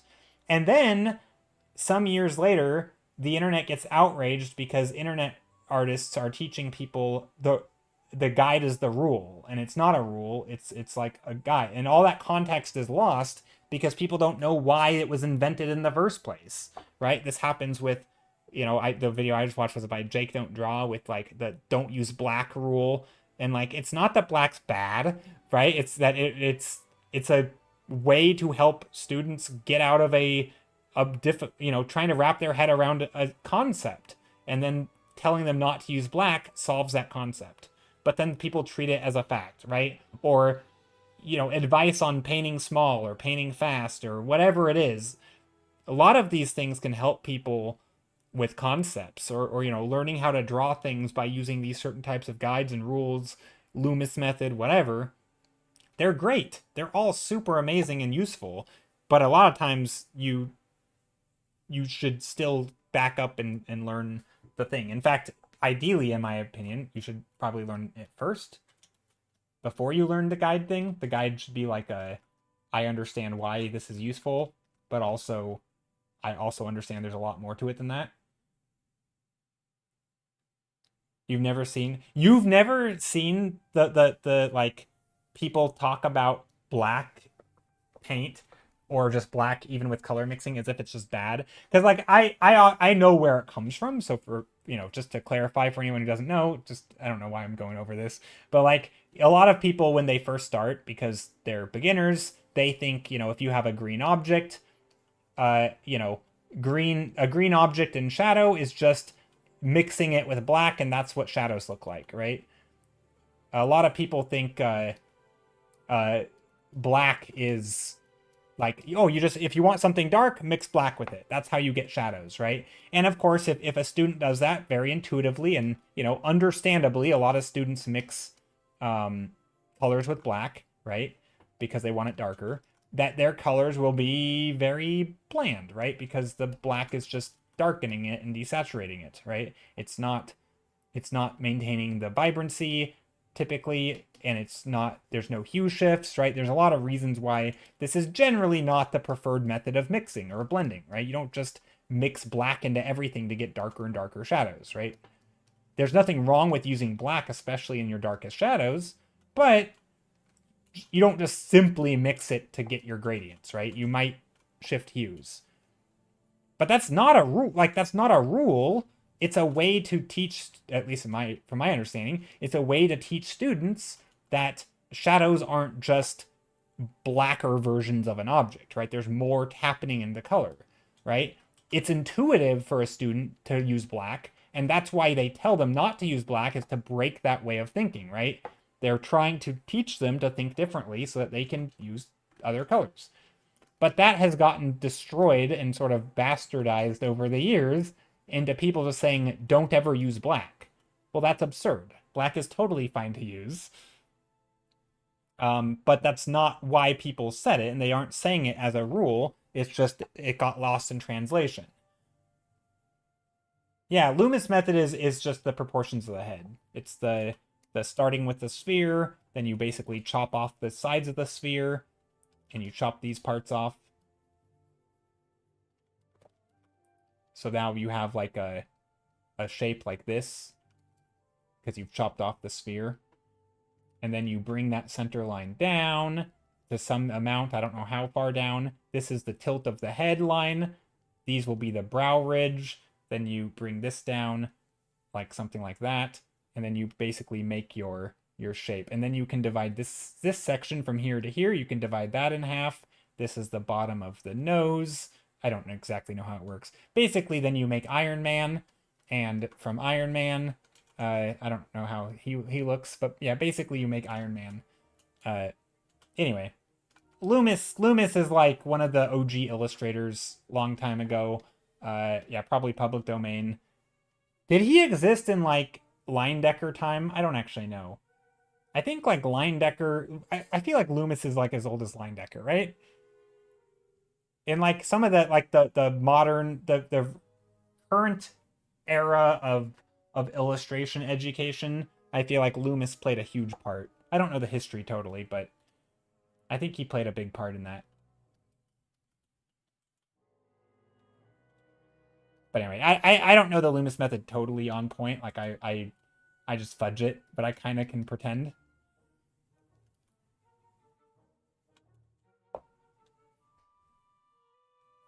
I feel like the Asaro head for me was the model that, like, I most, as far as just like memory goes, I would, my memory is closer to just like the Asaro head, I think, than the Loomis method.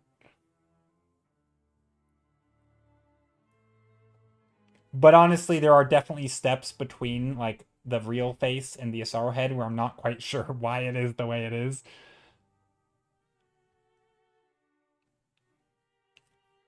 I learned 7.5 to 8 heads tall, though 9 feels like a giant.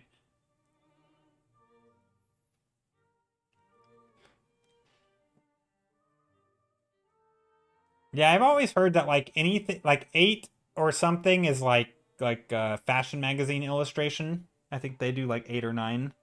They do very long, lengthy things.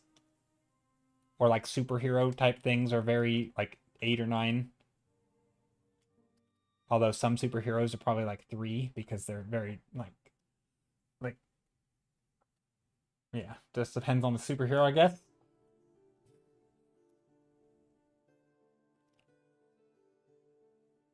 You didn't know who Leyendecker was? Oh, like yeah, like Leyendecker and the other guy, the guy who always is talked about in the same breath as him because they were both in the similar era, both illustrators. Norman Rockwell. That guy, Rockwell and Leyendecker, I think both are like they always seem like they're talked about together for some reason. I don't know if they existed at the same era. I don't even know when they existed, but both of them, I feel like they sort of have like that golden age of illustration vibe.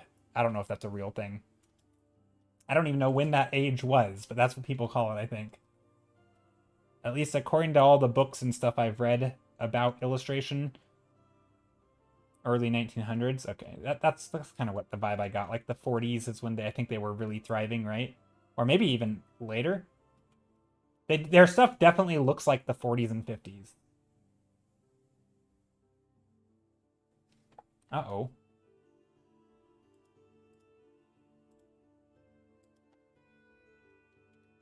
What do I need to do to this? I've been kind of just puttering around and not making much progress.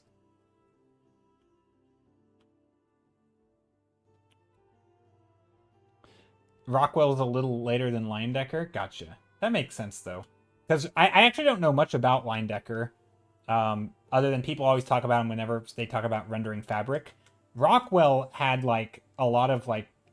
Rockwell was interesting, I feel like. Because he had a lot of, like, weird...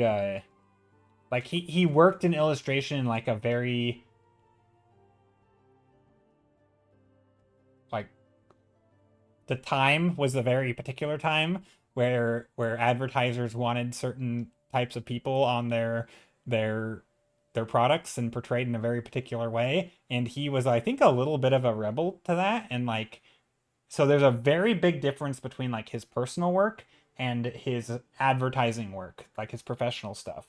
Like, I think didn't Rockwell get a little like political with his illustration, I think, later in life or something, like, because like a lot of Rockwell's professional work was very much like white America kind of vibes, like Betty Crocker type stuff, like, oh, that, you know, woman in the dress cooking and all that stuff. And then like, I don't think there was like ever a person of color on in there his images, except in his personal work. He leaned heavy into that, and in like in an activist way, like I think in a good way, maybe not, I don't know, but like making political statements about like America at the time.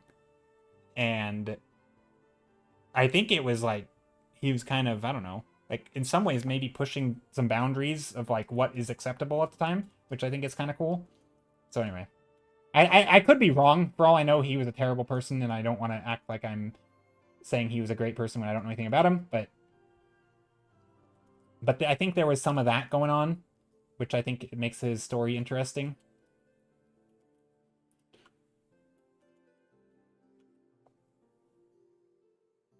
Never Leyendecker. My art director actually referenced Leyendecker for how we can add subtle detail to our animals, even in our really cartoony style. Oh, that's cool.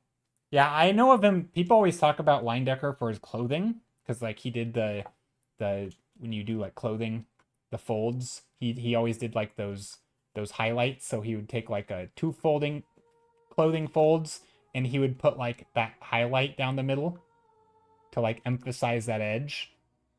And so he'd have these bright highlights down his folds and fabric edges, and he did these really like graphical shapes and stuff for his clothing folds.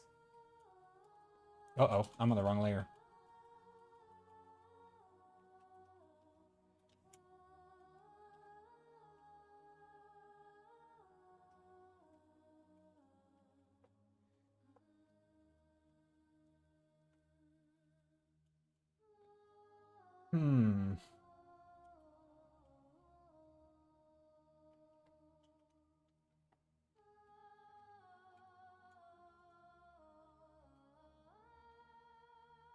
Cat painting.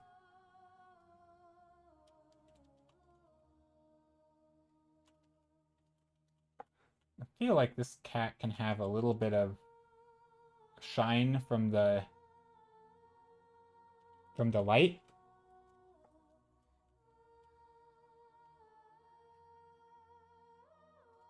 Something like that, maybe.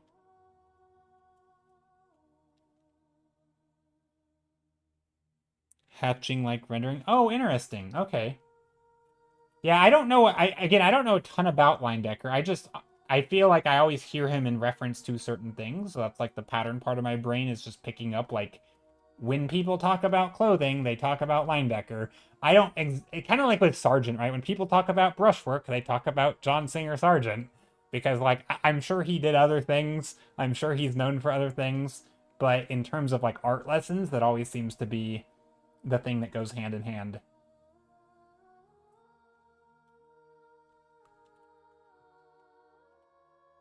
Also, I said I was going to do this, and then I didn't do it today. So I've been very slow.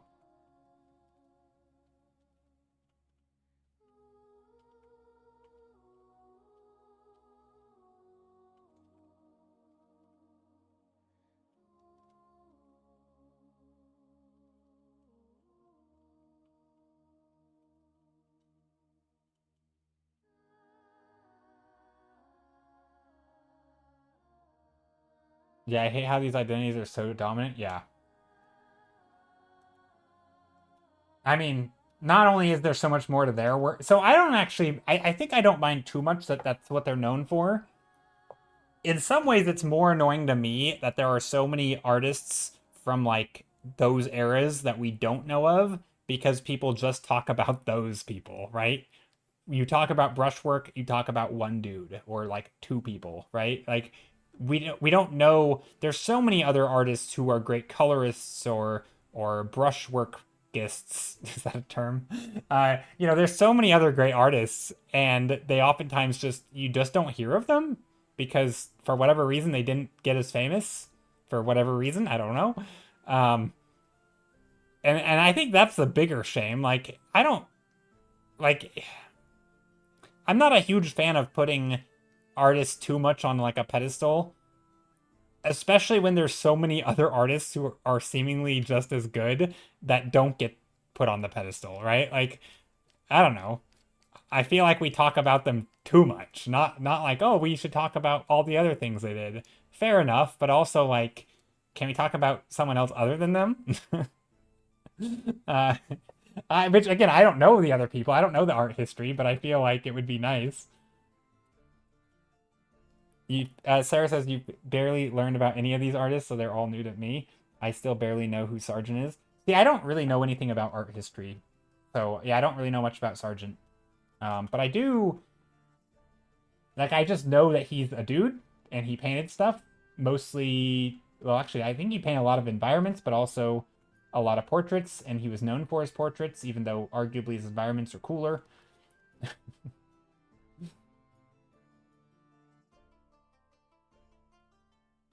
You you um you got mostly inspired by all the amazing artists you follow on Twitter. That's awesome.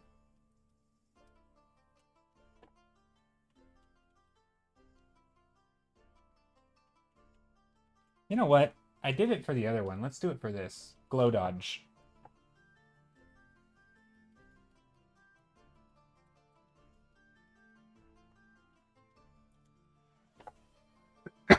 Hydrate. Thank you. Hazel Ruthven, how are you?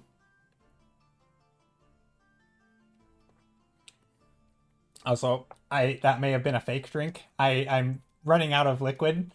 I have a tiny bit of tea left, but not much.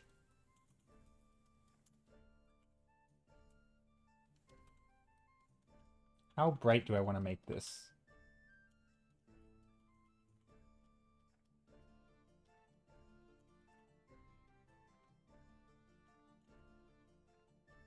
Doing all right, just a bit tired.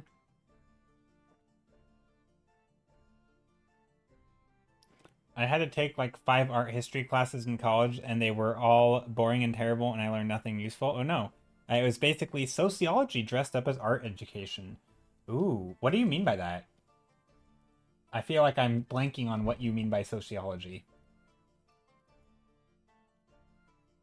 Like, oh, just like the why movements happened. Is that kind of what you're talking about? Like the social movements and things that led to a thing.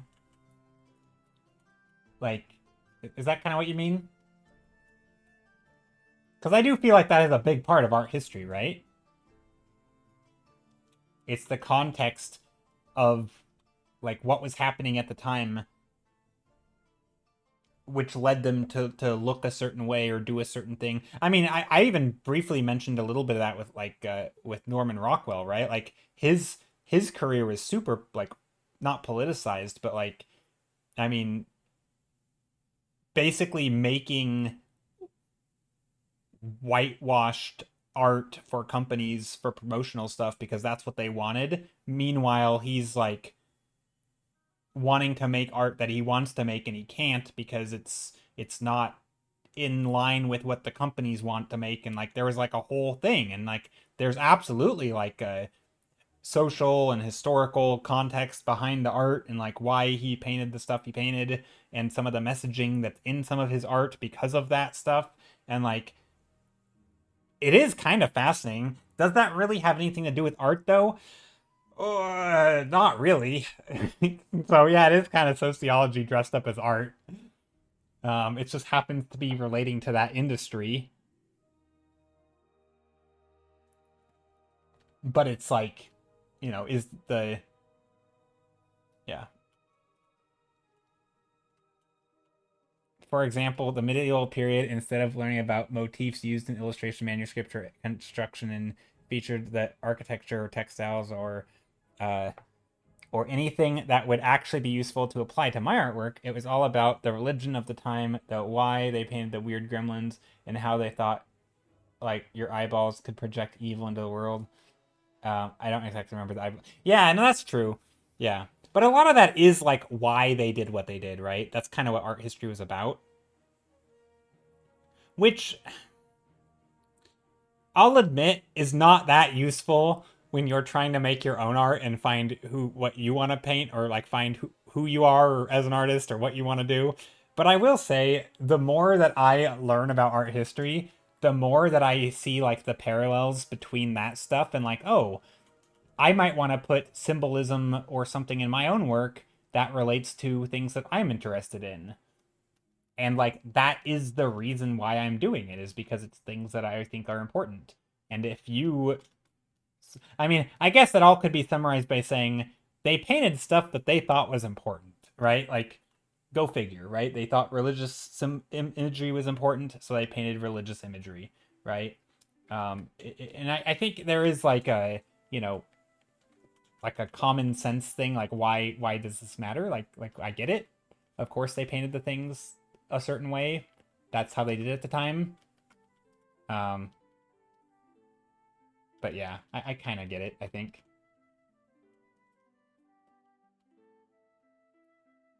We barely even learned about symbolism.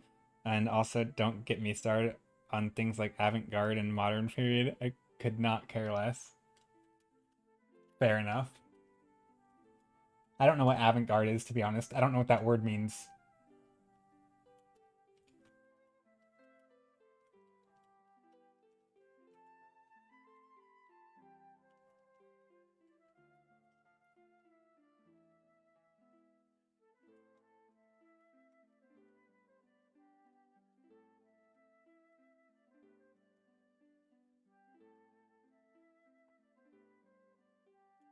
Hey! Celestian IOF, how's it going? Art is so deep. I mean... Yeah, kinda. It can be. It can also just be not deep at all, and people like to pretend it is. I think some...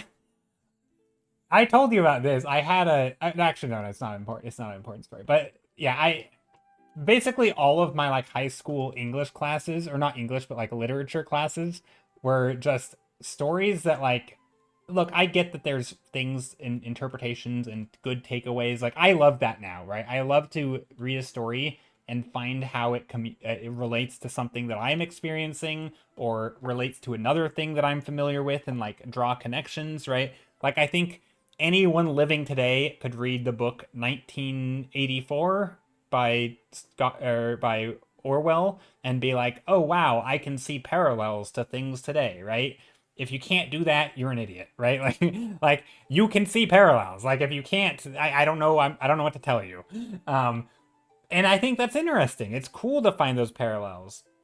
But I also think that unless those parallels actually relate to your life, nobody's good. Like a student isn't gonna care. And I think that was always my annoyance in like literature class. Is it's like, look how this random story relates to this war in 1845. It's like, I don't care about the war in 1845. And also, I don't like the story they wrote. So why is this of significance to me, a teenager in high school in 2004 or whatever, right? Like how does this relate to anything? Like I don't care about this crap. And again, years later, having lived some life, and if I go back and read those books, sure, they can be really interesting.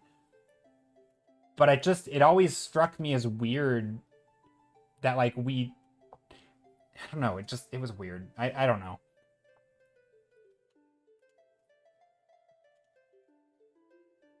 The avant-garde period, it was just like creative stuff for shock value and completely ignoring aesthetic value. I mean, don't we do that today? Isn't that like what a lot of modern art spawned from, of like that whole thing? Like, isn't that still ongoing to some degree? Like Banana on the Wall, literally just doing stupid stuff for like publicity. It's literally like clickbait. It's a social media before social. I mean, okay, Banana on the Wall was social media, but it was like social media before social media. You're just doing things to get the buzz, so people will talk about it and be popular. And yeah, I mean that's been a thing forever, right? That period started. Gotcha. Hence why I hate it so much. Yeah, it is. I agree. I think it's stupid. Although I will say, I think my opinion has changed a little bit on some of this topic. Um, like I think for a long time I very strongly held the idea that like if your art needs an explanation for people to understand it, then maybe it's not very good at maybe it's not very good art if people can't look at it and have an opinion about it on their own. Um, which I still kind of hold true to this day. Like I think if you do a character design and people don't get, I don't know, it kind of depends, but I think I have found more and more exceptions to sort of this rule for myself, that like I still mostly hold that view, but I think there are exceptions. And it seems to be that the longer I live and the more I learn about art and various things and different niches, that the more exceptions there are. And so I don't hate it as much when you just like I think if the for example like if the point of the art is to piss someone off and they get pissed off because it's stupid, and then it's like, oh well, it makes you think, doesn't it? It's like, is that good though? Is that adding to the world of any value? And so I take a little bit of issue with that kind of art. Hello Raiders, Pen and Panel, how's it going? Welcome everyone, hope you're doing well. Welcome, welcome. My name's Joe. I paint stuff, mostly environments. I'm painting an interior today. We painted a little bit of a cat. Or actually, we painted the entire cat. I mean, it's not finished, but there we go. We added... we started this last stream, and here we are just doodling. But maybe the art isn't made to be understood by everyone. Yeah, that's fair. The description is just there to help those who can't read it without. Maybe. But it doesn't mean that other people need to appreciate it. I think that's always what got me with like some of the fine art, modern art stuff that's like, again, what maybe Sarah just described as avant-garde, of like being shocking for shock value. Like just because it makes you stop or just because it grabs your attention doesn't mean it's good. Like maybe the goal was to grab your attention, but like that's a pretty like shallow goal, right? Like I don't know. Being shocking feels like the most uninteresting goal you could possibly have, and yeah, sure, you can make it and maybe it succeeds at being shocking, but like, do I need to appreciate it? Probably not. And I feel like a lot of that art was like just trying to explain to the world why the world should care. Like, look, here's some really shocking art and it grabs attention. Then the world responds by, yeah, but we don't care. And they're like, no, let me tell you why you should care. That just felt like like, it felt like when kind of like we were talking about a couple streams ago with like rich out of touch people trying to like being bad at PR and stuff. It's like rich people cared about something and then they're trying to convince you why it's super duper important and it's not. Like I don't care. And you can try to convince me that I should care, but you aren't making a compelling argument that because it was shocking and it broke my expectations that therefore it's important. Like, look, you can make that art and that's great. People can make whatever they want, but you don't demand everyone's attention simply because you made it. That's like getting a little, I don't know, like a little egotistical. Anyway, this looks awesome, says GXC. How's it going? Thank you so much. You're very kind. And also, if Pen and Panel, what were you working on today? I'd love to know, and if you'd like to share, you should share. Well, the art is amazing. Thanks. Yeah, I normally don't do a lot of rendering, but today I'm kind of noodling and just rambling. Going a little bit longer than normal. I normally try to keep stuff pretty loose like this, where I'm not really sure even what the stuff is in the background. But, I am trying to make some of the stuff make a little more sense. Like, trying to add some, you know, make these, like, screwdrivers, maybe, so they have some shine on them. Some material stuff.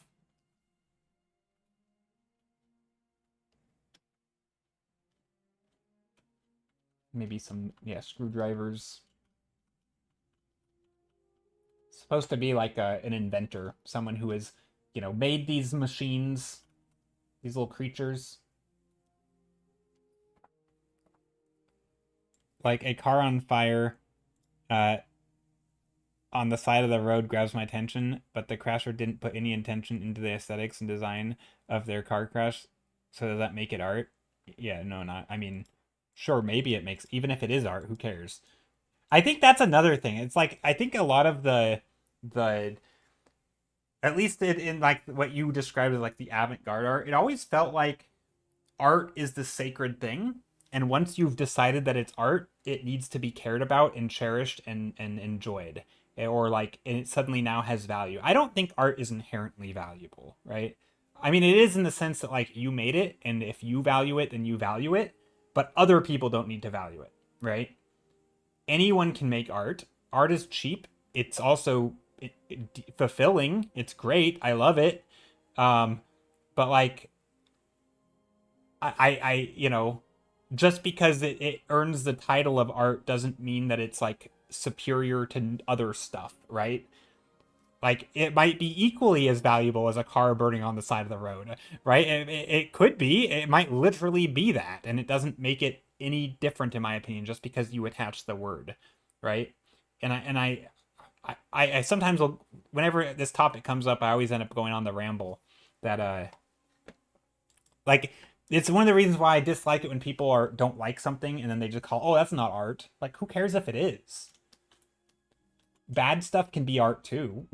Saying it's not art doesn't mean that it is now lower in the totem pole of like importance or something. I don't know. So I don't.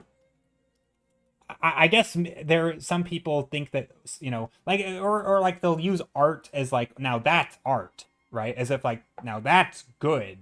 Like, art doesn't mean good, right? Art can be, you know, it might be, it doesn't mean it's not meaningful for someone, right? Someone might gain great meaning from it, and that's totally valid. But I don't need to gain meaning from it, and maybe it's not valuable to me. Anyway, that rant over. Thanks for coming to my TED Talk. People get too sacred around the word art. Yeah, I think so anyway. And I think a lot of that, like, that avant-garde stuff, kind of like, people would criticize it, and then there would be like this defense of it. Like, well, no, actually, you see, it's really breaking the expectation of the whatever something's. It's like, I don't care. I don't like it. I think it sucks. And like, I think it's dumb.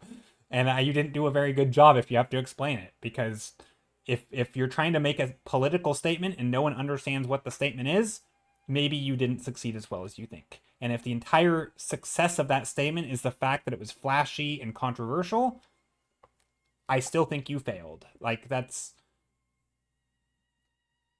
I mean, maybe you didn't fail. Maybe that's what you meant. But either way, I don't need to appreciate it. I don't know. It can get a little controversial, I think, but it's certainly interesting, I guess. I don't know.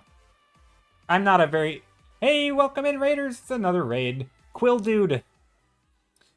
People whose name I haven't seen before, I think.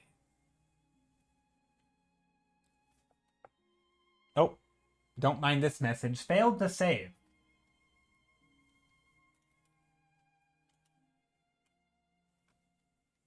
Let's make little rocks here. Little stones of green. Just big, medium, small shapes. Some small fragments. Just things kind of laying, strewn about. Little speculars just sitting there. There. Beautiful art shading. Thanks. Is this concept art for something? Nope. This is just me making a painting. I started it last stream, so it kind of has a story.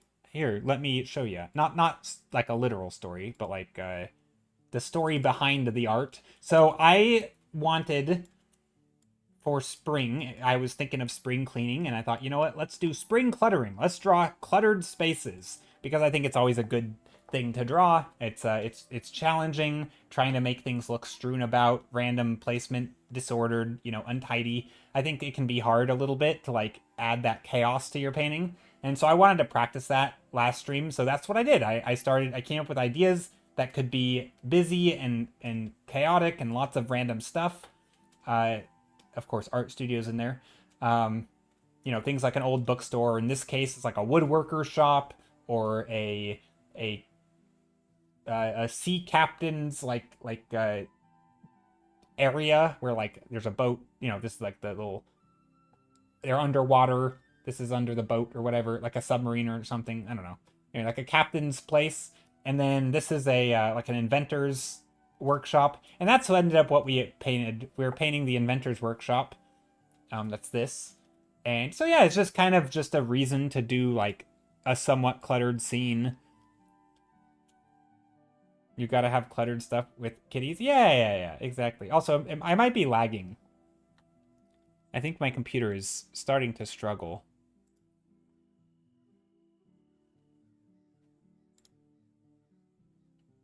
I apologize if I start lagging. But anyway, so yeah, that's kind of how this all came about. Is just a reason to make a scene with lots of little things in it.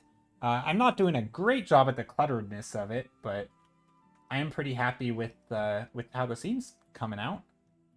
We're kind of creating a little thing. We have some wrenches, little metal things that are being made apparently. We have some tools in the back. We have a window with some lighting. Is kind of fun, indoor lighting. But yeah, not really for anything. Quill Dude, would you like to share what you were working on? I'd love to see what you were working on.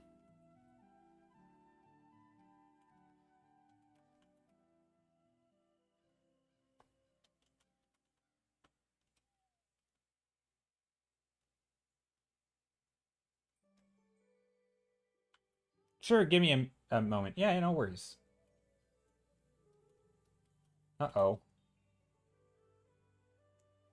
Weird shape. Weird shape alert. So this is strange and awkward, and I don't know how to solve it. So this thing, right, I have this angle here. If I go like this, right, I have this angle.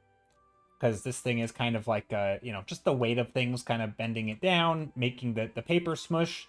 But then I also have this, which feels like it's also smushed. Not intentionally, but just because the shape lines up in a way where, like, it kind of feels like there's a distortion field kind of thing. It feels like it's bending. Like, to me, my brain wants to see this thing at this shape, which isn't the real shape of a wrench. And because it's kind of at a weird angle, it feels like it's bent. I don't know. I'm not sure how to fix that. Maybe it's fine. Maybe I should flip the wrench. Maybe it just doesn't matter. It probably doesn't matter. I feel like I should flip the wrench. Also, this thing should have a thingy in the middle. There. Thank you for the follow. I appreciate it.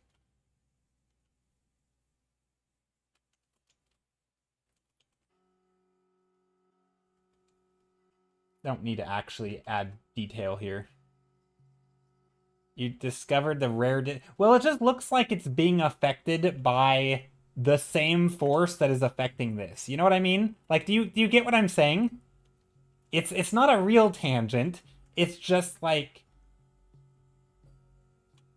It's like it feels like things are being warped in the same way, and one should not be warped, right? Maybe you don't see it. I don't know. Do you see it, Sarah? I am curious if you guys even know what I'm talking about. But it feels there. It's. I mean, it's super niche. It doesn't really matter because it's like a small part. Like when I first saw it, I thought I accidentally took the white brush and made like a thick line through here like this, and I thought I erased part of the tool because I'm like, oh, I must have taken this paint and gone like this, right? And it kind of looked like I smudged the wrench, but I didn't mean to smudge the wrench. That's just the shape of the wrench. But it kind of looks like it. Also, maybe this should be like that. I don't know. It's kind of like the concept of a tangent, just interesting because it usually doesn't happen when object is far apart. Yeah, yeah. I mean, I guess I think it's a similar concept to the scared trees effect, or like when objects are afraid of each other. People do this all the time, right? Where you have like a tree. I don't know. It's easiest with trees, right? Here, let me do a quick sketch. You might have an environment. I'll just make it black and white. You know, you have an environment. You have a bunch of trees, and then you want to paint clouds or something. And so you end up painting the clouds like around the trees, and you miss overlap, and you're like, oh, here's the trees and another cloud over here, and like you end up not like it ends up kind of looking like everything is like afraid of each other, like you put something here, there's no overlap, and it's like why is this tree having so much power that it's pushing the clouds around it, you know? Like how how is it that the trees are afraid of each other, and like the trees are afraid of all the other objects in the painting, right? Like why are things just avoiding, you know? It's like you end up painting stuff around it, and you end up just having these voids where things are just like avoiding each other for no reason other than that's just the way that you painted it. It kind of looks like that, right? um I don't know what else you call it. There's probably a term for it.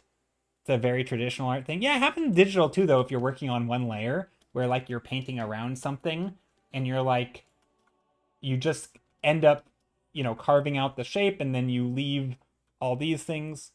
Um, I mean, again, I'm making a bad example of this, but you know, yeah, obviously with digital, I've gotten very used to just painting over things and making shapes and stuff, but it's kind of, I think it's kind of common where people will end up painting things, objects around them, or like somebody will be, their hand will be outstretched and everything around their hand will be placed and there's no overlap.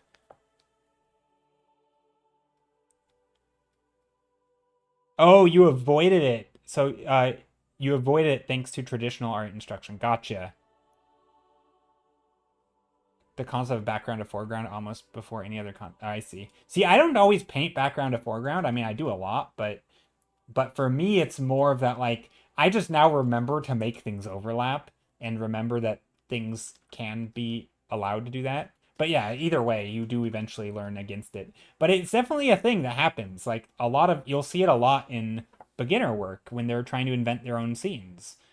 I probably did it a fair amount in this scene where like this object is perfectly here and this object is perfectly here and this one's here, right? And like, what about the objects like this, you know, cutting behind them? Like, I don't know, are there just none? You know, obviously I intentionally put overlap like this, although it kind of has a weird angle coming from behind the cat. But anyway, luckily it's dark enough, it doesn't really matter. But yeah, just having things overlapping, and like I think that's important. Ooh, well, speaking of overlap, I should have something sticking out like this. I mean, that would be massive, but maybe not. Something sticking off the table. Maybe that. Maybe there's like a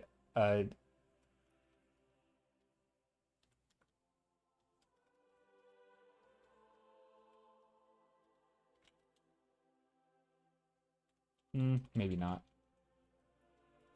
It does feel like we need something to break the silhouette here. It'd be nice. Especially if we want to make it look cluttered. We have some things breaking the silhouette here, which is nice. I guess the cat breaks the silhouette.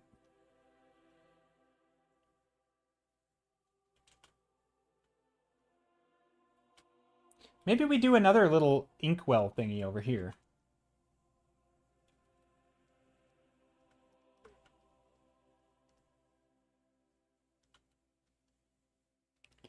Like, because they would have us work background to foreground with traditional materials. Since you don't have layers, you kind of have to work that way unless it's watercolor. Yeah. That's true. I know some people will. I've seen some traditional painters, they'll kind of just paint closely up and against each other instead of doing like layering. They'll just stop. It's like they'll paint a tree and then they'll paint the sky, and the sky will go around the tree, and that's fine because they do good blending and stuff. But yeah, no, I think it's definitely, there's no reason to do it that way unless you want to add something at the end. But yeah, it definitely doesn't seem like an optimal way to do it.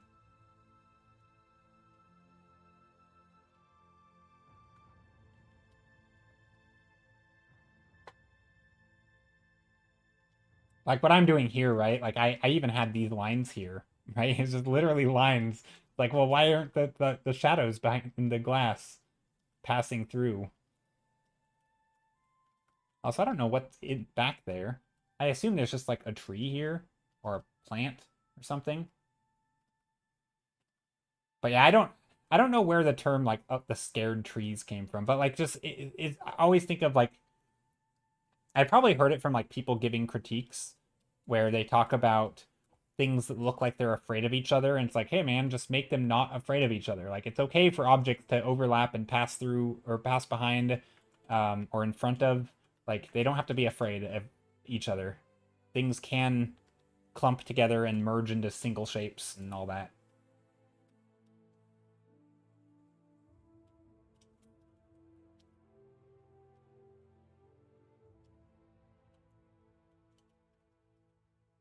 Yeah, it's like compositions being afraid of each other, right? Every object is separate.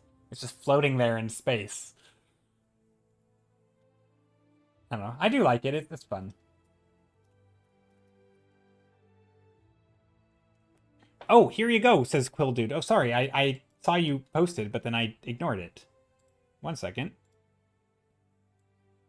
Oh, it's pixel art. I love it. Very cool. Or wait, okay, hold on. I'm gonna need some clarification. Sorry, Pixel Dude. Are both yours, or is one like? Are you taking this design and making pixel art, or taking pixel art and making this design, or are they both yours? I assume they're both yours, but I don't know. Just to make sure that I'm on the same page. I'm assuming you made a design and then also made the pixel art, but I like it. I'm redrawing the pixel art. Okay, so the pixel art is not yours, or it is? Sorry, stupid questions. I'm just not familiar with your work. The pixel art's from a game called Grandia. Okay, so the pixel art, gotcha. That's cool though. I like that. So you're taking the design of the character and oh, that's fun. That's a fun exercise because it forces you to invent stuff. Ooh, that's actually, ooh, that seems like a really good exercise for like sort of drawing from imagination, kind of like a mini step between drawing from a photo and making it up, where you're drawing from a photo but you're forced to make it up because the photo sucks. Taking drawing a blurry photo but trying to add in the detail and thinking of like, okay, what could be here and how do I draw that thing? But also you have a lot of, it's not, no, it's not easy, not at all. Yeah, definitely not easy. There's probably a lot of things that are like, you have to figure out how the heck is this working. Yeah. Yeah, you definitely can't just like draw what you see. You definitely have to design and invent, and that's cool. I like that. That seems like a really useful exercise, honestly. I'd have to do it to like know what I'm getting out of it, but it definitely seems useful. I like that. That's really cool. Also, thank you for sharing. And also, I realize I'm not sharing on screen. But here is the art. Quill Dude has the pixel art, and then they have their drawing, and I love it. Super well done.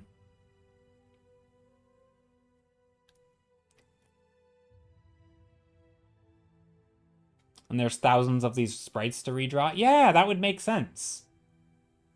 I mean, you could go to any game with little pixelated sprites and just treat it as that'd be such a fun challenge. I like that. That's a really cool idea. I'm sure I've seen maybe someone do that before, but I don't know why, but this feels like a new concept to me. I don't recall seeing people do this very much. I've seen the other opposite, right? I've seen people make pixel art of characters that they've drawn, or making pixelated fan art or whatever.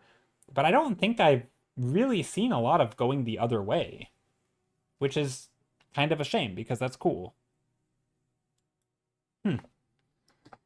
Well, thank you. Thank you very much for sharing. Thank you for the raid. Okay, I'm not sure if I like this random chandelier thing up here that I'm in my image.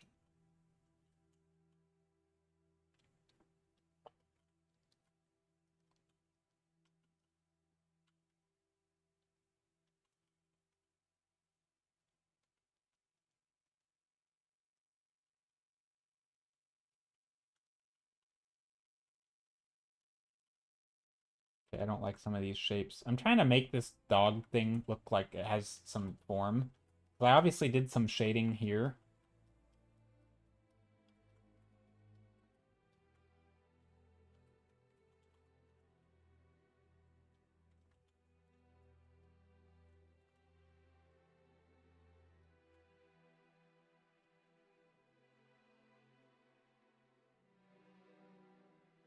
Just trying to add some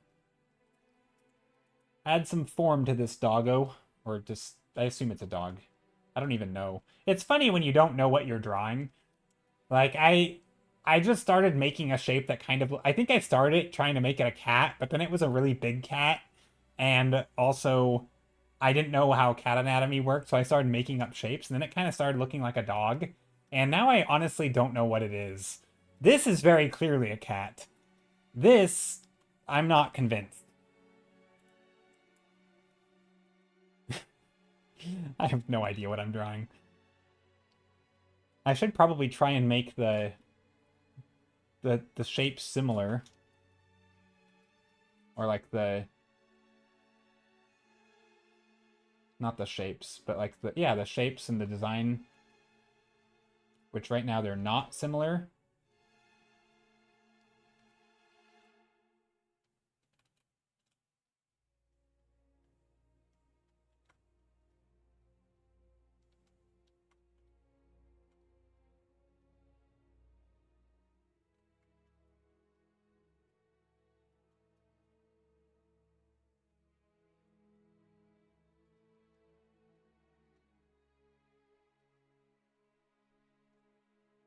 This should probably be in shadow. This should probably be in light. The snout is too long of a cat. Yeah, it for sure is. Yeah, I don't really want it to be a cat, honestly. So I think it can be a dog. Yeah, I'm more just I just don't know what's going on with the shapes of the like the muzzle shape is kind of weird.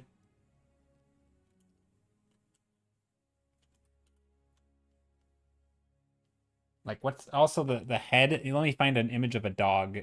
Dog. Also, I hope my internet doesn't keep dying. Images. I know different dogs have different shaped noses, but that's okay.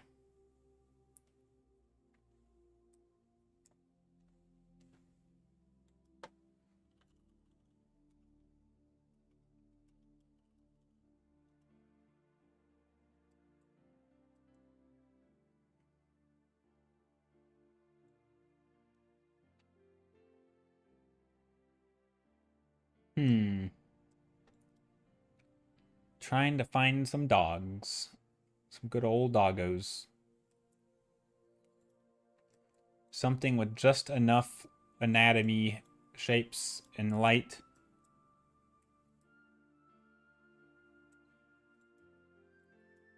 Okay.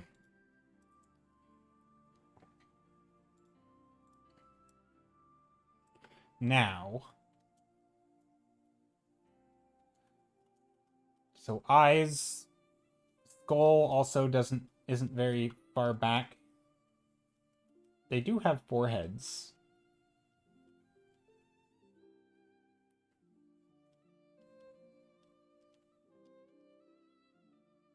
Okay, rest in peace, dog eyes. Going away.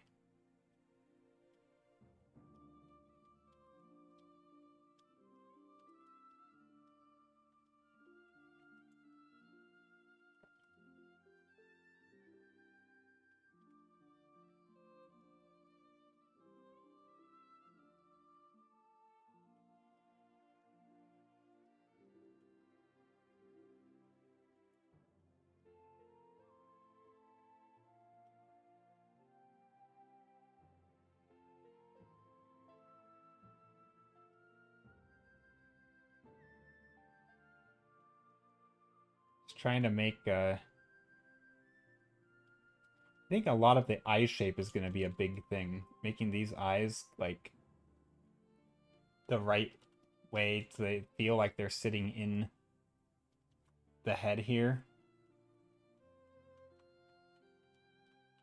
Something like that. That feels more dog-shaped, doesn't it? And then we can have the center line go here. And we can draw the center line also. I think that's going to work better. Yeah, I think drawing the center line is fine too.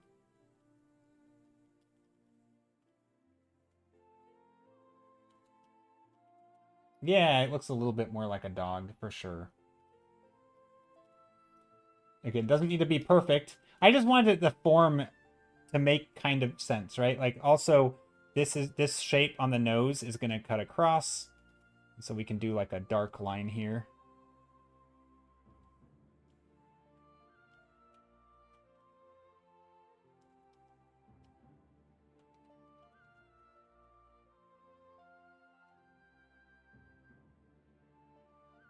Not a bulldog. Yeah, I don't know what kind of dog it is. It's not important, to be honest. Forgot the name.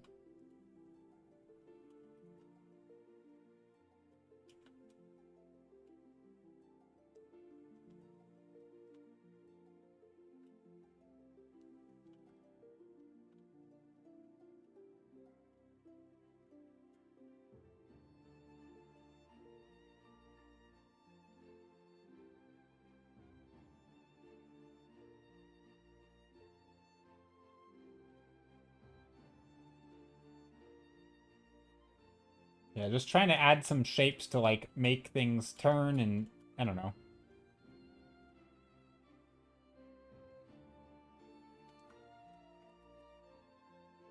I'm just making shapes.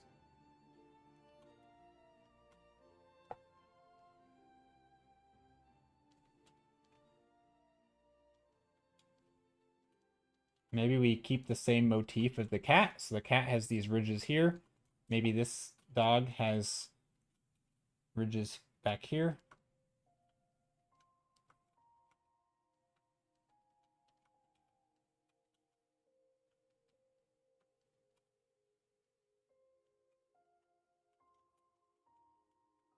Maybe not all there though.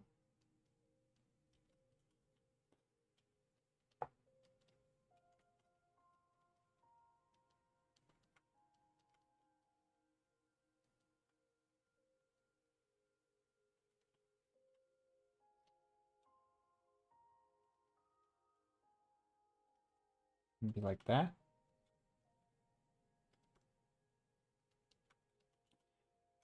I don't know. Just kind of noodling around. That's a lot of what I'm doing here. Yeah, I mean, I'm trying to not be super functional, but I'm also trying to like kind of make things make a little bit of sense. Like, oh, there's a leg. Okay, let's give a little area where it can turn. And like, is it gonna be perfect? No, but like maybe the foot has a joint, so at least put something there, right? Like with the shoulders, right? I wanted like this part to kind of move, and like this part can kind of move. You know, the tail is very flexible, so I put lots of little things in there. So I kind of tried to make it kind of make sense.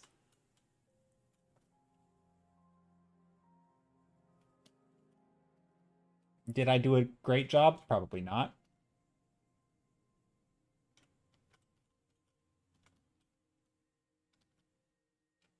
But that's okay.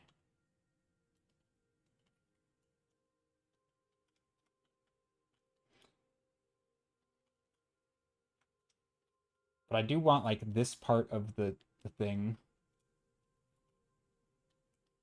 to kind of have like a similar look to this, right? Like right now the shine isn't there at all.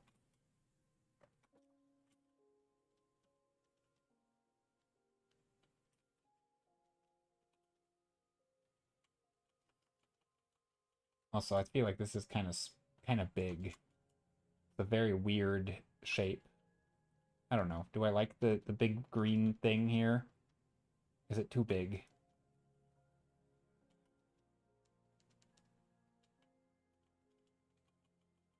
I don't know. It reminds me if I don't do it right, it reminds me of like those like uh like that rapper like Flavor Flav who wears the big clock around his neck.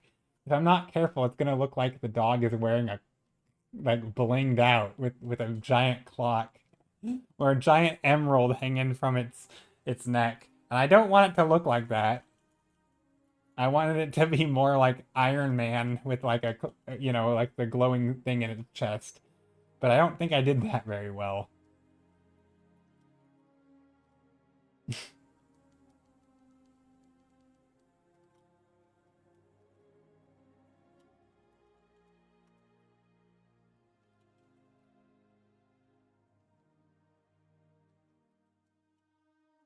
There, maybe that.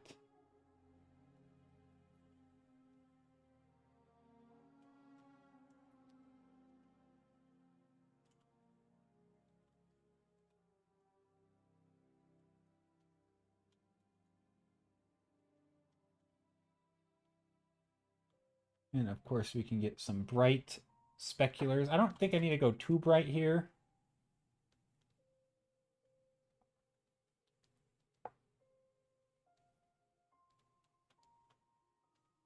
I don't need to go too bright.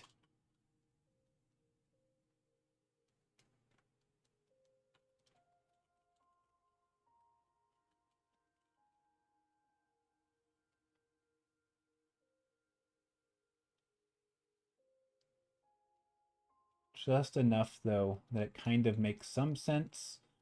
In fact, we can probably get even darker in some of these spots.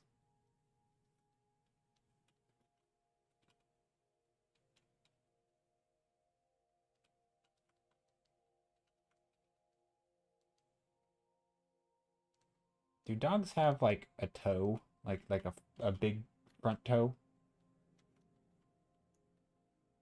I don't even know how dog anatomy works.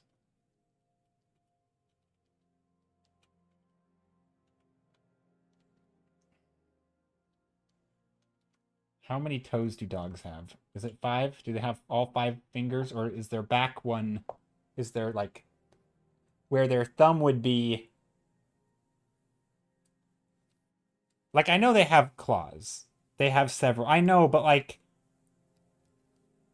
I don't know what the makeup is. Do they have, like, the 1 in the back and then the 4 in the front? Or is it 3 in the front, 2 in the back? Dog paw anatomy. I just don't know how the bones sit. 2 in the front, 2 on the sides, and then the back thingy. And then the spur. Okay. So they have 2 main ones on the front and then 2 on the side. So it's like a Okay, I think I got it. And yet again, I'm not trying to make this super anatomically correct, in fact, but so 2 on the side, and then they have the 2 over here, so that's fine. At least according to this diagram.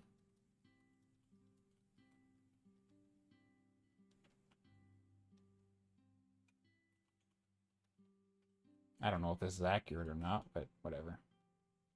We'll just go like that. Just make it a little bit.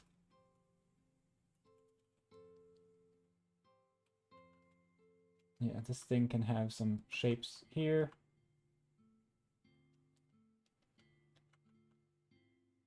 Now, do I put little shapes in here like the metallic things or not? How do I divide this space up?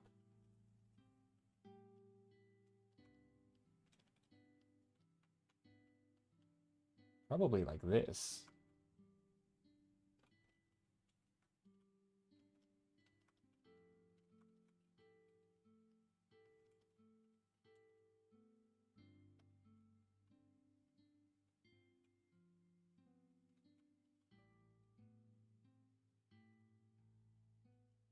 Now, does it have a mouth? No. This dog has no mouth. That's okay. Doesn't need a mouth. It's not real. Doesn't eat food.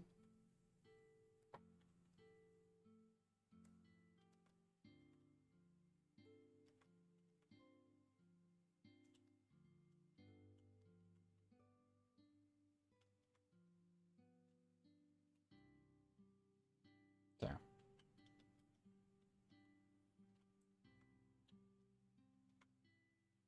I think that's good. Sorry, I wasn't reading chat for a second. Just like different proportions. Yeah, 4 and 1 thumb behind it. It's kind of like human anatomy. Yeah, I figured it did have the 5, but it was kind of weird, right? Like I knew it wasn't. I didn't think it was like 5 all in front.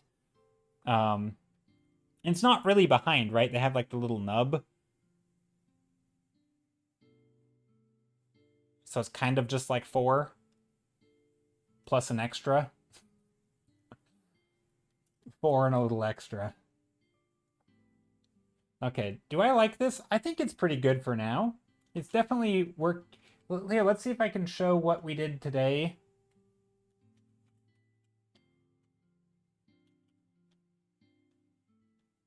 This is what we did today.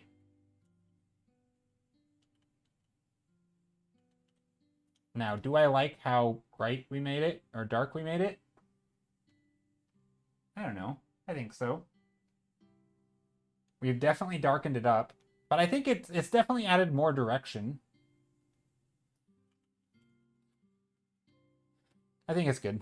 I think we did some good work today.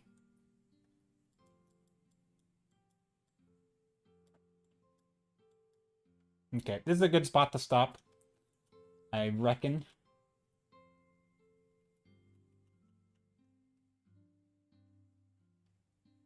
Yeah, the mood change. Oh yeah, totally. The mood before had, I mean, it had basically no lighting, right? So it was just like an empty room. I mean, there, like, what was the mood? It was just like a dusty, empty. It felt like it was abandoned before. Now it kind of feels like the dude's just not home, right?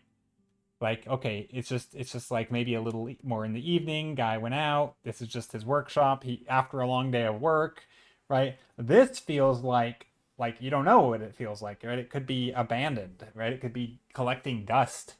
It's just sitting there. There's one weird thing here. This is more mysterious, or this one? The original? The original to me felt,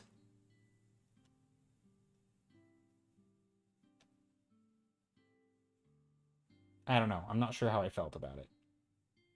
Yeah, the new one, I feel like I at least have a feeling about it, right? Like it might be the feeling changes, but the old one was just like, okay, well, what is it? Like, is it abandoned? Is it dusty? Is it new? Is it like what's happening? I don't know. I don't know how to feel about it. Tell me. And then this one tells you how to feel about it. It's a little bit more dark and mysterious. And the cat's a kind of a weird pose in some way. It feels like it's leaping, but I think it works. We could have put like another animal up here. Could have been kind of fun.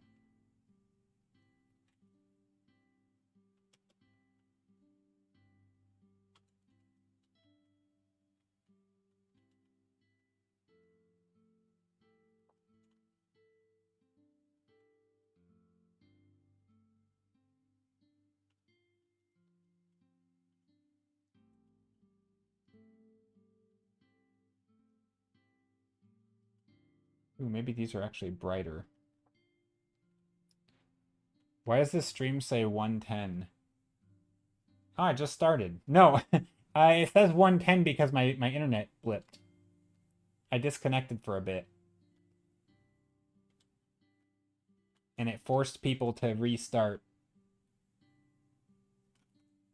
I was trying to get people's ad revenue by making them watch pre-rolls again. No, but unfortunately people did have to watch pre-rolls, so people probably need a refresh. You feel like the dog needs something behind it? Like back here? Probably. Like, or back here.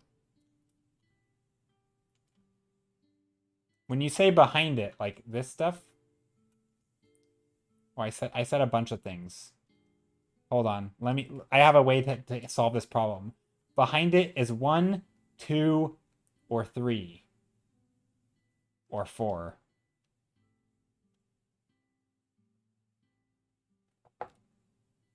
Or 5.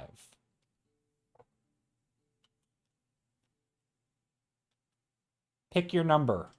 What did you mean? It's a bit floaty.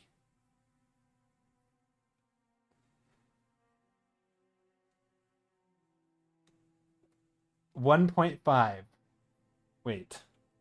Oh, like... Wait, what? Like here?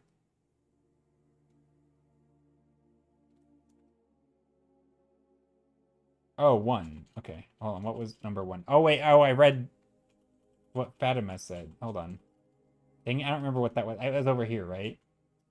Yeah, so this stuff was gonna be feels like it's very yeah, I think yeah, this stuff was gonna be it was gonna be like scrolls piled up, but they did look funny. I guess we can put little stuff here. Maybe like jars of things. Or like old scrap metal. Sheets and sheets of metal. Just little things.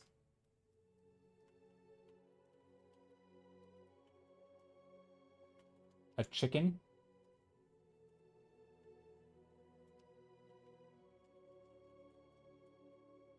We could probably put some old metal pieces in here too.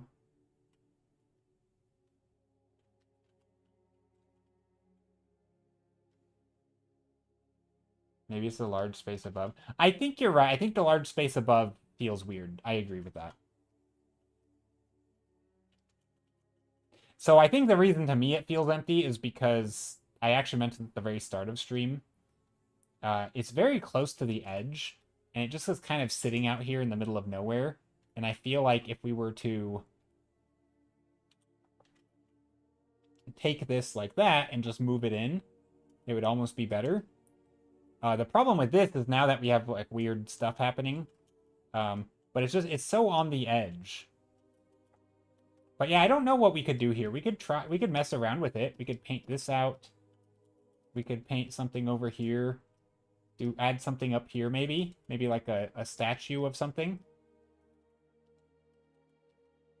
Maybe to make a nice triangle. We love our compositional stuff. Maybe there's a... Could be portraits. Ooh, maybe. Or certificates. True.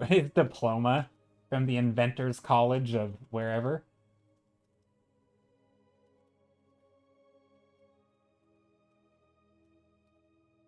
Maybe an owl. You're just trying to observe, not make a change. No. I actually identified what you were talking about earlier with the space up above that felt empty. I know we're getting a little dark here in terms of value, but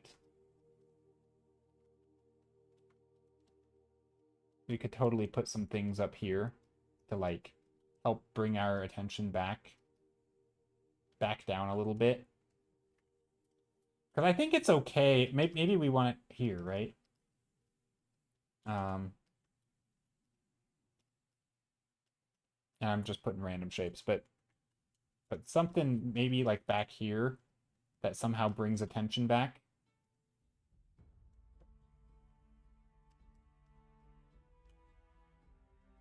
But yeah, no, I actually agree that there's a lot of empty space here, and I don't know what to do with it.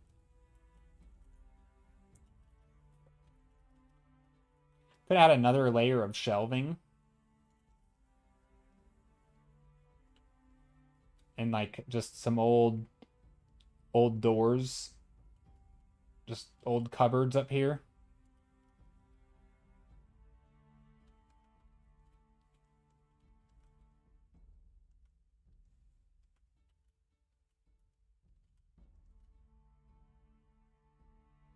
Without the chandelier works better already. Yeah. I think something like that could work, where we just break up that space a little bit. Now, I don't know what I'm going to put back here. Yeah, the chandelier was a weird addition. I didn't really know what was going on.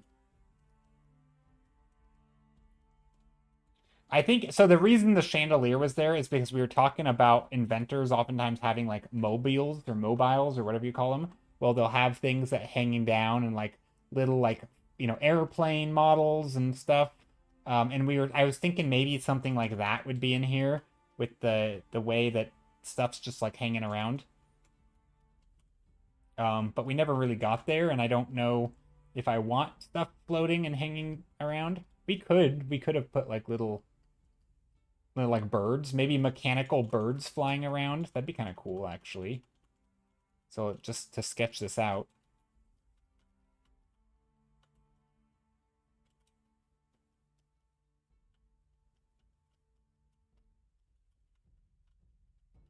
Some birds flying.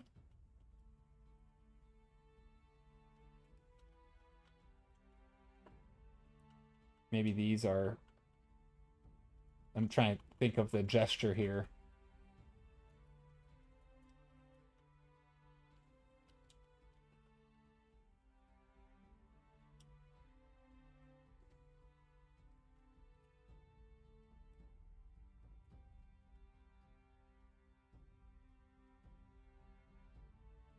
Something like that.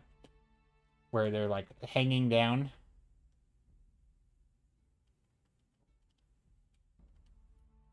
It's like mechanical. Obviously, I'm just using orange because it stands out, but something basically like yeah, it could be birds or like little swallow things where there's like, these little metal doodads hanging down. Maybe something in the foreground. Yeah, like hanging down. Yeah, we could do that. Just to give it some space. I don't know. I gotta think about that. I actually kind of like. I mean, I kind of like this, but I do actually like the things up here. But they would need to be. Yeah. But yeah, this is the path that they're taking. By the way, that's why I'm drawing this ellipse. I feel like having something hanging in a way.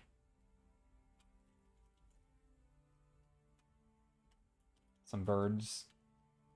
I don't know. Obviously, color-wise, this looks funny, but that's okay. And these could be catching the sun. And then these would be not catching the sun because they're kind of far away. I don't know, something like that could be cool, where, again, maybe not these colors, but just as like a location place. That way they're not too much in... I don't want them like down here. That's kind of weird. I don't know. I gotta think about this. I gotta sleep on it. But I think this is a good spot to stop. So thank you guys for hanging out. Thanks for putting up with my rambles and my rants about skateboarding and whatever we talked about. So thank you very much. I will turn that layer off and then save it. I do like this, though. I like this layer. And yeah, that's good progress for today. If I do say so myself. We did that. That. These two are the same. No, wait, no, they aren't.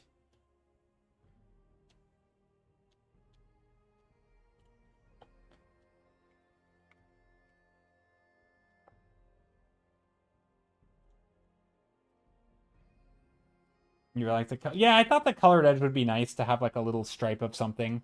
I thought it'd be kind of fun. Yeah, I don't know. I got to think about this more, but I do want to work on it again. I don't know if I'll work on it on stream next time, but I might work on it off stream between now and sometime. But anyway, take care, everybody. Thanks for being here. Thanks for all the support, the follows, the subs, the follows on Patreon at patreon.com/jstiller30.